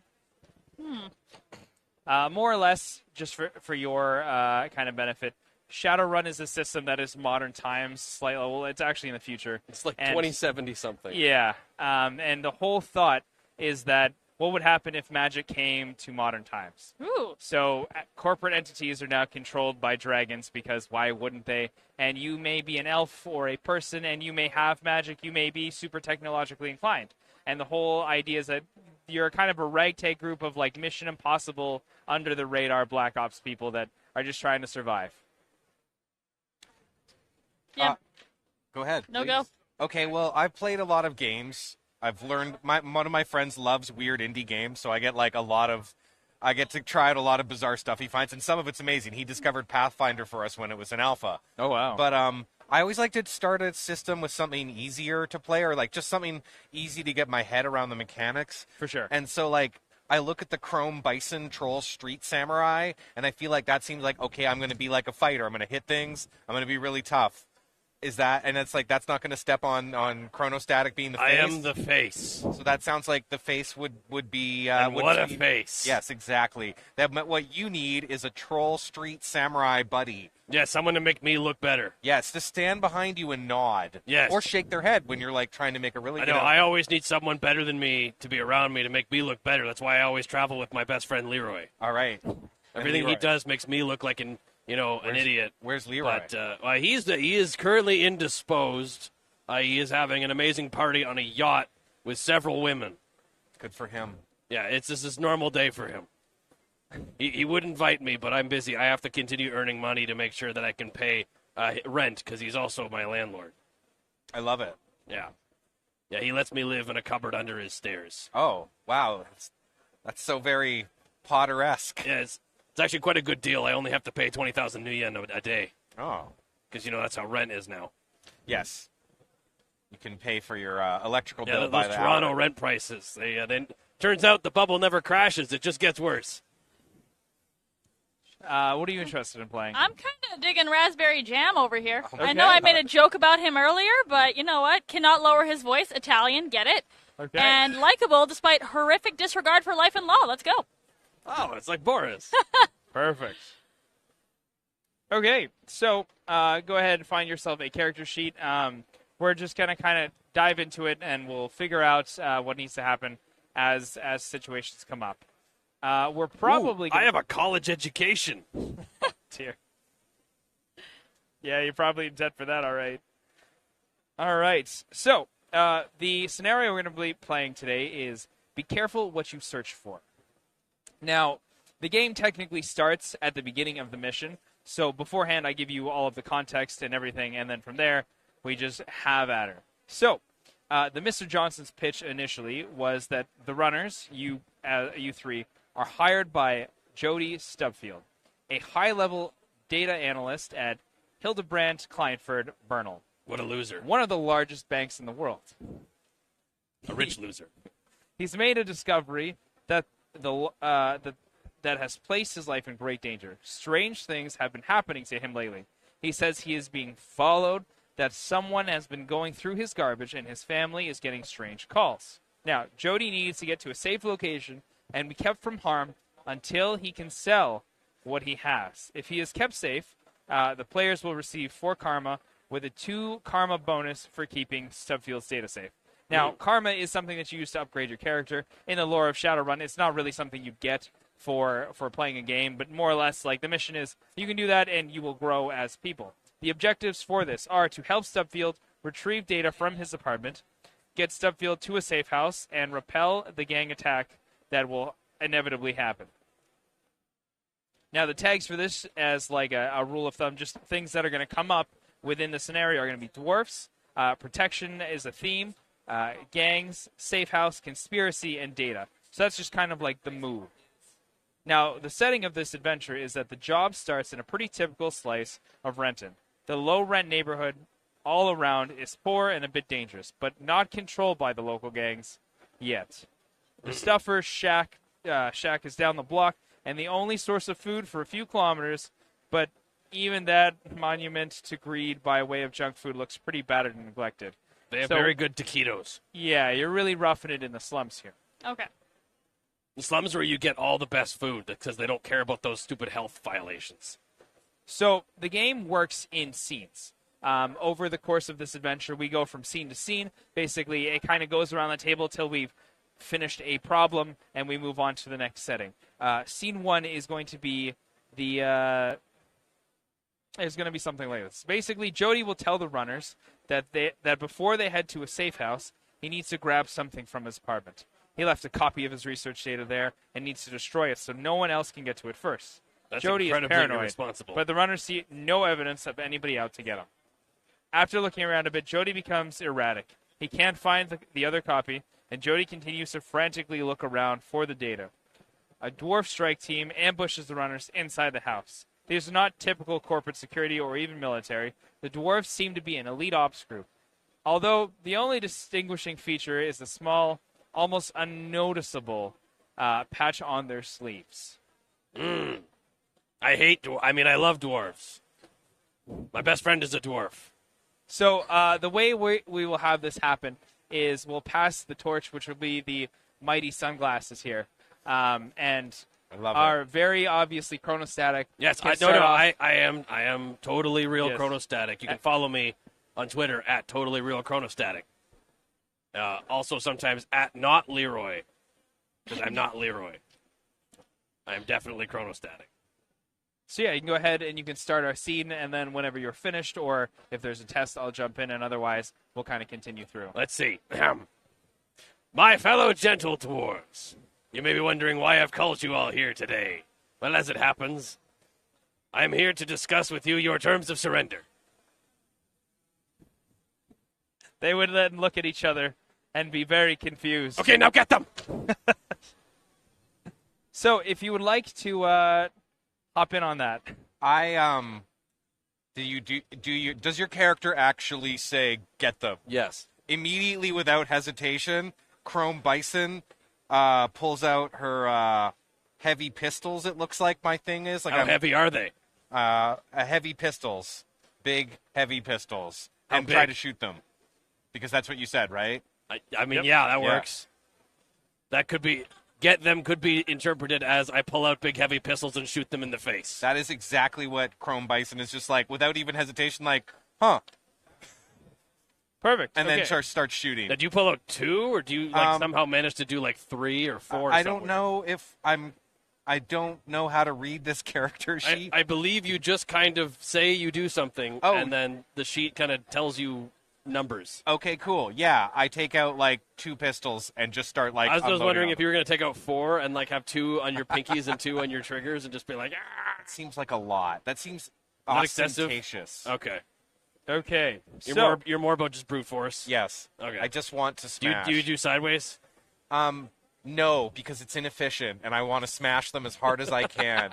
I don't care about flourish. I got a low charisma. I don't care about flourish. Oh, It's I have just a like, very, very high charisma. Yeah, no, I just like literally without hesitation want to. Yeah, So how do we so do this? When it comes to fighting, basically you have to roll a couple dice. Basically, you take your skill dice Okay. plus the attribute dice, plus if you have any modifiers, which would include, shadow amp or weapon effects. So you're making an attack. So take a look at the weapons you have there. That's going to be whatever skill is under fire. Skill at the top where it says firearms. Firearms, heavy pistols +2, 2 plus A. So 2 plus your agility. Yeah. Okay, so 6, That's 6 how many plus dice any you roll. bonuses. and then Does he get a bonus for them being distracted by my face? Unfortunately not, because you said get them, and they were But I said it real suddenly ready fast, for like. the fight. It's a perfect plan. It is a perfect plan. I said it so fast. They So should still be distracted by the fact that I'm talking to them normally. okay, well, So in looking at it, it looks like my most efficient thing would have been to attack with close combat. Right. But I actually prefer pistols because I feel like I don't want to be horribly. Why don't you just Yeah. bang them over the head with the pistols? So I like the idea of shooting them with pistols. Okay. Is it one of those games? Am I going to get murdered if like you'll I be don't? fine. Okay, all right, then yeah. Like I want to pull out some pistols and just. This unload game them. is not designed for you to play optimally. Okay, good, because I kind of hate stuff like that. So I rolled a bunch of dice. You rolled a lot of bad dice. Yes, I did. Oh no. Only 5 is similar to regular Shadowrun. Only 5s and 6s count as hits. Okay, so I just totally if you missed. spend edge, the 4s will count.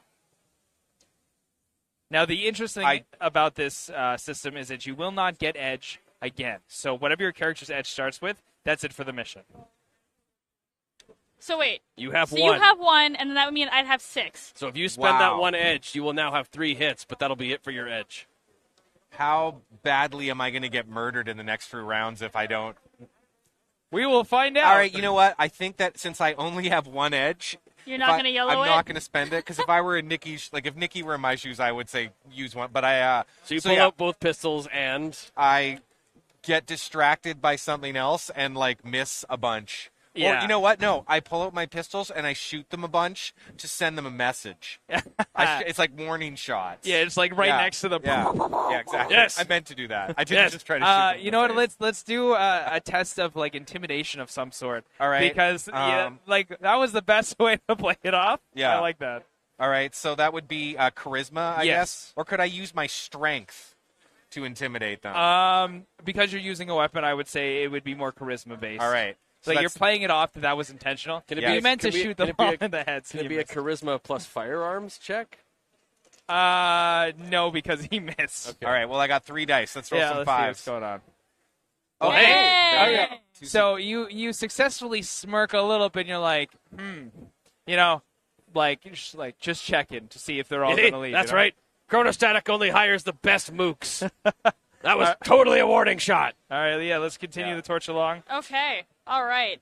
Well, I'm really good with jokes, and I apparently never stop talking, so I'm going to make a joke off of your joke to try and get the room laughing to kind of, not get shot at. Your name is Raspberry Jam. I know. My name is Raspberry. Okay. I'm a human arms What dealer. an alias to have. I guess that's a great name for an arms dealer, actually. Okay. Got to get me some. I got to go get some raspberry. No, Yeah. never mind. No. Gonna go Where get are you me some going? To get some raspberry jam. Yeah. Okay. So in this situation, you just made a joke. Where can I find what I have? Sorry, I'm still very new at this. Oh, it's all good. Well, if you look at your skills here, Okay. those are things that you are better at than normal. So, because when I try to do the intimidate check, I use charisma with no bonus. Whereas, your best stat is charisma, so anything that's 3+ charisma is really good for you. So if you try to do something like that, I guess, would be because if I'd done a close combat check, I would have had a lot more dice, because it would have been plus strength of 8. Okay. So yeah, I don't know. Do you want to con them or Well, intimidate them? I'm gonna intimidate them into surrendering. Be like, Or he missed, but negotiate? I won't. Or if I can negotiate. What do you want to do? They're both the same, so I think I'm gonna try and intimidate them into just surrendering. Okay. 'Cause How many dwarfs I'm are not there? gonna miss. So this is approximately 5 dwarves are in front of you guys. So you want to intimidate them? What are you I going to say? do. Yeah, I remember. I am not a dwarf, and these are definitely not stilts. I'm not gonna miss like he did. So just surrender. Okay, Okay. so- So. Give me a charisma-based check. Okay. So what am I rolling here? Okay, so for this test, you would basically take your charisma score Okay. plus any relevant skill that you might have. So take a look at the skills option, see if you have intimidation. I for do have example. intimidation. Okay, so it would be intimidation plus. So because I said I won't miss, does that mean if I pull out a firearm, can I use my firearm? So using firearms typically is for the actual attack, Okay. or doing something with them. So this would be the intimidation plus the charisma. So, for instance, on Weezer here, it is 4 plus 3, which for them would be 7. Whatever your score is, go ahead and roll that. So mine would be intimidation, so 3 plus C, and then plus 2 if I have a firearm or if I'm using a firearm. Oh, well then, yes. There you Yeah. go. Yeah, there you go, for sure. If you're trying to twirl it or something. That'd be 5 plus your charisma. Yes. Okay. So my And charisma is You're- 5. You're going to need more dice. Yes. Yeah. Okay, so I hire good people. So 5 dice? Yeah. Okay. No, 10. 10? Because it's 6, 5 7, plus the your charisma. 8. Ah! We're a very charismatic group, except for you. Okay. Yeah. Well, 1, 2, 3, 4, I'm- 5, 6, 7, Well, I 8, 9, hired you 10. to kill people, and you did a Okay. real great job at that. look, Here we I go. didn't stretch. So any 6 or 5 is a success, 6. is a hit. And 5. you can she also spend? Yes, you could also spend 1 edge to make all your 4s also a success. That's Oh, wow. exactly what I'm going to do, because there's a lot of those. Wow. Do-do, do-do, do-do. I'm with her. Okay, that's really good. Okay, so Hey, I have it on real good authority that dwarves are very scared of exactly what they just did. yeah, My so friend Leroy, who is a dwarf but is a very brave dwarf, has told me that his people find what they're doing right now to be nightmarish. They fear the raspberry jam. Yes, they're deathly afraid of raspberry jam. Now, Leroy, of course, has Horrid. overcome this and, in fact, eats raspberry jam on the regular and is not afraid of it at all or allergic in any way. It's a racial allergy. perfect. It's a So racial- with a 7, the dwarves are going to put their hands up and slowly back out. However, the security drones that were following them do not leave, for they are controlled by someone else. And Oh. they are not. Drones can feel no fear. Do they have a camera? Can't they see? Isn't the person watching? Do they not feel fear? But now you're playing a character too, right? So I don't actually play a character. I play all of the NPCs. Oh, okay. He So is, you are he is, game he are the master. dwarves Yes. and the So drones. you are the I'm master. Game Master Light, if you will. Is it so? This is an actual role? Are you? Yeah, Oh, really? So yeah. It's interesting. Okay, that's weird. Yeah, basically there is a head DM and a bunch of mini DMs that are like the characters. Weird. I shall remove my very unique monofilament sword. Okay. A one-of-a-kind item that I, Chronostatic, have, and keep in a vault with a very badly guarded password. That you mention at every opportunity. By the way, take a plot point for being able to push them out. Would you like to explain what that is? Yeah. Yes. So plot points are a very interesting mechanic that basically works similar to Edge in this game. While Edge is something that you have at the beginning of every mission you use, plot points are something that are awarded for. They're basically like a die of inspiration. And so what you can do is to any of your roles, you can add a plot point to kind of emphasize the change. So if you want to kind of give something a strange twist, or you want to give something some emphasis, you can do that. Now, if we take a look here with the... Here it is. Page are we on? What page is Page it? There we go. 36. Page 36. 36. I'm going to use that as a You can bookmark. do the following things with plot points. You could decide to live dangerously, where you will add a glitch die to some player's roll. It could be yours or someone else's, and basically, if the roll is high, it's fantastic. That was amazing. So great. If it's a 1, well, that was terrible. It's like a wild die from 6th edition. Exactly. And so here's the thing about the wild die is if you fail your test, but you succeed, there's a silver lining. If you fail and the glitch die is really bad, then it's a super horrible thing. If you succeed the test and you fail the glitch die, well, then there's some kind of repercussions. If you succeed the test and then you succeed the glitch die, then it's like the best thing ever. So there's a little bit of gray area depending on how well you do on the test. If you shake things up, you can change the turn order by interjecting or changing the narration. So if normally right now it'd be going to Rob next, you might then decide, hey, we're going to switch it up because I want you to do an action that's going to help improve this. Double time is to take 2 movement actions. So you basically just you dash ahead. Surprise threat is just to add more attention to the scene. First aid is to heal up a little bit because you're a super big hero and that's what you spend your plot point on. Malfunction is to kind of adjust the way that something's working on an enemy or a character. And then if you take a hit, if a weaker or injured character is successfully hit by combat, the target rolled fewer hits than the attacker, then the player can spend a plot point to take the hit instead. So you just be taking a hit for a friend. And then the last one they have is a dish best served cold, which is immediately take 1 free action against the NPC who just attacked you. So there's several mechanical things you can do with it. Okay. Now, it's worth noting you can only spend 1 plot point for a thing you want to do, but across your narration turn, you could spend them on a whole bunch of things. And you can only ever have a max of 5. What does by making a narration mean? Does that mean... So the narration is when you have, the sunglasses. Right. Okay, copy. So, but because I have this, I can do one outside of my narrative turn? So if you wanted to shake it up, you would then put it in there, and then it would go to you next type of Oh, thing. okay. Or you could spend it on something that your friends are trying to do. Another good one, though, is that, like, a dish best served cold looks like a lot of fun because that's immediately take one free attack action against an NPC who just hate you. Oh, I like to take the hit, because then Yeah. I can be like, no. Yeah. I love it. Cool. So we go back to chronostatic here. Yes, I remove and unsheath my monofilament sword, my one-of-a-kind, unique item that I'm very proud of and keep very well defended with a very simple password. Anyway, I remove this sword, and I leap to the drone, Okay. and I slice the drone. Go ahead and roll that attack. 6. Ooh.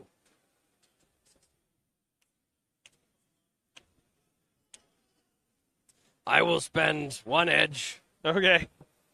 to make that 3 hits. Okay. So the way combat works is you roll your attack, and then we roll. It goes versus the agility dice, logic, and everything else. So over here on the enemy drone, which is a medium size. Oh wow. Okay, we have an agility of 8. They're quick. Yeah. They're fast I little didn't buggers. realize that. Okay. So it is agility dice plus logic dice. They have 6 logic dice. Wow, I need more dice. Yeah, so plus 6. And then we have any modifiers or shadow amps. I don't believe that we have anything else here. Okay. So we're just going to go ahead and roll. And then fail.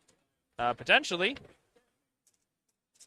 I am chronostatic, and I am never, ever in a situation where things go badly. Well. Because I always have my friend Leroy with me. That is We an all- incredibly That's a lot of unfortunate. fun. That is Minigun 2 down. hits. Did How we all many just get minigun down? I rolled 3. Yeah. That's a lot of not 5s and 6s. Yeah, Okay. that's very Wow. unfortunate. It is. that's Yeah, fantastic. you're So- The power of You- chronostatic. As the NPCs, you can't use an edge point, or do you have edge points that you can use? So, I believe it is dependent on each individual NPC. There is no, there's no. Edge point Machines listed there. point generally on the don't get drone. edge. So all those 4s just So go I to could waste. spend a plot point if I wanted to. However, And be a jerk. I don't see a reason to at this moment. So you're able to take out that drone. Yeah, I do 6 physical damage. Yeah. Plus my net 1.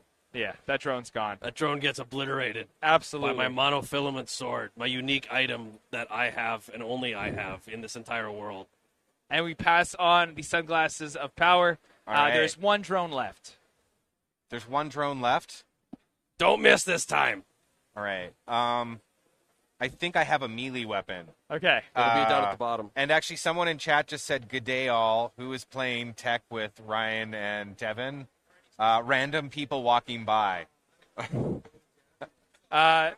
Dirksen is doing tech. The alias from last mission is in fact the tech god this time. I want to try my close combat, but I don't know if that's a melee weapon. But I'm guessing the Defiance EX Shocker in my Yeah, that stuff sounds- is probably it. Yeah, that sounds about right. What is that?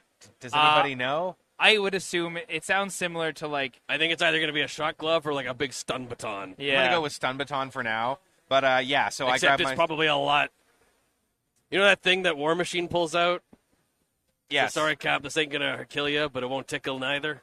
I think it's that. So close combat is 3 plus A. Does that mean 3 plus agility? Yes. I believe so. All right. So Chrome Bison steps forward and says, "Take this." Ooh, That's not bad. that's not I mean, bad. It's and I'm not going to use my focus. Although these things are quite hardy. Yeah, no, They're very I'm quick. not. It is what it is. Actually, and I have to commit an unforgivable sin after this. Oh dear. I have to run to the bathroom. I'm going to get That is obliterated. unforgivable. You're just gonna leave me? I'll be back in 1 minute. I've just been holding it since we ran over. Okay, there are 5 successes. So It dodged you. It does dodge. I said hit it! All And right. then we'll, I'm sorry. No, you're And now not. I have to use the little bison's room. all right.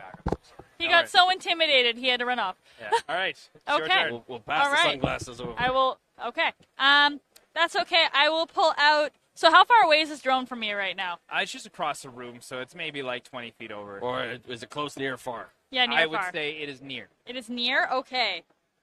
In that case, I will take out my Shuaze arms monsoon and use that from across the room. Okay. Because that's a firearm, yeah? Yep. Yeah, okay. So 3 plus A. Yeah, so go ahead and take out 3 plus agility. So that's 4. So that's 7, right? Yes. Wow, you're really good at like everything. This is the most like basic, like well-rounded character. That's not bad. That's 3. You can spend edge to make it 4. I don't know. I mean, I think I have a lot of edges, but I'm gonna save some. Okay. Yeah, these things are pretty quick. I don't know if we want to waste 1 edge on. Wow. My party likes to tell me that I roll poorly. That's 1 success. On how many dice? Too many. There you go. Like double digits. Welcome to Shadowrun. Yeah, you absolutely obliterate this thing. Woo! What did you use for that? I used a I said it right the first time, and I'm not gonna say it right the second time. Shuaze arms monsoon. Oh, wow. Okay. Nice. I don't know what that is, Damn, but I'm I'm good gonna at do fun hiring little people. arm aerial things Perfect. to. Good job. Okay. Now Thank you. tie up these dwarves and shave their beards off.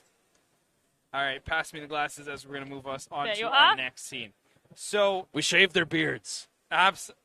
so the ones that retreat, you're going to chase them down, Yes. beat them, Yes. and shave their beards. But can we Okay. shave like half their beards? Yes. Yes.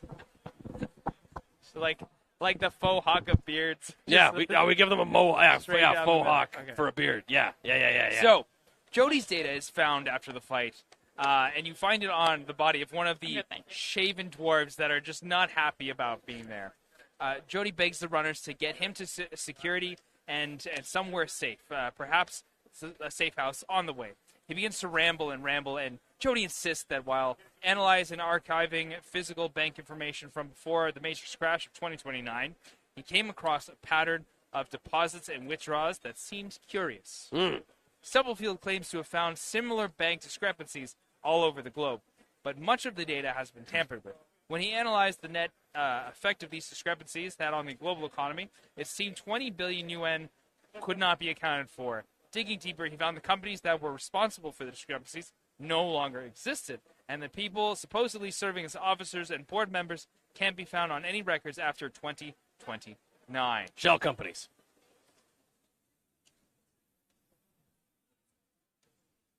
Right. I'm going to call my Decker friend Leroy to do some snooping in the Matrix. Hello, Leroy. Yes. Hey, Yeah.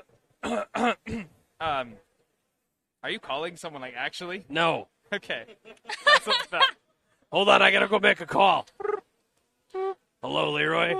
Yeah. You hear Japanese mumbling. Yeah. Hello, Leroy. Yeah, I need you to hack some stuff for me. Yeah. Hi. Yeah, it's good. I love you too. Okay, bye. Yeah, he's super awesome. He's going to take care of this for us. I'm excited. Yeah.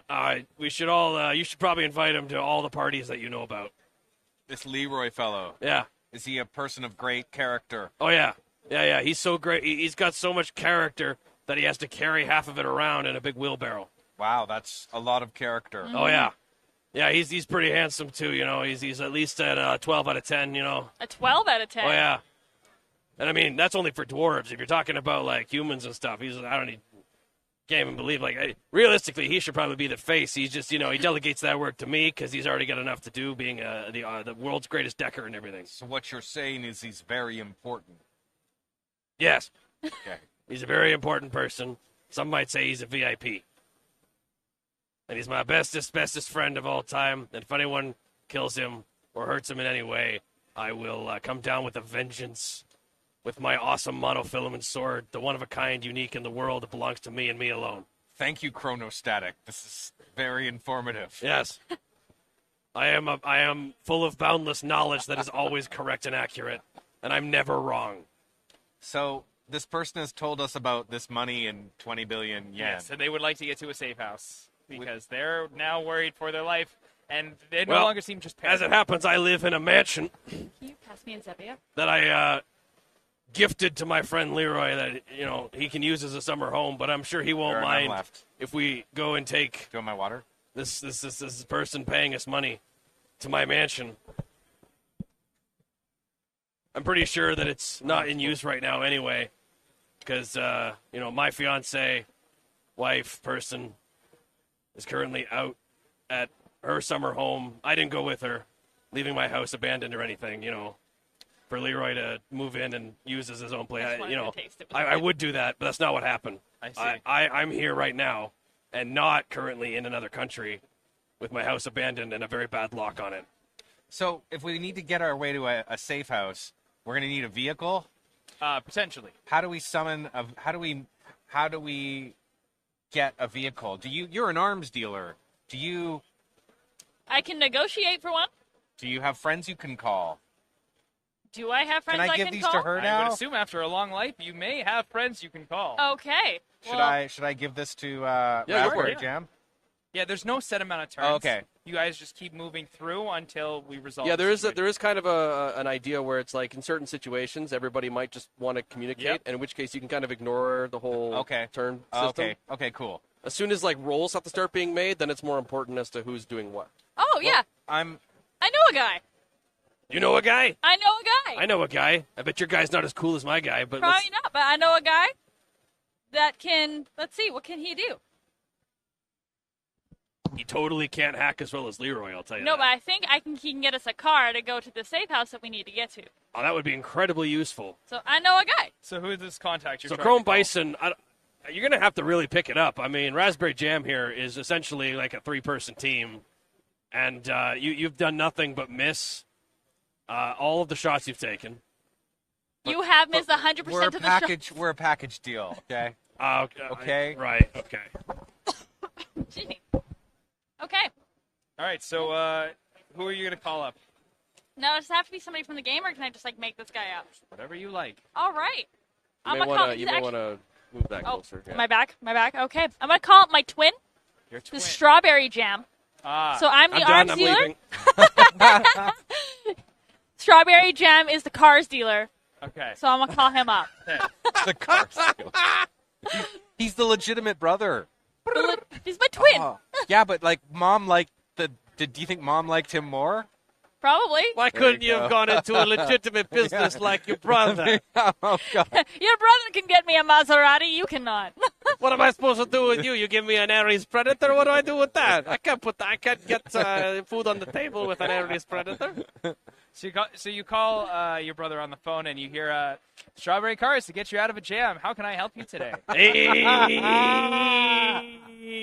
I want to give you a plot point. Yeah, except that'll just That was good. that'll be given to the bad guys. Well, yes. Give you an honorary one. I need a car.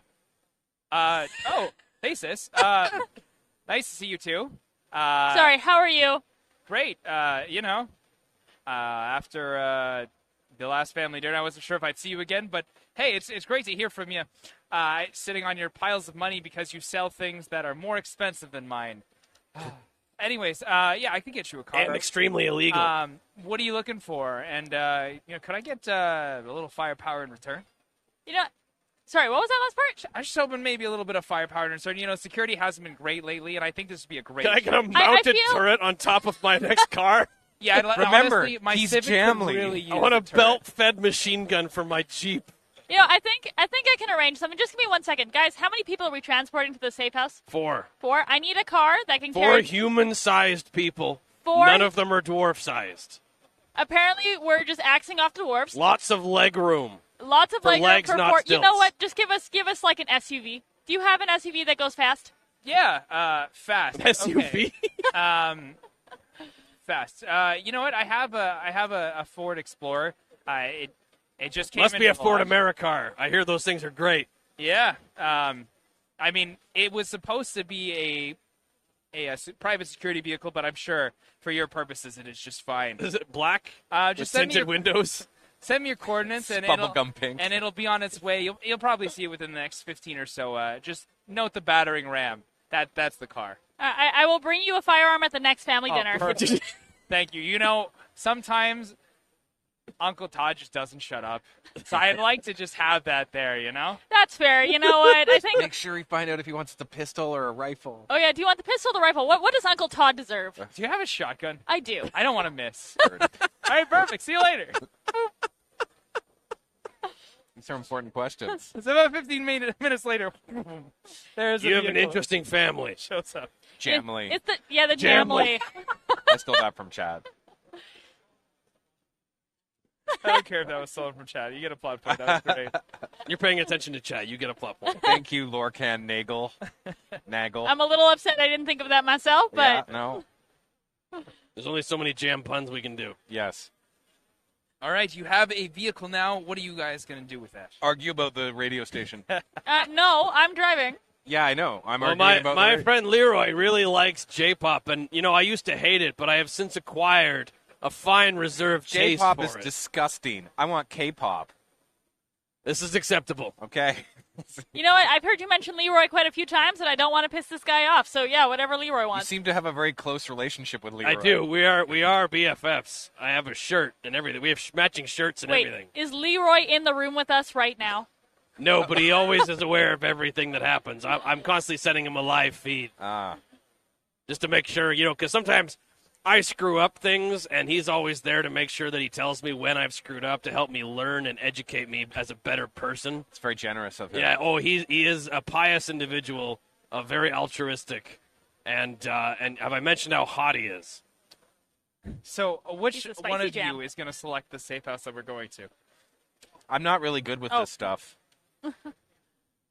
Yeah. I could deadlift the car. I think we should take it to my garage Okay, where I keep all my nice, expensive motorcycles. got it. Okay, Yeah. cool. This is the summer home that you lent to Leroy. This is my mansion Oh, I see. that I decided Leroy deserved to live in instead of the crusty old apartment with his mom. Oh, right. So, but do we Leroy's out with. No. Leroy is He's on a currently yacht out right now. having a yacht party. Yeah, got it. And I am definitely, and my wife, who You used to chronostatic, sometimes, me Chronostatic's wife, which is sometimes at the mansion, is not going to be at the mansion because she is out on a retreat that she would normally go on with me, but I stayed behind to earn money to pay for rent to live under Leroy's stairs. So we're not going to meet Leroy? No. No, but I could put in a good word. Okay. Okay. So while there may be digressions along the way, eventually the runners. I just need to make should sure everything's get clear. Jody to the safe house. Once there, Jody's comlink rings, and he shouts that he has a buyer for his data. Outside, a local gang has descended upon the safe house. The gangsters aren't tough, It's your house. but there are a lot of them. This can be a bruising combat because of the sheer number of gangsters, but at some point, Jody interrupts it by Wait, yelling did I forget out to turn on the alarm that system he after has I the disable? money. I mean, The gangers' leader glances at a freshly received message and then orders a retreat. The gangers disperse and run back to their hovels. good job, Leroy. Jody pays the runners and mentions that he has more work for them if they want. I unlike the other ones, I feel like that just wrapped it up. Yeah. The other ones left at a thing where you can do something. All right. Well, So let's go get drunk. All right. I We think did it. Yeah, I have a really awesome collection of whiskey. That Interesting. is something we can check out. Yeah. Hold on. I need to actually go turn on the alarm system. It seems like that might have been turned off at some point in the last 28 hours. I don't know why that would have happened. It's a very good alarm system that is very hard to disarm through matrix actions and definitely can't be disabled with a very easy password algorithm sent through a very dumb agent. Perfect. Yeah, it's So better than that's that. more or less how it works. I Okay. think if you have played it several times, you probably just break down and maybe like do the first part So- of the scene rather than just going through it. But yeah, How does that, like, so you play scenes, right? Yes. And, like, how does that work? Like, do you, like, say, like, okay, just for instance, say we're like, hey, we love this, we're going to play every weekend. yeah. Would you be picking a scene every weekend? Do we have level, like, do So- we level up? Yeah, so normally, from this mission you get 4 karma. What happens here is that basically you do a mission briefing, which is like all of these missions that have a few scenes, and then you finish. Maybe you can the book says loosely you can either read the scene, go from scene to scene, or you can just kind of expand them however you want. As this is our first time, I elected to just read them aloud, but I feel like, if we did this as a weekly thing, I'd prep ahead of time, I'd read through and say, okay, cool. I'm going to break this scene up into 3 or 4 sub-scenes. We're going to go through that and then steer on to the next one. But a super easy system to put together, honestly. You could pick this book up, photocopy a couple character sheets, and start playing, like, within maybe an hour. Like an hour or two, yeah. And then you can spend karma to level up? Yes. Oh, wow. So, like, after that, we would have had points to improve our character? Yeah. And okay, then, that's really... You may not miss next time. Yeah, no, I like that. Yeah. I could give myself some better abilities. Yeah. So now this game is based off of what's called the queue system, which is called that way because on the center of your character sheet you'll see that it has a list of cues, which are sort of things to kind of help you understand how your character would operate in certain situations. So if you're ever in a spot, and if you've played a lot of role-playing games, you've probably been in the situation where I could have said you're affirmative going loud. you're not really sure what yeah. to do. You can look at your cues, and that'll give you the perfect thing you need to just move the scene on because it'll kind of encapsulate your character, usually in a one-liner or some sort of clever bit of dialogue, and that combined with your dispositions basically gives you everything you need to understand what your character is going to do in any given situation. Oh, wow, if you that's ever really get stuck. interesting. I love that. That's really cool. Okay, I didn't see that part, or at least I didn't understand that. And what's fun about it, too, is, like, if you get more advanced and you're just like, okay, cool, I understand how this works, I understand how my character works, you can just add things to just kind of make it interesting, right? Like, maybe you start driving towards the safe house, and there's a bunch of gangsters that stop you along the way because you decide that's going to be fun.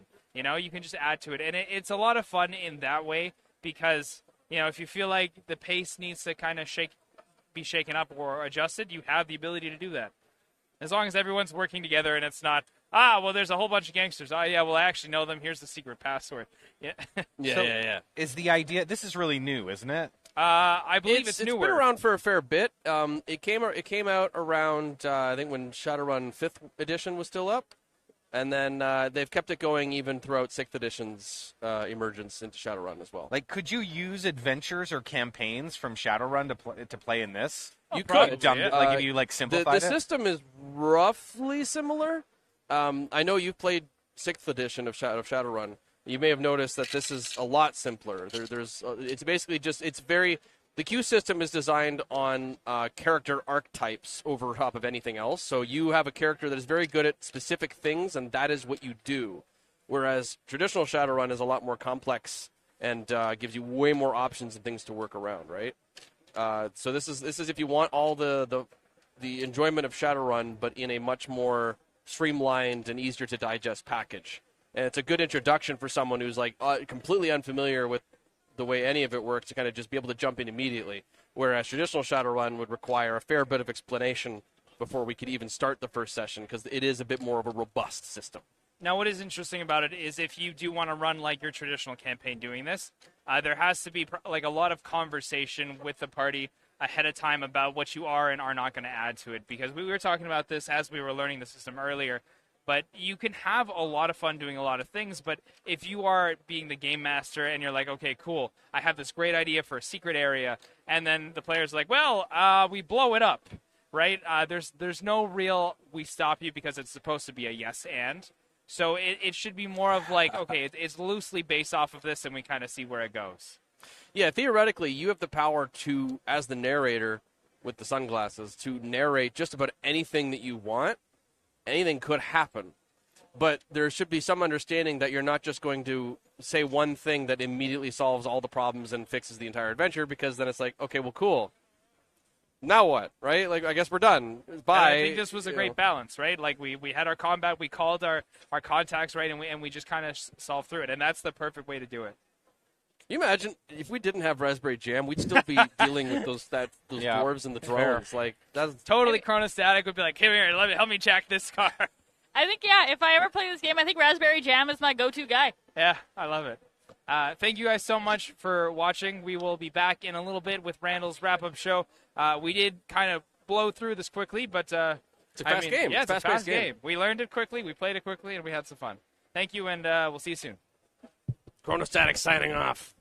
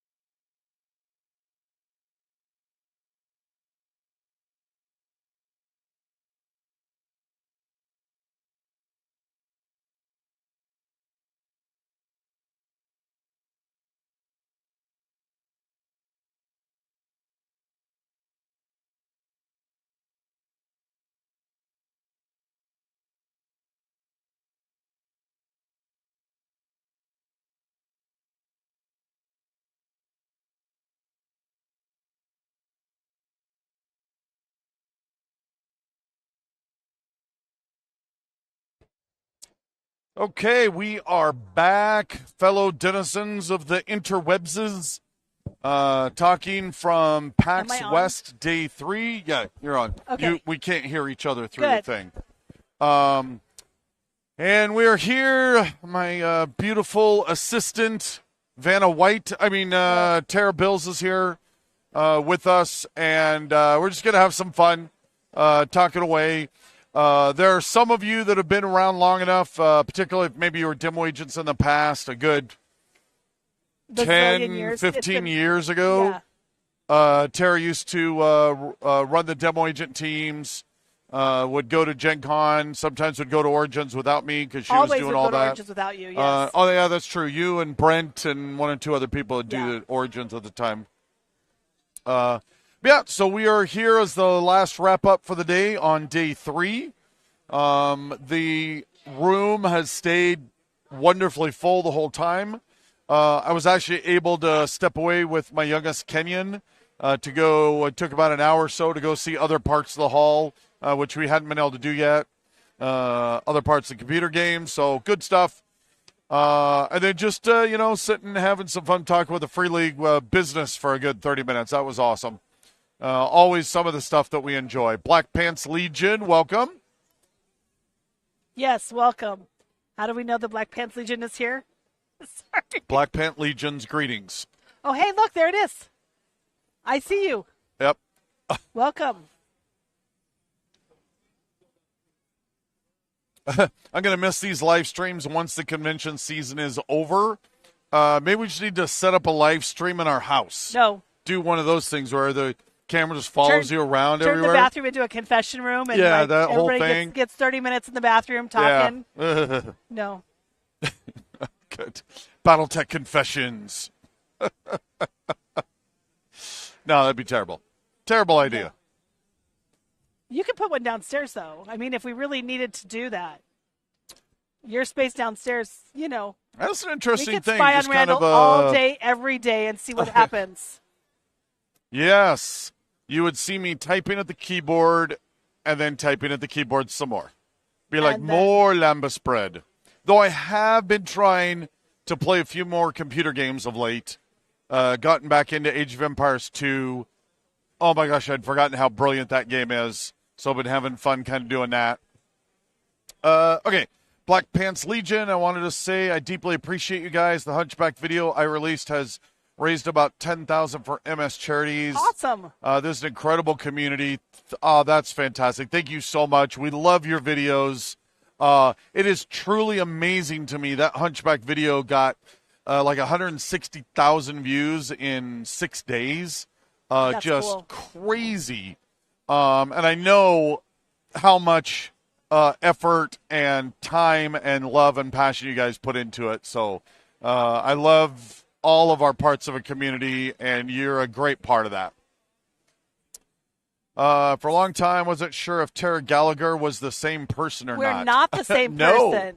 Tara Gallagher was an employee at FASA. Yes. I am not Tara Gallagher. She was the production manager at FASA. Wow, I've not thought of that, Tara, in a We went to their house long and time. played Mythos, the card game. Yes, Mythos, the card game, the Cthulhu Yeah. trading card game back in the 90s. That tells you how long it's been since we've been to Tara's Long house. time ago. But I think she also is one of the ones that moved out here when FASA closed and Microsoft got a lot of their employees. Yeah.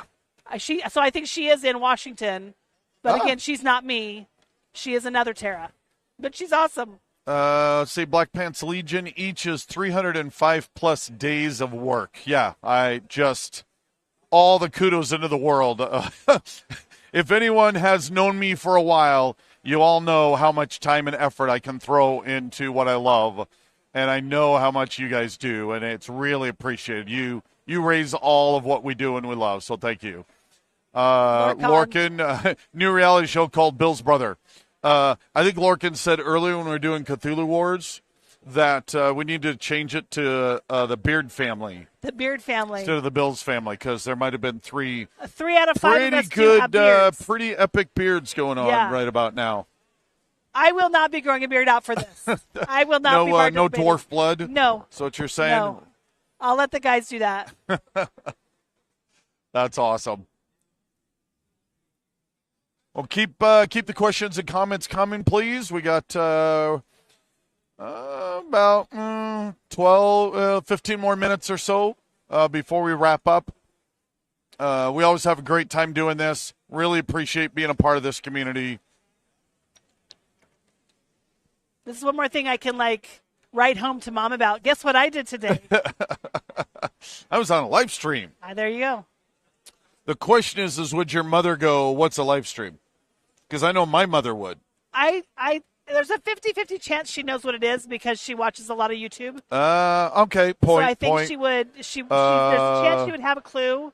Yeah, my mother, love her to death. 30-plus years of doing this.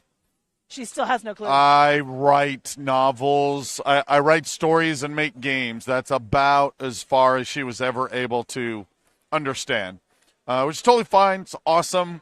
Always wonderful and supporting, but I'm just off in some foreign country speaking foreign languages for what a good chunk of my family understands. So, which I'm sure many, if not all of you, know exactly what I'm talking about.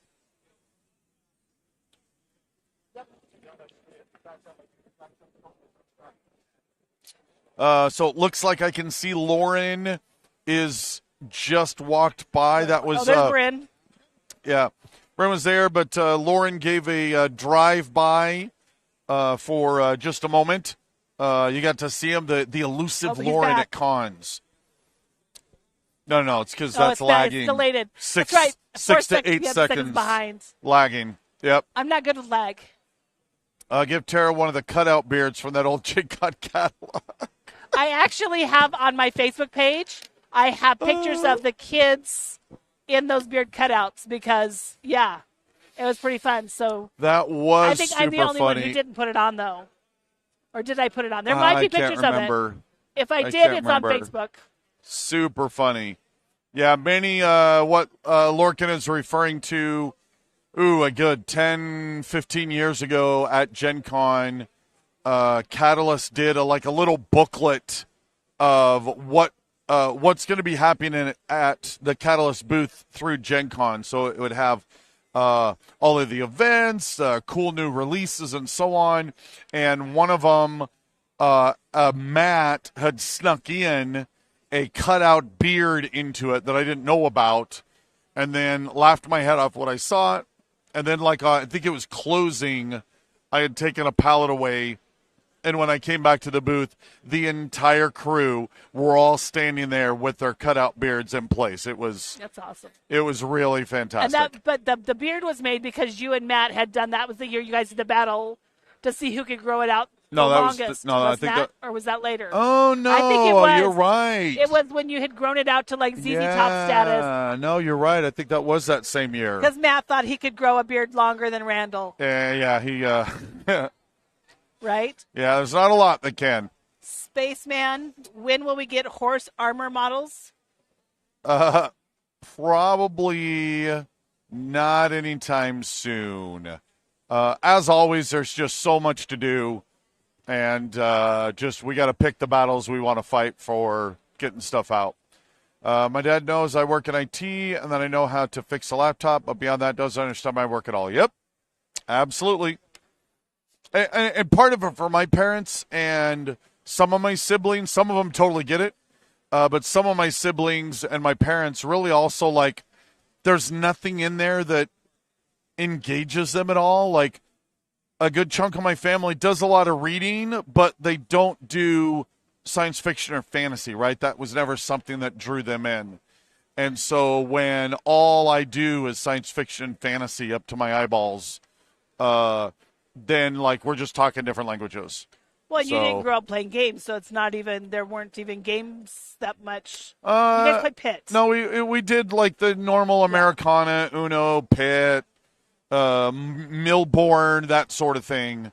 But yeah, for hardcore gaming, none of my, that was me finding it because I had to find it. I didn't know I had to find it, but I had to find it. Is Tara a fan of the Battletech universe? If so, favorite moments from the storyline? Tara tolerates the Battletech universe. Tara has a favorite faction, Magistracy of Canopus all the way. Probably favorite event was when my name, Erda Centrella I am Erda. That's my nickname. So when she showed up, there you go. That's my favorite because a little, Yeah. you kind of love yourself. So that would be Yeah. my moment. Well, and she's played maybe a dozen games Oh, I think over more than a dozen.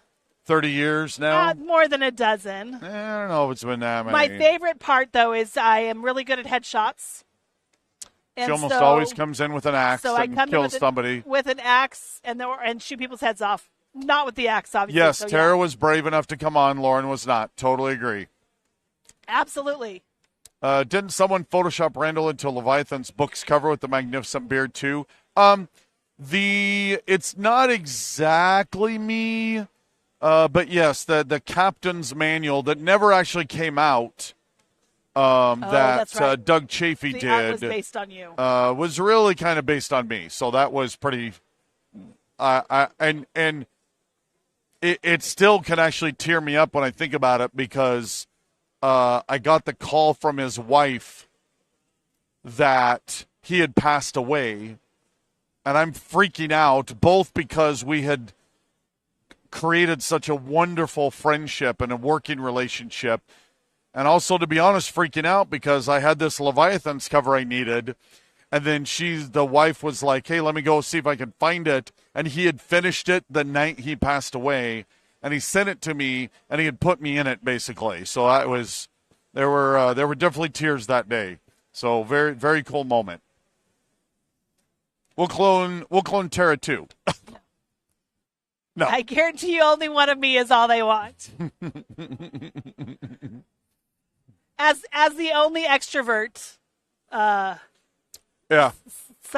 One, that's why I'm here and not Lauren, because I'm talking to a screen. Like, that's no big. I mean, obviously you guys are there, but it's not a hard thing. But yeah, as the extrovert who wants to get people to go do things all the time, I don't know if they could handle having two of us. No, that'd be too much. Getting you to go do things all the time. Too much. Want to stay in my hobbit hole. But if she wants to stay and do all the chores, we could. Wow. She wouldn't do that. She wouldn't do that though. I'm like, so you're because if it's another Tara, she's like, no, let's go play. Let's go have fun. Cloning your indentured servant. That's kind of dark. There's whole swaths of science fiction based on that. Right? So no, I'm that's not quite that evil. We're planning to clone Randall already, so why leave Tara out of it? Yeah, I've all said I both would love to clone me and think it'd be a little terrifying. So I don't need two Randalls. I am plenty. You are enough. That's what's enough. I'm enough. Okay, well we're getting here towards the end. Another nine or 8 minutes. Do you guys have any other questions, comments, thoughts about what Catalyst's doing, what we have coming? We are happy to try to answer them. 2, try a dozen. No. That is way too many Randalls. Doug was awesome. Yes, Absolutely. he was. Actually, one of my favorite stories, and this actually involves Brent, is that right before the 3085 tech readout came out that had Doug on it, we had a new batch of new artists coming in that were getting quite a few of the covers. Alex Iglesias was coming in at that point. He had just done the upgraded 3055 and 3058 covers, and they were all digital artists. And so Doug, very much a old school painting, and was just starting to learn that. And he sent in an email to Brent and I with like, hey, would you guys, can I still paint for you guys? Like, am I allowed to do that? Because, I see all these amazing new digital artists, and Brent and I are like, you're Doug Chafee. You were doing, he was doing concept artwork for NASA before there was a NASA, right?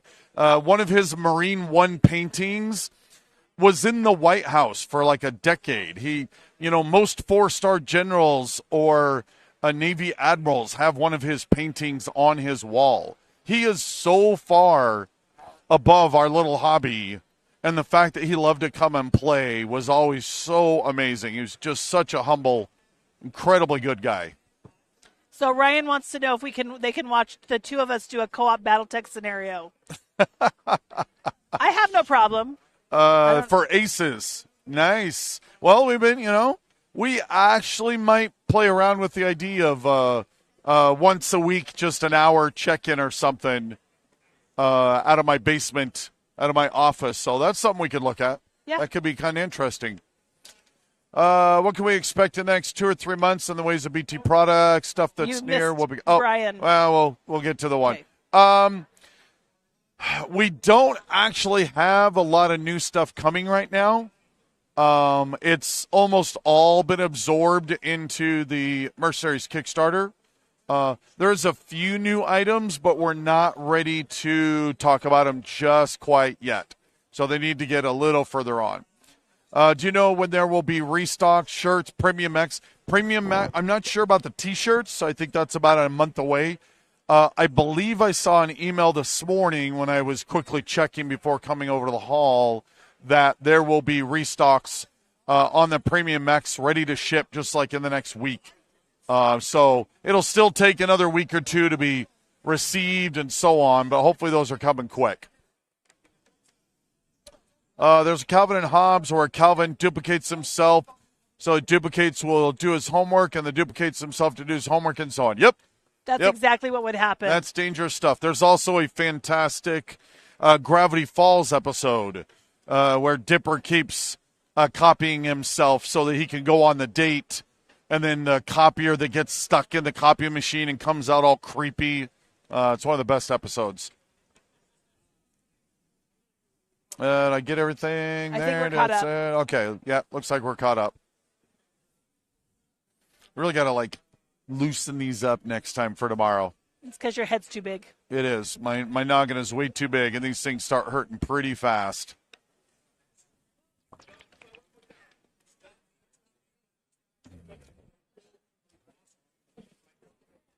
It's quiet now. It is quiet. I think we ran them out of questions. There you go. Either that or they're off eating like we're going to be doing here Yeah. very shortly.